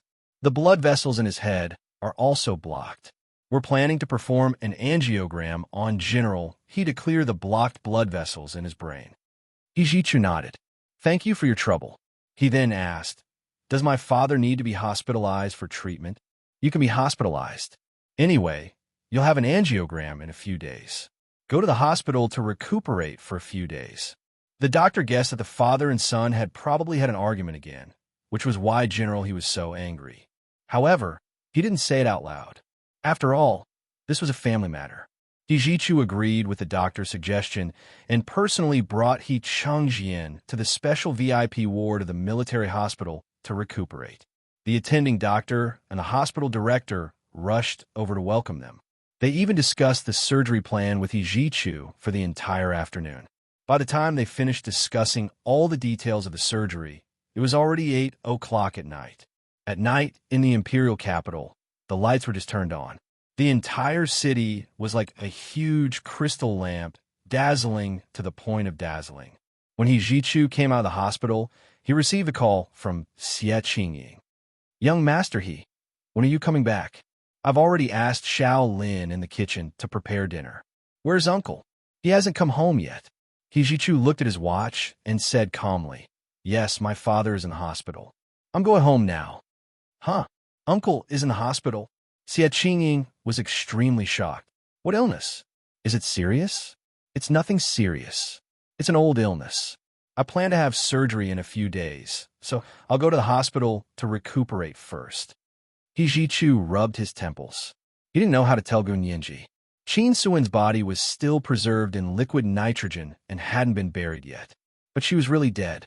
Hijichu understood his father's obsession. He shook his head and got into his car. When he returned to the He family's mansion, Hijichu saw Xie Qingying sitting alone in the dining room. He couldn't help feeling guilty. Xie Qingying looked up and saw Hijichu enter. She immediately smiled. It was a smile that came from the bottom of her heart and was extremely infectious. "Young Master He, you're back." She quickly stood up. "I'll ask the kitchen to prepare the dishes." Hijichu had been busy all day and hadn't eaten anything. He was indeed a little hungry, but he didn't have much appetite. However, looking at Xie Qingying's eager gaze, he reluctantly ate a bowl of rice. Xie Qingying looked at the leftover dishes on the table and said hesitantly, "Young Master He, don't you like these dishes?" She remembered that these were all Hijichu's favorite dishes. Hijichu smiled and reached out to shake her hand. "No, these are all my favorite dishes." He paused and continued, "But I'm in a bad mood today, and I don't have much appetite. If I've neglected you, don't worry too much, and don't be angry." Xie Qingying was flattered. She quickly shook her head and said, No, I'm not angry." She said carefully, "Young Master He, are you in a bad mood? You can tell me. Don't keep it to yourself." The two of them had a major breakthrough yesterday, and they were still getting used to each other. Hijichu saw her like this and shook his head. He said coldly, "I told you not to think too much. I'm fine. I'll be fine in a while." He stood up and said, "I'm tired. If you're fine, you can go home early." Xie Qingying didn't insist on staying. She knew that she and Hijichu had a long way to go in the future, so there was no hurry. "Okay, then I'll go back. Young Master He, if you want to talk, you can call me anytime." As she spoke, she picked up her bag and planned to leave. At that moment, Hijichu's phone rang. He took it out and looked at it. He didn't plan to pick it up, but when he saw that it was Gunyinji, he picked it up without hesitation. "What's wrong? Why are you calling me at this time?" "Young Master He, how's it going on your side? When can you give me your mother's DNA sample?" Gunyinji asked anxiously. She knew she was too anxious, but she really couldn't help it. She was very eager to know if she and Qin Suin were biological mother and daughter. She knew that it was impolite to do so, but this time, she really couldn't help it. Hijichu sighed. "Ninji, I've been very busy all day today. I'll think of a way." He hung up the phone. When Xie Qingying heard this, she didn't have the faint hostility towards Gunyinji like before. Instead, she walked over and said worriedly, "Young Master He, is there something wrong with my cousin? Can I help?" Hijichu turned to look at her. "Didn't you dislike Ninji? Why did she suddenly become so good?" Xie Qingying also smiled and said frankly, "I used to think that you still had a soft spot for her. I was jealous of her, so I couldn't treat her well. But now, I know that she's no longer an obstacle between us. I don't have any grudges against her, and I'm helping you by helping her. You're too tired, and my heart will ache." Actually, most of the reason why women were petty, jealous, and mean was because they were worried about gains and losses and didn't have a sense of security in relationships. When she had enough security, she wouldn't be so stubborn. Hijichu narrowed his eyes. "Qingying, you're a good woman." Xie Qingying was slightly taken aback, but she quickly smiled again. "Young Master He, don't give me the nice guy card. You know that's not what I want." Hijichu smiled and leaned closer. "My person is already yours. What else do you want?" His voice was light and airy, like a feather brushing her ear, making half of her body go limp. Hijichu patted her blushing face and smiled. "Women shouldn't think too much, especially when it comes to men. Don't worry about Ninji's matters. You can't help her, but I thank you on her behalf." With that, he turned around and walked away. He clapped his hands without a trace of affection. Xie Qingying gritted her teeth as she watched He Jichu leave. She wanted to laugh, but it was a little bitter. She also had the urge to cry, but she couldn't. Her eyes were sore, as if she had eaten a green olive and chewed it with a special taste. This was the taste of love, right? Xie Qingying staggered into the car. She hadn't stepped on the accelerator for a long time, so her legs were weak. Gun Yinji paced in her apartment, feeling restless. As usual, Lu Yuan held a newspaper and unfolded it. He sat on the sofa and read it carefully. Lu Jin moved his desktop to the small study in Gun Yinji's apartment and did high-energy physics research alone. Lu Yuan saw that Gun Yinji had already walked around more than 10 times, so he couldn't help asking, "Yinji, what's wrong? Is there something on your mind?" She wanted to verify the DNA, but she hid it from Lu Jin and Lu Yuan. Of course, she didn't dare to tell the truth. She stammered, "Major General Hui isn't here. I'm upset." Lu Yuan didn't suspect anything. He smiled and said gently, "Xiaohong will be back soon. Don't worry." He reminded her again, "Aren't you preparing to deal with Qin Yaoguang and Qin Bei? How are your preparations?" Gun Yinji looked at her phone again. He Jichu hadn't replied to her text message yet. Sighing, Gun Yinji hit her forehead and perked up. "Okay, I'll go prepare first." Even if she couldn't verify the DNA, it wouldn't stop her from sending Qin Bei and Qin Yaoguang to their deaths. This is today's big chapter update. Episode 1843, What More Do You Want? Everyone, please give me your monthly votes. Today is my moderator and group administrator, Momo's birthday. I wish Momo a happy birthday. I had planned to celebrate Momo's birthday with double updates today, but unfortunately, the internet at home was cut off. The cell phone network's signal in my new home was very weak. I didn't know if it would still be connected tomorrow, so I would only update today. When the internet was restored tomorrow, I would celebrate Momo's birthday with double updates. Mwah, everyone little angels.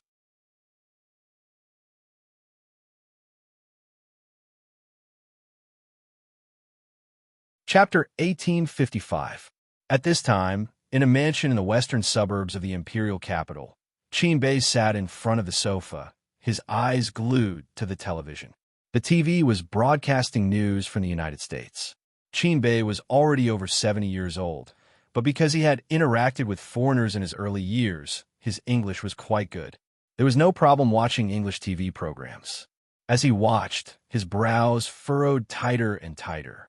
He was very puzzled. They had sent Gun Yinji's DNA sample when she was born. It was also the only DNA sample they had left. How had it become Wen Shui? A few days ago, Lorraine had specially sent someone to deliver a letter to him, asking Wen Shui to make a trip to America. Qin Bei had thought it was to discuss saving Qin Yaoguang. In the end, Wen Shui had become the person closest to perfect genes. What was going on? Qin Bei felt that something was off. However, on TV, Lola was excitedly testifying in front of the U.S. Congress. He told the highest authorities in the U.S. that the Lola Group had achieved some small results in the field of human genetic research. However, their small achievement was a huge step forward in the history of human evolution. Qin Bei stood up with the help of his walking stick and slowly strolled to the French window in the living room. He stared at the night sky outside, lost in thought. As far as the eye could see, there was a small garden. It was the early summer night, and the wind was a little hot. It blew in through the half-opened floor-to-ceiling window. The evening fragrant jade in front of the window was as white as jade. It was as moving as the epiphyllum and had a faint fragrance. Qin Bei's gaze fell on the evening fragrant jade, and he suddenly felt irritated. He grabbed his walking stick and went out to destroy the evening fragrant jade. Only then did he feel a little better. "Great-grandfather, are you all right?" Qin Bei's grandnephew, Qin Haoshan, walked over and held his arm as they walked up the stairs. Qin Bei smiled and said, "It's nothing, I just can't stand the smell of this flower." After saying that, he sighed and said, "Your aunt hates the night epiphyllum the most, but she likes the evening fragrant jade, which is somewhat similar to the night epiphyllum the most. She has so many at home. Alas, she's so stubborn. Otherwise, how could she end up like this?" Qin Haoshan felt very sad when he heard that. He quickly comforted him. Grandpa, Andy will be fine. Won't the United States put pressure on the government? Just you wait. Let's see what they do tomorrow. I'm old now, so I'll have to rely on you guys in the future. Chinbei looked up at his tall and handsome grandnephew and nodded kindly. How, Sean? You're a good person. Just like your aunt. You're a little stubborn. There are plenty of fish in the sea. Why do you have to be so attached to a single flower? Chin Hao Shan. He smiled awkwardly, unwilling to talk about this topic. He helped Chin Bei lie down on the bed and covered him with a thin blanket. You should rest early. We still have to wait and see how the government will respond tomorrow. That night, many people in the imperial capital did not sleep well. At 3:00 in the morning in the imperial capital, which was also 3:00 in the afternoon in the United States Congress released the White Paper on Human Rights in China. The central topic of this 500-page white paper was Qin Yaoguang. The senators and representatives of the U.S. Senate and House of Representatives accused the Huaxiao Empire of ignoring the basic human rights of the famous female scientist, Qin Yaoguang, and of seriously corrupt justice. A certain high-ranking general used his power for personal gain for the sake of a woman. He listened to the slanderous words of a villain and brazenly threw Qin Yaoguang into prison without a formal trial. The people in the U.S. Congress were impassioned and passed almost all the bills condemning the Huaxiao Empire's government. They also declared that if they didn't release Qin Yaoguang unconditionally, they would start a trade war and impose high tariffs on all the Huaxiao Empire's exports to the U.S. The Prime Minister of the Huaxiao Empire, Xie Beichun, Chairman Long Zhixue of the Senate, and Major General He Zhichu of the military were woken up from their sleep by their secretaries at almost the same time. Prime Minister Xie, the news from the U.S. is out. Xie Beichun immediately sobered up. They had already received intelligence that the United States would play tricks on them. Although they were prepared, they were still a little nervous when they heard that the other party had finally made a move. What kind of news is it? What's going on? It's from Ms. Qin Yaoguang. The secretary said in a low voice as she stood at the side and read the news summary to Xie Beichun. Xie Beichun listened and hurriedly changed her clothes. What about Speaker Long and Major General He? Someone has already gone to call them. Or should we continue with the original plan?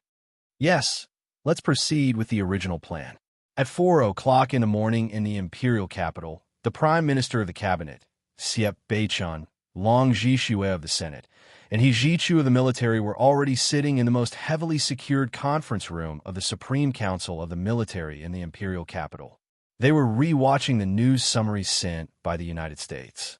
The white paper from the United States Congress was very long, but the content was very poor. It was a cliché over and over again, but the topic was very novel. This time, they brazenly named Qin Yaoguang and only wanted Qin Yaoguang. They are really determined to use all of the trade between the Huaxiao Empire and the United States in exchange for Qin Yaoguang's freedom, Speaker Long said expressionlessly as he flipped through the white paper on human rights in the Huaxiao Empire that had been sent back. The Huaxiao Empire's foreign trade with the United States reached $500 billion last year. $500 billion just for one person. Xie Beichun's brows were tightly furrowed. What should we do? What should we do? He Zhichu's expression was stern. Don't tell me the two of you still want to agree? Xie Beichun sighed and looked as if he had aged 10 years. It's not a matter of whether I want to or not. With our economic situation, do we really have to fight the Americans head-on? This is a method of killing 1,000 enemies and losing 1,000 of our own. They can both suffer losses, but we can't. Speaker Long also looked at Xie Beichun hesitantly. Xie Beichun nodded at him. The two of them had similar thoughts. Only Zhichu firmly opposed it. His father was supposed to attend this meeting, but his father was currently recuperating in the hospital and was going to have surgery tomorrow. Therefore, after obtaining the consent of Prime Minister Xie and Speaker Long, he temporarily attended on his father's behalf. He placed his hands on the conference table and said seriously, I don't understand your diplomacy or your economy, but I understand law and military affairs. I only know that when the other party wants a person at all costs, we must not agree. It's just like fighting a war. even if we are not as strong as the other party. When the other party uses all their strength to seize a high ground that we think is unimportant, I know that we must defend this high ground even if we die. Because the other party has spent so much effort to seize it, it must be because this place has benefits that exceed their costs for them. It doesn't matter if we don't understand it now. As long as the person is in our hands, the other party will definitely weigh the pros and cons carefully. They won't cut off all means of retreat. Major General, he makes it sound nice, but are you sure? Siep Beichun asked unhappily. You also said that you don't understand economics. Then let me tell you, if a trade war really breaks out, how many factories will close down, foreign trade will decline sharply, and the surplus will decrease or even expand to a deficit. The economic situation will be very ugly. Speaker Long nodded. Yes, our country is such a big country. Once the economy has problems, the people will not agree. If the other party levies tariffs, our economy will have problems. With all due respect, Prime Minister Xie, you're doing nothing. This is a serious dereliction of duty, He Jichu said calmly. The corners of Siep Beichun's mouth twitched twice. He smiled bitterly and said, Major General He, you really dare to say that? I won't wear this hat. I was just telling you the serious consequences of a trade war. How did it become my dereliction of duty? May I ask how I dereliction of duty? I racked my brains for the cabinet and racked my brains for the development of the economy. Speaker Long saw that the two of them were about to quarrel, so he quickly came out to smooth things over. Okay, don't be anxious. Everyone is doing this for the sake of the country and the people. They all have good intentions. Let's sit down and talk slowly. Talk about what? He Jichu slammed the table and said coldly, In my opinion, it's not even dawn yet. Shu Qin Yaowang immediately. Respond to the American white paper tomorrow morning during work time and tell them that they're a step too late. Qin Yaowang is already dead. Prime Minister Xie and Speaker Long stared at He Jichu. They couldn't believe their ears. Qin Yaowang was once He Chengjian's remarried wife, He Jichu's stepmother. She was also his life savior. How could she be so ruthless? Major General He, with all due respect, is there really any solid evidence for Qin Yaowang's case? Siep Beichun couldn't help sneering. Wasn't it all because of Gun Yinji? He felt bad for his niece, Xie Qingying. Gun Yinji used to be He Jichu's fiancée, and Qin Yaowang's case was mainly led by Gun Yinji. So the United States said that a high-ranking general used his power for personal gain for the sake of a woman. Do you know who this person is, Major General He? Speaker Long also spoke up for Siep Beichun. How is there no solid evidence? He Jichu said lightly, She cooperated with Qin Bei and used infrasonic weapons against me in an attempt to murder me. Isn't that solid evidence? But there was no public trial for this case. Speaker Long frowned. And I heard that the Supreme Court of the military is reviewing this case and feels that Qin Yaowang doesn't have the conditions to mobilize infrasonic weapons because she was imprisoned by the military at the time. How could she have had the chance to plan this operation? Speaker Long had the right to know the whole story of everything related to the law. It was just that most of the time, he didn't have time to pay attention to every case, so he could only devote his limited energy to a few important cases. Every year, Speaker Long would have a backup of the cases that were sent to the Supreme Court and the Supreme Military Court for review. He wouldn't interfere with the judiciary, but he would understand the direction of judicial enforcement and the demands of the people, so that he could be more targeted when formulating laws. He Jichu's case of being injured by an infrasonic weapon couldn't be tried in public because it involved too much confidential information. As for the kidnapping case that Gun Yinji sued Qin Yaowang 8 years ago, because it was related to Gun Yinji's background, He Jichu didn't want others to notice Gun Yinji's special genes, so he didn't want the case to be tried in public. Then what should we do? Speaker Long shook his head and sighed. You don't know how good the Americans are at setting the pace. They will mobilize online public opinion and incite some netizens who want the world to be in chaos to become online judges. They will demand that a lot of information that they don't have the authority to know be made public, and then conduct an online trial. If we don't do this, then there's a problem with our judiciary. All of them are more capable than judges, lawyers, prosecutors, and police who are truly professional. Xia Beichun also slammed the table and said angrily, any judiciary would make mistakes. This would exist in any country and had nothing to do with the system. However, using a mistake to attack the entire social system was malicious, stupid, and vicious. He Zhichu thought about it for a long time and finally said, let's not respond for now. Let's see how public opinion responds before making a decision. Okay, I agree. Speaker Long nodded immediately. He didn't want to give in to the United States, but he also didn't want his country's economy to be damaged, so he was in a dilemma. Prime Minister Xie nodded reluctantly. Okay, then let's wait another day. Our Ministry of Foreign Affairs can't respond too late, or we'll be very passive. By the time the meeting ended, the sky was already bright outside. He Zhichu had been in a meeting for half the night and was very tired. He took a private car back to the He family's mansion and saw a familiar silhouette standing by the iron gate of the mansion, looking down at her phone. He Zhichu smiled slightly, got out of the car, and strode over. Nianji, why are you here so early? This is the first update of the day, episode 1844, Not Worth It. Please give me a guaranteed monthly vote. Today is a birthday update for my moderator and group administrator, Momo. There will be a second update at 8 p.m. P.S. Thank you, Momo, for the 10,000 Chidian coins yesterday. Mwah, everyone, little angels.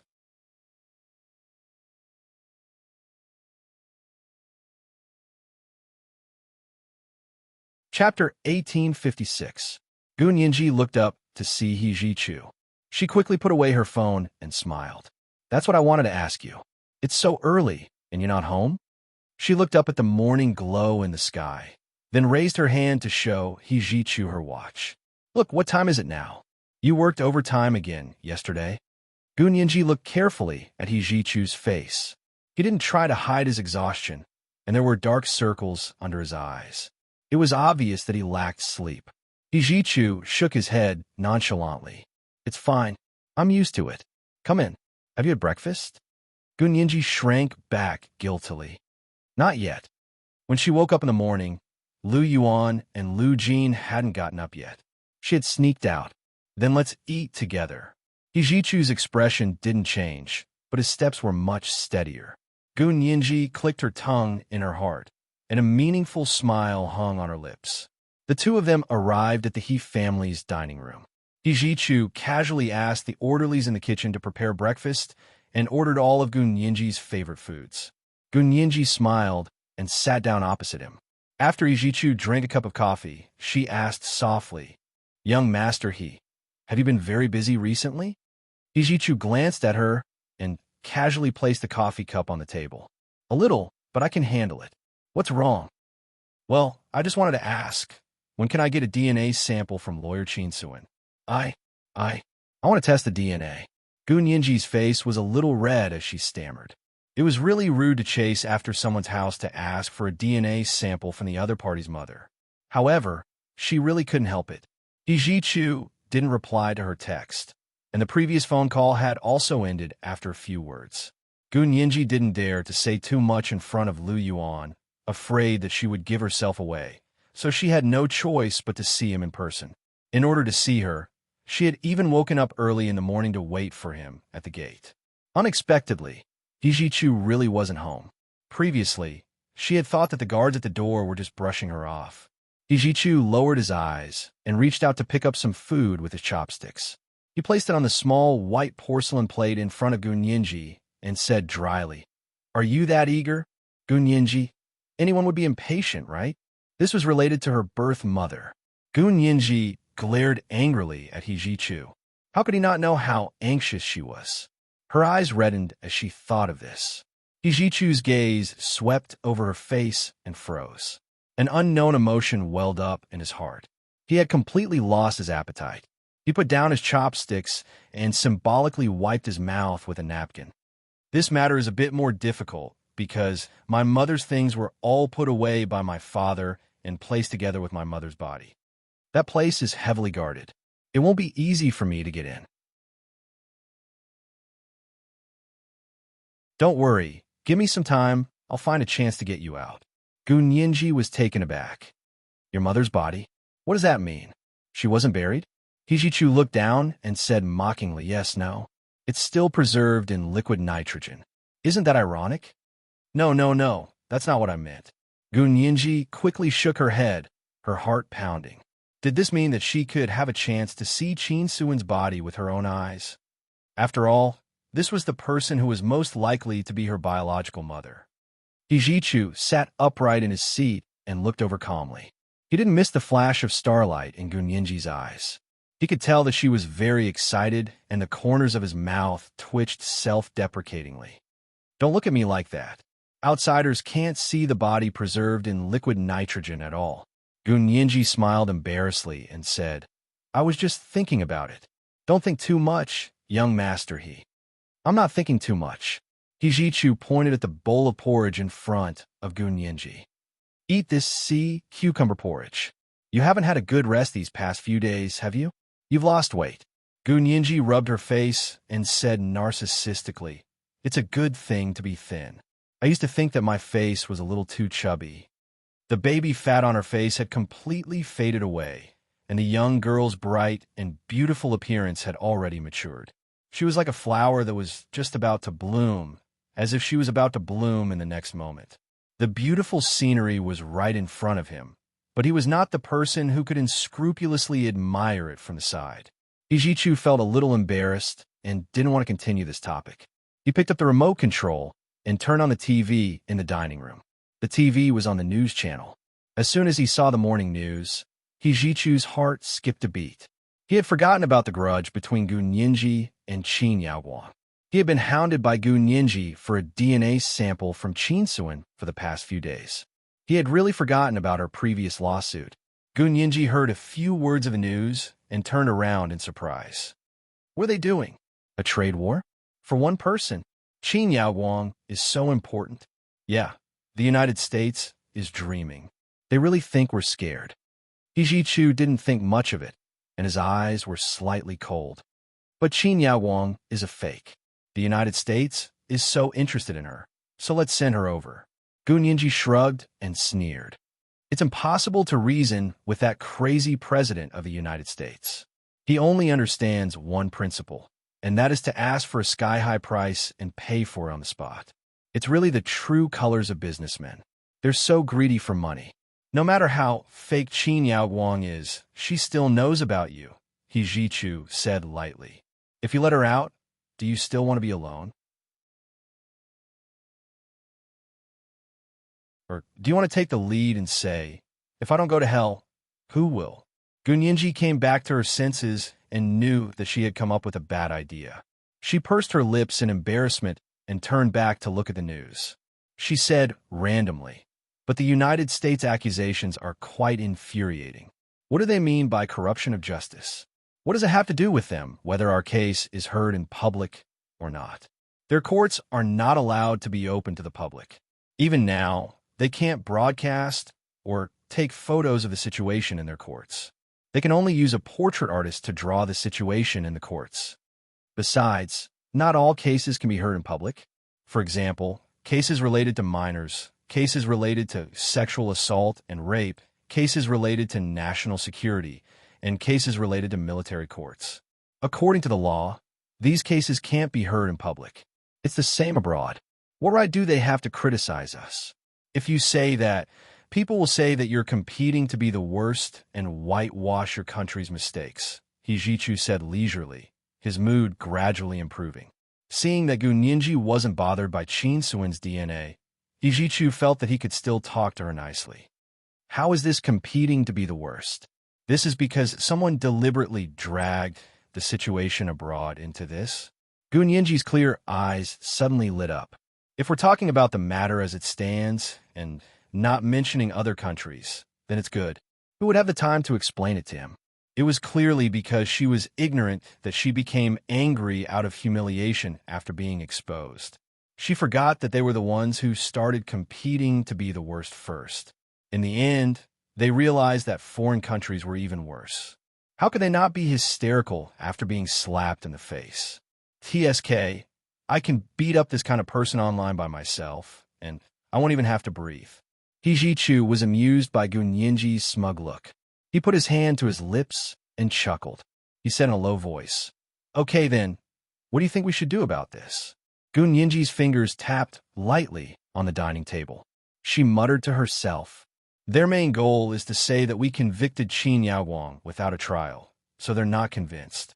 Then why don't we have a public trial?" "No," He objected flatly. "First of all, the infrasonic weapon case can't be made public. Second of all, your case can't be made public either. This involves your DNA test with Qin Yaowang. Are you willing to make your DNA public?" "Of course not." Gun Yinji rested her chin on her hand and lay on the dining table. She was completely listless. "Then what should we do? Do we have to bite the bullet?" "There's no other way. Of course we have to fight it head-on." Gun Yinji pursed her lips disapprovingly and pondered in her heart. Her gaze fell on the photo hanging on the wall of the dining room. This was a family photo of the He family. Of course, it was taken when Qin Suin was still alive. Qin Suin's appearance in the photo was very ordinary. She looked like she couldn't be found in a crowd. Thinking back to the photo of Qin Suin when she was young, Gun Yinji's anger rose. Did they think that she wouldn't be able to expose the past without a DNA test?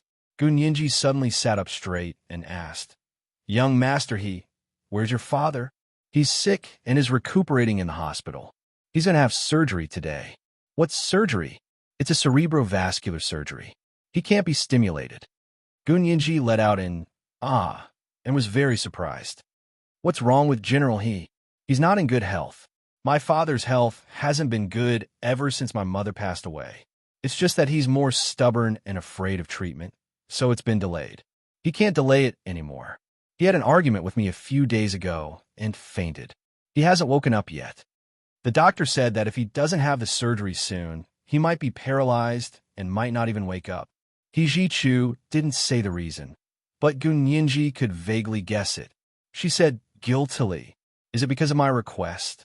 Young Master He, your father doesn't agree, does he?"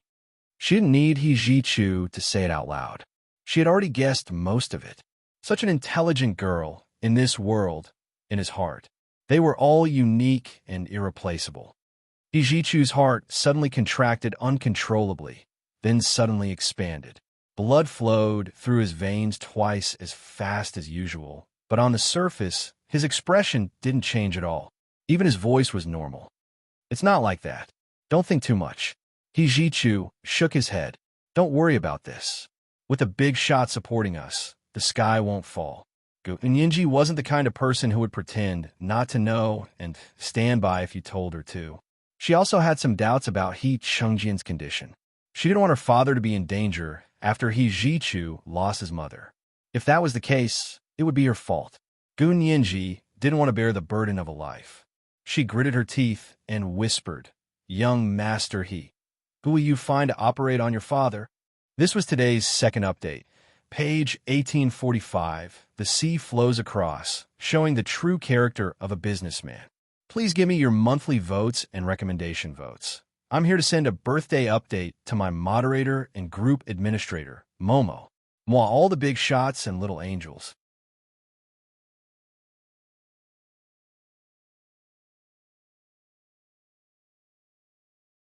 Chapter 1857. Hijichu glanced at her without batting an eyelid. His lips curled into a smile. "Are you very concerned?" "Of course. It's not anyone else. It's your father, young Master He." Gun Yinji said seriously, "I don't have parents myself, so I know the pain of not having parents. I don't want young Master He to experience my pain." Hijichu was slightly taken aback. He stared at Gun Yinji for a long time before reaching out to rub her head. "You only know how to say silly things. You still have me." Gun Yinji's heart warmed. She rubbed her head against Hijichu's hand and smiled. "Yes, you're my brother. Your father is sick, so I have to care even more. I love the house and its crow." She made a face mischievously.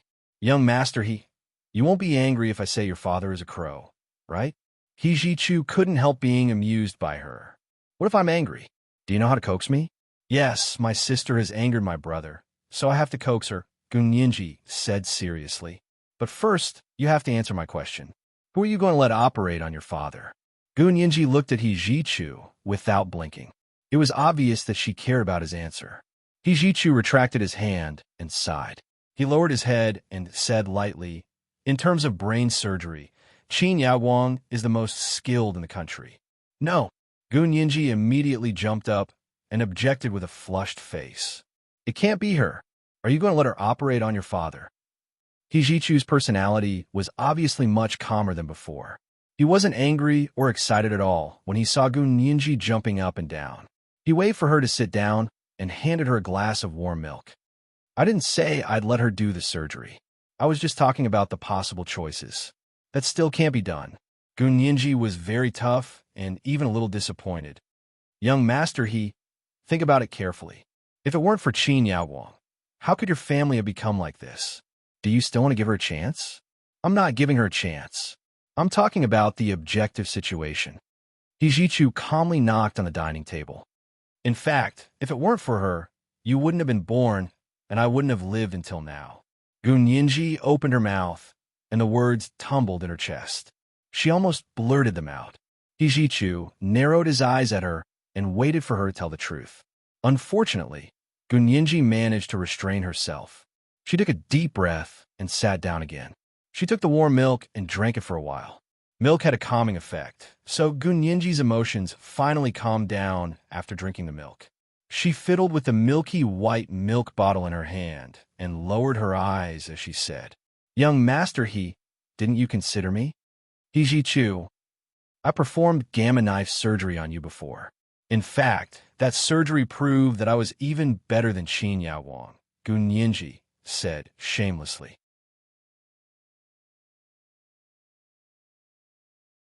She mentally prepared herself and raised her head again to look at He Jichu intently. Your father's brain surgery also requires a gamma knife. Why didn't you let me do it? He Jichu frowned. Yinji, it's not that I don't believe you. If I were sick, I would not hesitate to let you operate on me. Even if I were to die in your hands, I would not back down at all. But this time is different. This time it's my father. Not only is he my father, but he's also a general in the military. Not only does he need my approval for his surgery, but he also needs the approval of the standing committee members of the Supreme Military Council. Do you think those standing committee members will believe you? Gun Yinji, damn it, young master, he is getting harder and harder to fool. Gun Yinji blinked. Her thick eyelashes were like 2 rows of small fans. He Jichu looked away and said, Of course I want to give my father the best doctor, but I can't be too subjective.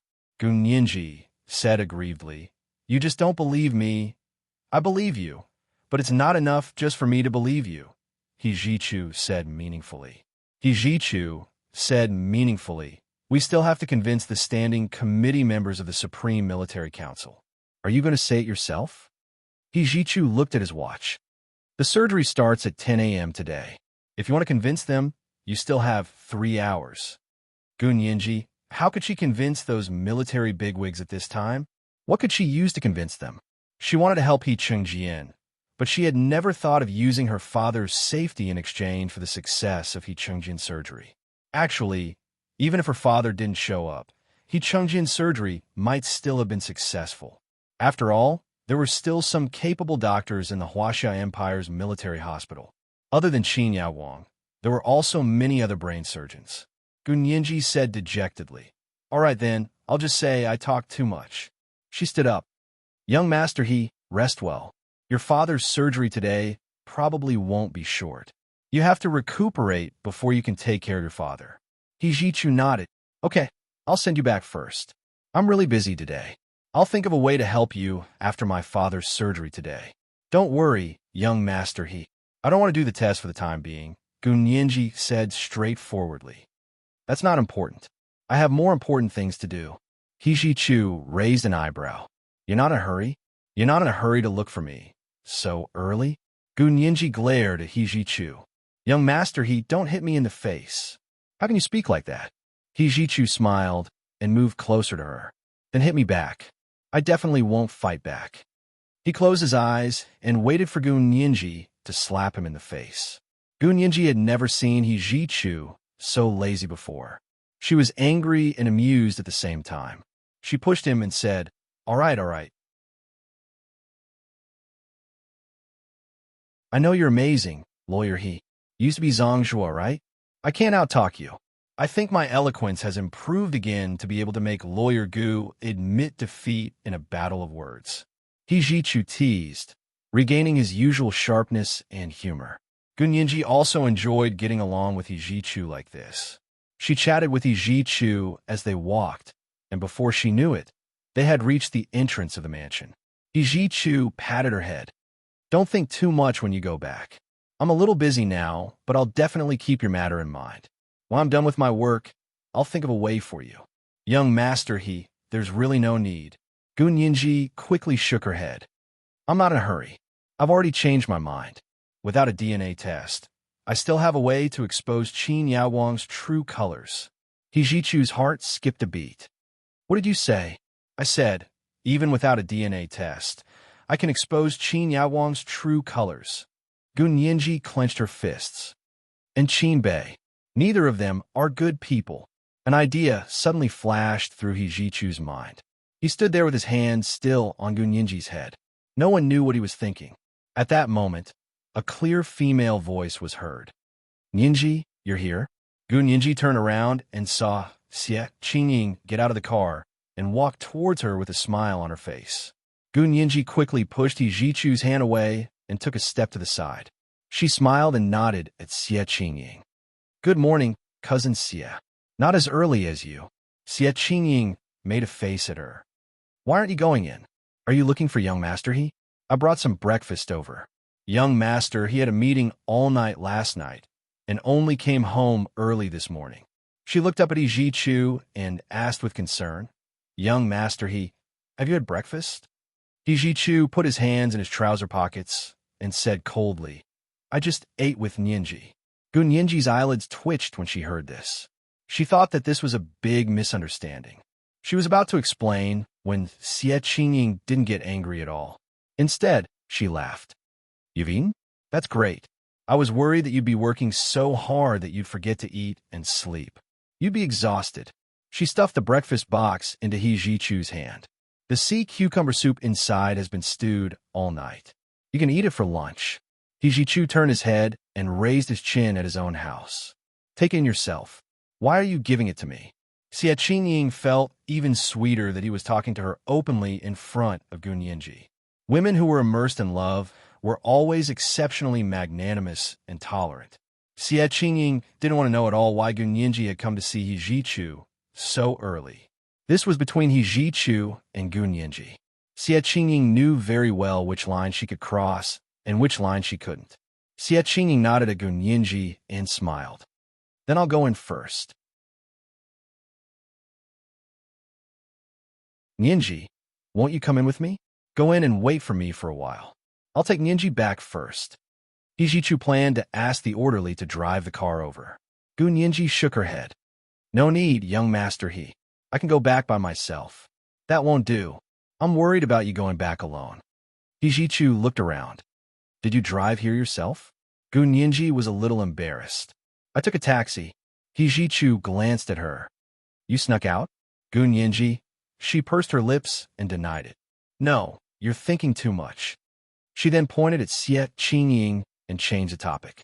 Why don't I ask cousin Xie to take me back if young Master He is worried? He Ji-chu looked at Xie Qingying. Qingying, are you free? Xie Qingying was very happy and quickly said, I'm free. I'm free. Of course I'm free. As she spoke, she stuffed the breakfast box into He Ji-chu's hand again. Go back to sleep. I'll take Yinji back. Gun Yinji thought so too, so she rejected He Ji-chu's offer to take her back. She quickly said, Young Master He, sorry to disturb you. Go back and rest. Cousin Xie can take me back. He Ji-chu finally gave up and said, Then drive carefully. Don't worry, young Master He. I have a driver. Xie Qingying pointed at her car. He Ji-chu thought about it for a moment and called his orderly over. He said, Drive Miss Gu home and bring Miss Xie back. The orderly saluted. Yes, sir. Xie Qingying and Gun Yinji got into He Ji-chu's car together, and Ijichu's orderly drove them to Gun Yinji's apartment. In the car, Gun Yinji looked at Xie Qingying, who was beaming with joy. She smiled and asked, "Cousin, are you in high spirits after a happy event? Have your wishes come true?" This was the first update of the day. Episode 1846, People in High Spirits After a Happy Event. Please give me your monthly tickets. There would be a second update at 8 p.m. P.S. Thank you to Little One's Kiss for the 10,000 Chidian coins yesterday. P.S. I plan to do 3 updates tomorrow. I counted and realized that I owed too many updates. I have to start paying them back, moi. All the big shots and little angels.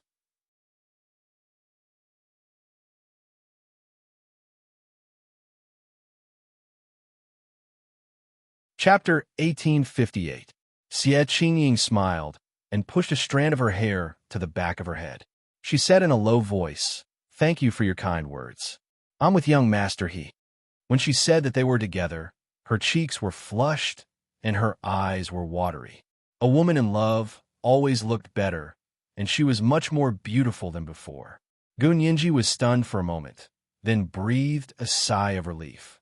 She beamed and said, "Congratulations, cousin. Do I have to call you sister-in-law from now on?" Xie Qingying smiled and said generously, "I hope that if there's a chance in the future, you can call young Master He cousin-in-law." Gun Yinji, so be it then. It was almost the same as her calling Xie Qingying sister-in-law. Gun Yinji was very open-minded. She leaned back in the back seat and nodded. "There will definitely be a chance. All the best, cousin." Xie Qingying didn't think that far ahead. She had finally gotten what she wanted and didn't have any ill feelings towards Gun Yinji. She told her honestly, "We've just started, but you know that if we want to be together for a long time, love alone isn't enough. I don't know young Master He that well, and young Master He doesn't know me that well either, so what happens in the future really depends on whether we get along with each other." Xie Qingying saw it so clearly that Gun Yinji couldn't help but think highly of her. She nodded with deep emotion and smiled. That's indeed the case. It's easy to fall in love, but difficult to get along.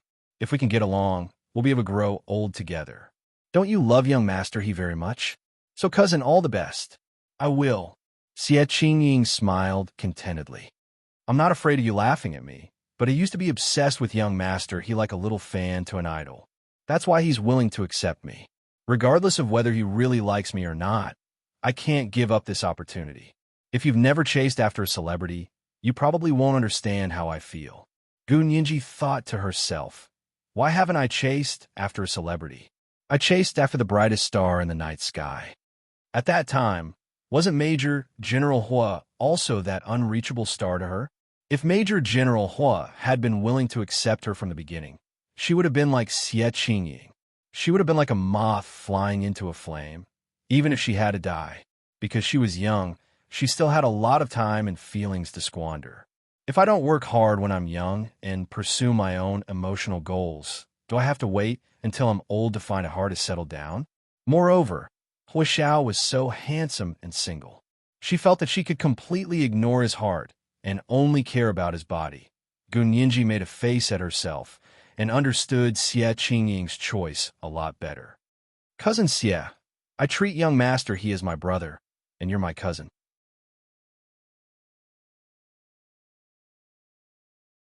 I hope the two of you can be sincere to each other and spend the rest of your lives together, Gun Yinji said sincerely. It wasn't impossible. Hadn't Hua Xiao been moved by her in the end? The person she loved finally loved her in the same way she loved him. With such a husband, what more could a woman ask for? Xie Qingying nodded heavily, and a faint blush appeared at the corners of her eyes. I will definitely work hard. Actually, the key to this matter is not me, but young Master He. As long as he falls in love with me, I will definitely live with him for the rest of my life. After saying that, she said teasingly, young Master He is so handsome. Even if I quarrel with him, it's more pleasing to the eye than quarreling with others, isn't it? Gun Yinji couldn't help laughing out loud. This was exactly what she was thinking. It could be seen that she and Xie Qingying were really relatives. They were both obsessed with looks. After sending Gun Yinji back, Xie Qingying took Hijichu's private car back to the He family's mansion. As she walked in, the orderlies were very respectful and polite to her. Xie Qingying sighed in her heart and greeted them politely. She asked, "Where's young Master He?" The chief went back to his room to rest. "Miss Xie, would you like to sit in the living room for a while?" Xie Qingying thought about it and shook her head. "I'll go see young Master He." As she spoke, she walked gracefully into He Jichu's bedroom. He Jichu's bedroom was in his suite. There was a large living room in the outer room. It was even larger than a normal living room. There was a French window on the entire wall, and the curtains were half covered. Xie Qingying walked through the living room and pushed open the door to He Jichu's bedroom. He Jichu had fallen asleep facing the door. His brows were slightly furrowed, as if he was troubled even in his sleep. Xie Qingying sighed softly and walked over to sit on the single-seater sofa next to his bed. She took out her phone and started browsing casually. The hottest news on the internet was the white paper on human rights in the Huaxiao Empire released by the U.S. Congress. The netizens were in an uproar. They were all discussing whether they should hand Qin Yaowang over to avoid revenge from the United States. Xie Qingying was in the new media industry, so she attached great importance to this aspect of public opinion. She looked at it for a while and used her phone to give instructions to her employees. Direct public opinion to the point that we can't surrender to the United States. Attack the capitulators, but avoid personal attacks. The capitulators are the best at pretending to be pitiful. If they get a hold of it, they will immediately change the topic. Xie Qingying was a mature entrepreneur. She wouldn't turn down money, but she wouldn't turn down He Jichu either. He Jichu would definitely object to surrendering to the United States and handing over Qin Yaowang. She would help He Jichu without hesitation. Gu Yinji returned to her apartment and went back to her bedroom at a loss. She lay on the pink and purple chaise longue in her bedroom and let out a long sigh. Her mind was in a mess. For a moment, she was thinking about what she should do to make those big shots believe her and let her help with He Chungjin's surgery. For a moment, she thought that maybe it wasn't a major surgery. Other doctors could do it, so she didn't have to do it herself. Gu Yinji fell asleep while she was lost in her thoughts. At 9:30 in the morning, He Jichu woke up. The bedroom was very quiet. The thick curtains not only blocked out the light, but also the noise outside. Of course, the He family's mansion was located in a quiet place, so they couldn't hear the noise of traffic on the road in the distance. In the dim light, the first person he saw when he opened his eyes was Xie Qingying's profile with her head lowered. He stared at her straight and beautiful nose for a while, then sat up on the bed. "Qingying, you're back." Xie Qingying looked up and looked away from her phone. She smiled and said, "I'm back. Did you sleep well? Do you want to sleep a little longer?" He Jichu rubbed his forehead. "No need. My father is about to have surgery. I have to rush to the hospital. I can help you go to the hospital to take care of him. You should sleep a little longer." Xie Qingying looked at He Jichu carefully. Although he had slept, his face was even paler. "I'm not sleepy." He Jichu lifted the blanket and got out of bed. He went to the bathroom to wash up. At 9:45, He Jichu and Xie Qingying arrived at the Military General Hospital in his private car. He Qingjin's ward was a special VIP ward on the highest floor of the hospital building. When He Jichu arrived, there were already several personal secretaries waiting there. "Young Master He, Chief." One by one, they greeted him. He Jichu shook hands with them one by one. Among these people, there were his own personal secretaries, He Chungjin's personal secretaries, and the personal secretaries of the military standing committee members. They were all waiting for news here. The corridor on this floor was tightly sealed off. No one was allowed to enter without permission. Nurses had to go through a strict security check before they came to prepare for the surgery. Every doctor and nurse who could come here had to go through the highest level of political review. He Jichu and Xie Qingying sat on the bench in front of the ward and watched the nurses and doctors go in and out. Soon, the red light in front of the operating theater lit up, showing the words "surgery in progress." He Jichu's heart also lit up, and he began to feel uneasy. The operating theater was abnormally quiet. It was actually a normal state of the surgery, but He Jichu's eyelids began to twitch unconsciously. He held it in for a while and asked Xie Qingying in a low voice, "Is it the left eyelid or the right eyelid?" Xie Qingying was slightly taken aback. Then she laughed. "Young Master He, you believe this too? Aren't you being too superstitious?" He Jichu smiled bitterly and stroked his eyelids. "I hope it's superstition." In the operating theater, an attending doctor was performing a gamma knife surgery in front of the computer. Although the gamma knife was called a knife, it was actually not a physical scalpel. Instead, it used the gamma rays emitted by the radioactive element cobalt-60 to irradiate the lesion in large doses to achieve the effect of treatment. He Chengjian's condition was intracranial. In addition to the coronary heart disease, high blood pressure, and cerebral obstruction that were common in the elderly, there was also a small tumor in his brain that was pressing on the blood vessels. He was fainting more and more easily now because the tumor was growing larger and larger, and the pressure on the blood vessels was also increasing. However, the tumor was not a malignant tumor, but a benign one.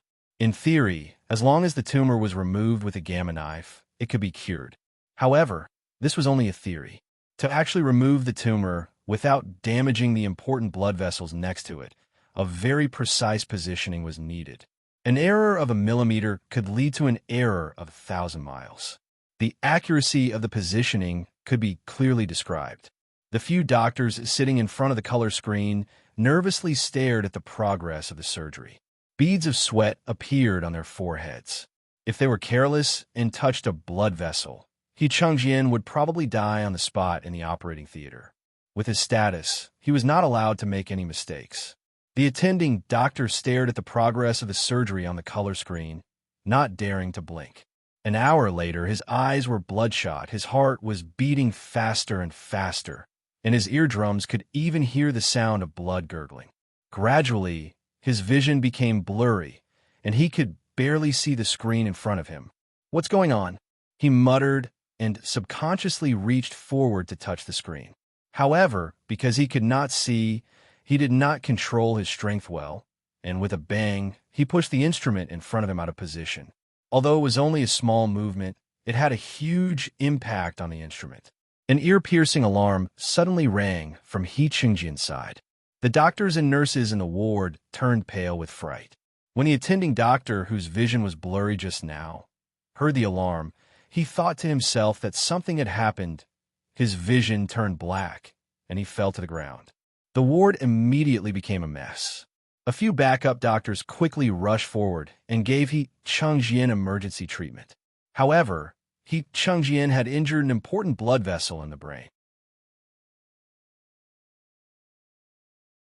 For a moment, the intracranial pressure rose rapidly, and blood spread out from the blood vessels. The color screen was covered in red. This was the second update of the day, episode 1847, Careless. Please give me your monthly tickets, moi, all the big shots and little angels, that you're tuning into the Romance Rendezvous YouTube channel. We're so grateful for your support, and don't forget to subscribe to join us on this incredible journey through captivating stories. Your generosity through donations truly makes a world of difference, as it's the primary source of revenue that allows me to expand and enhance this channel for you. Thank you from the bottom of my heart for being a part of this adventure.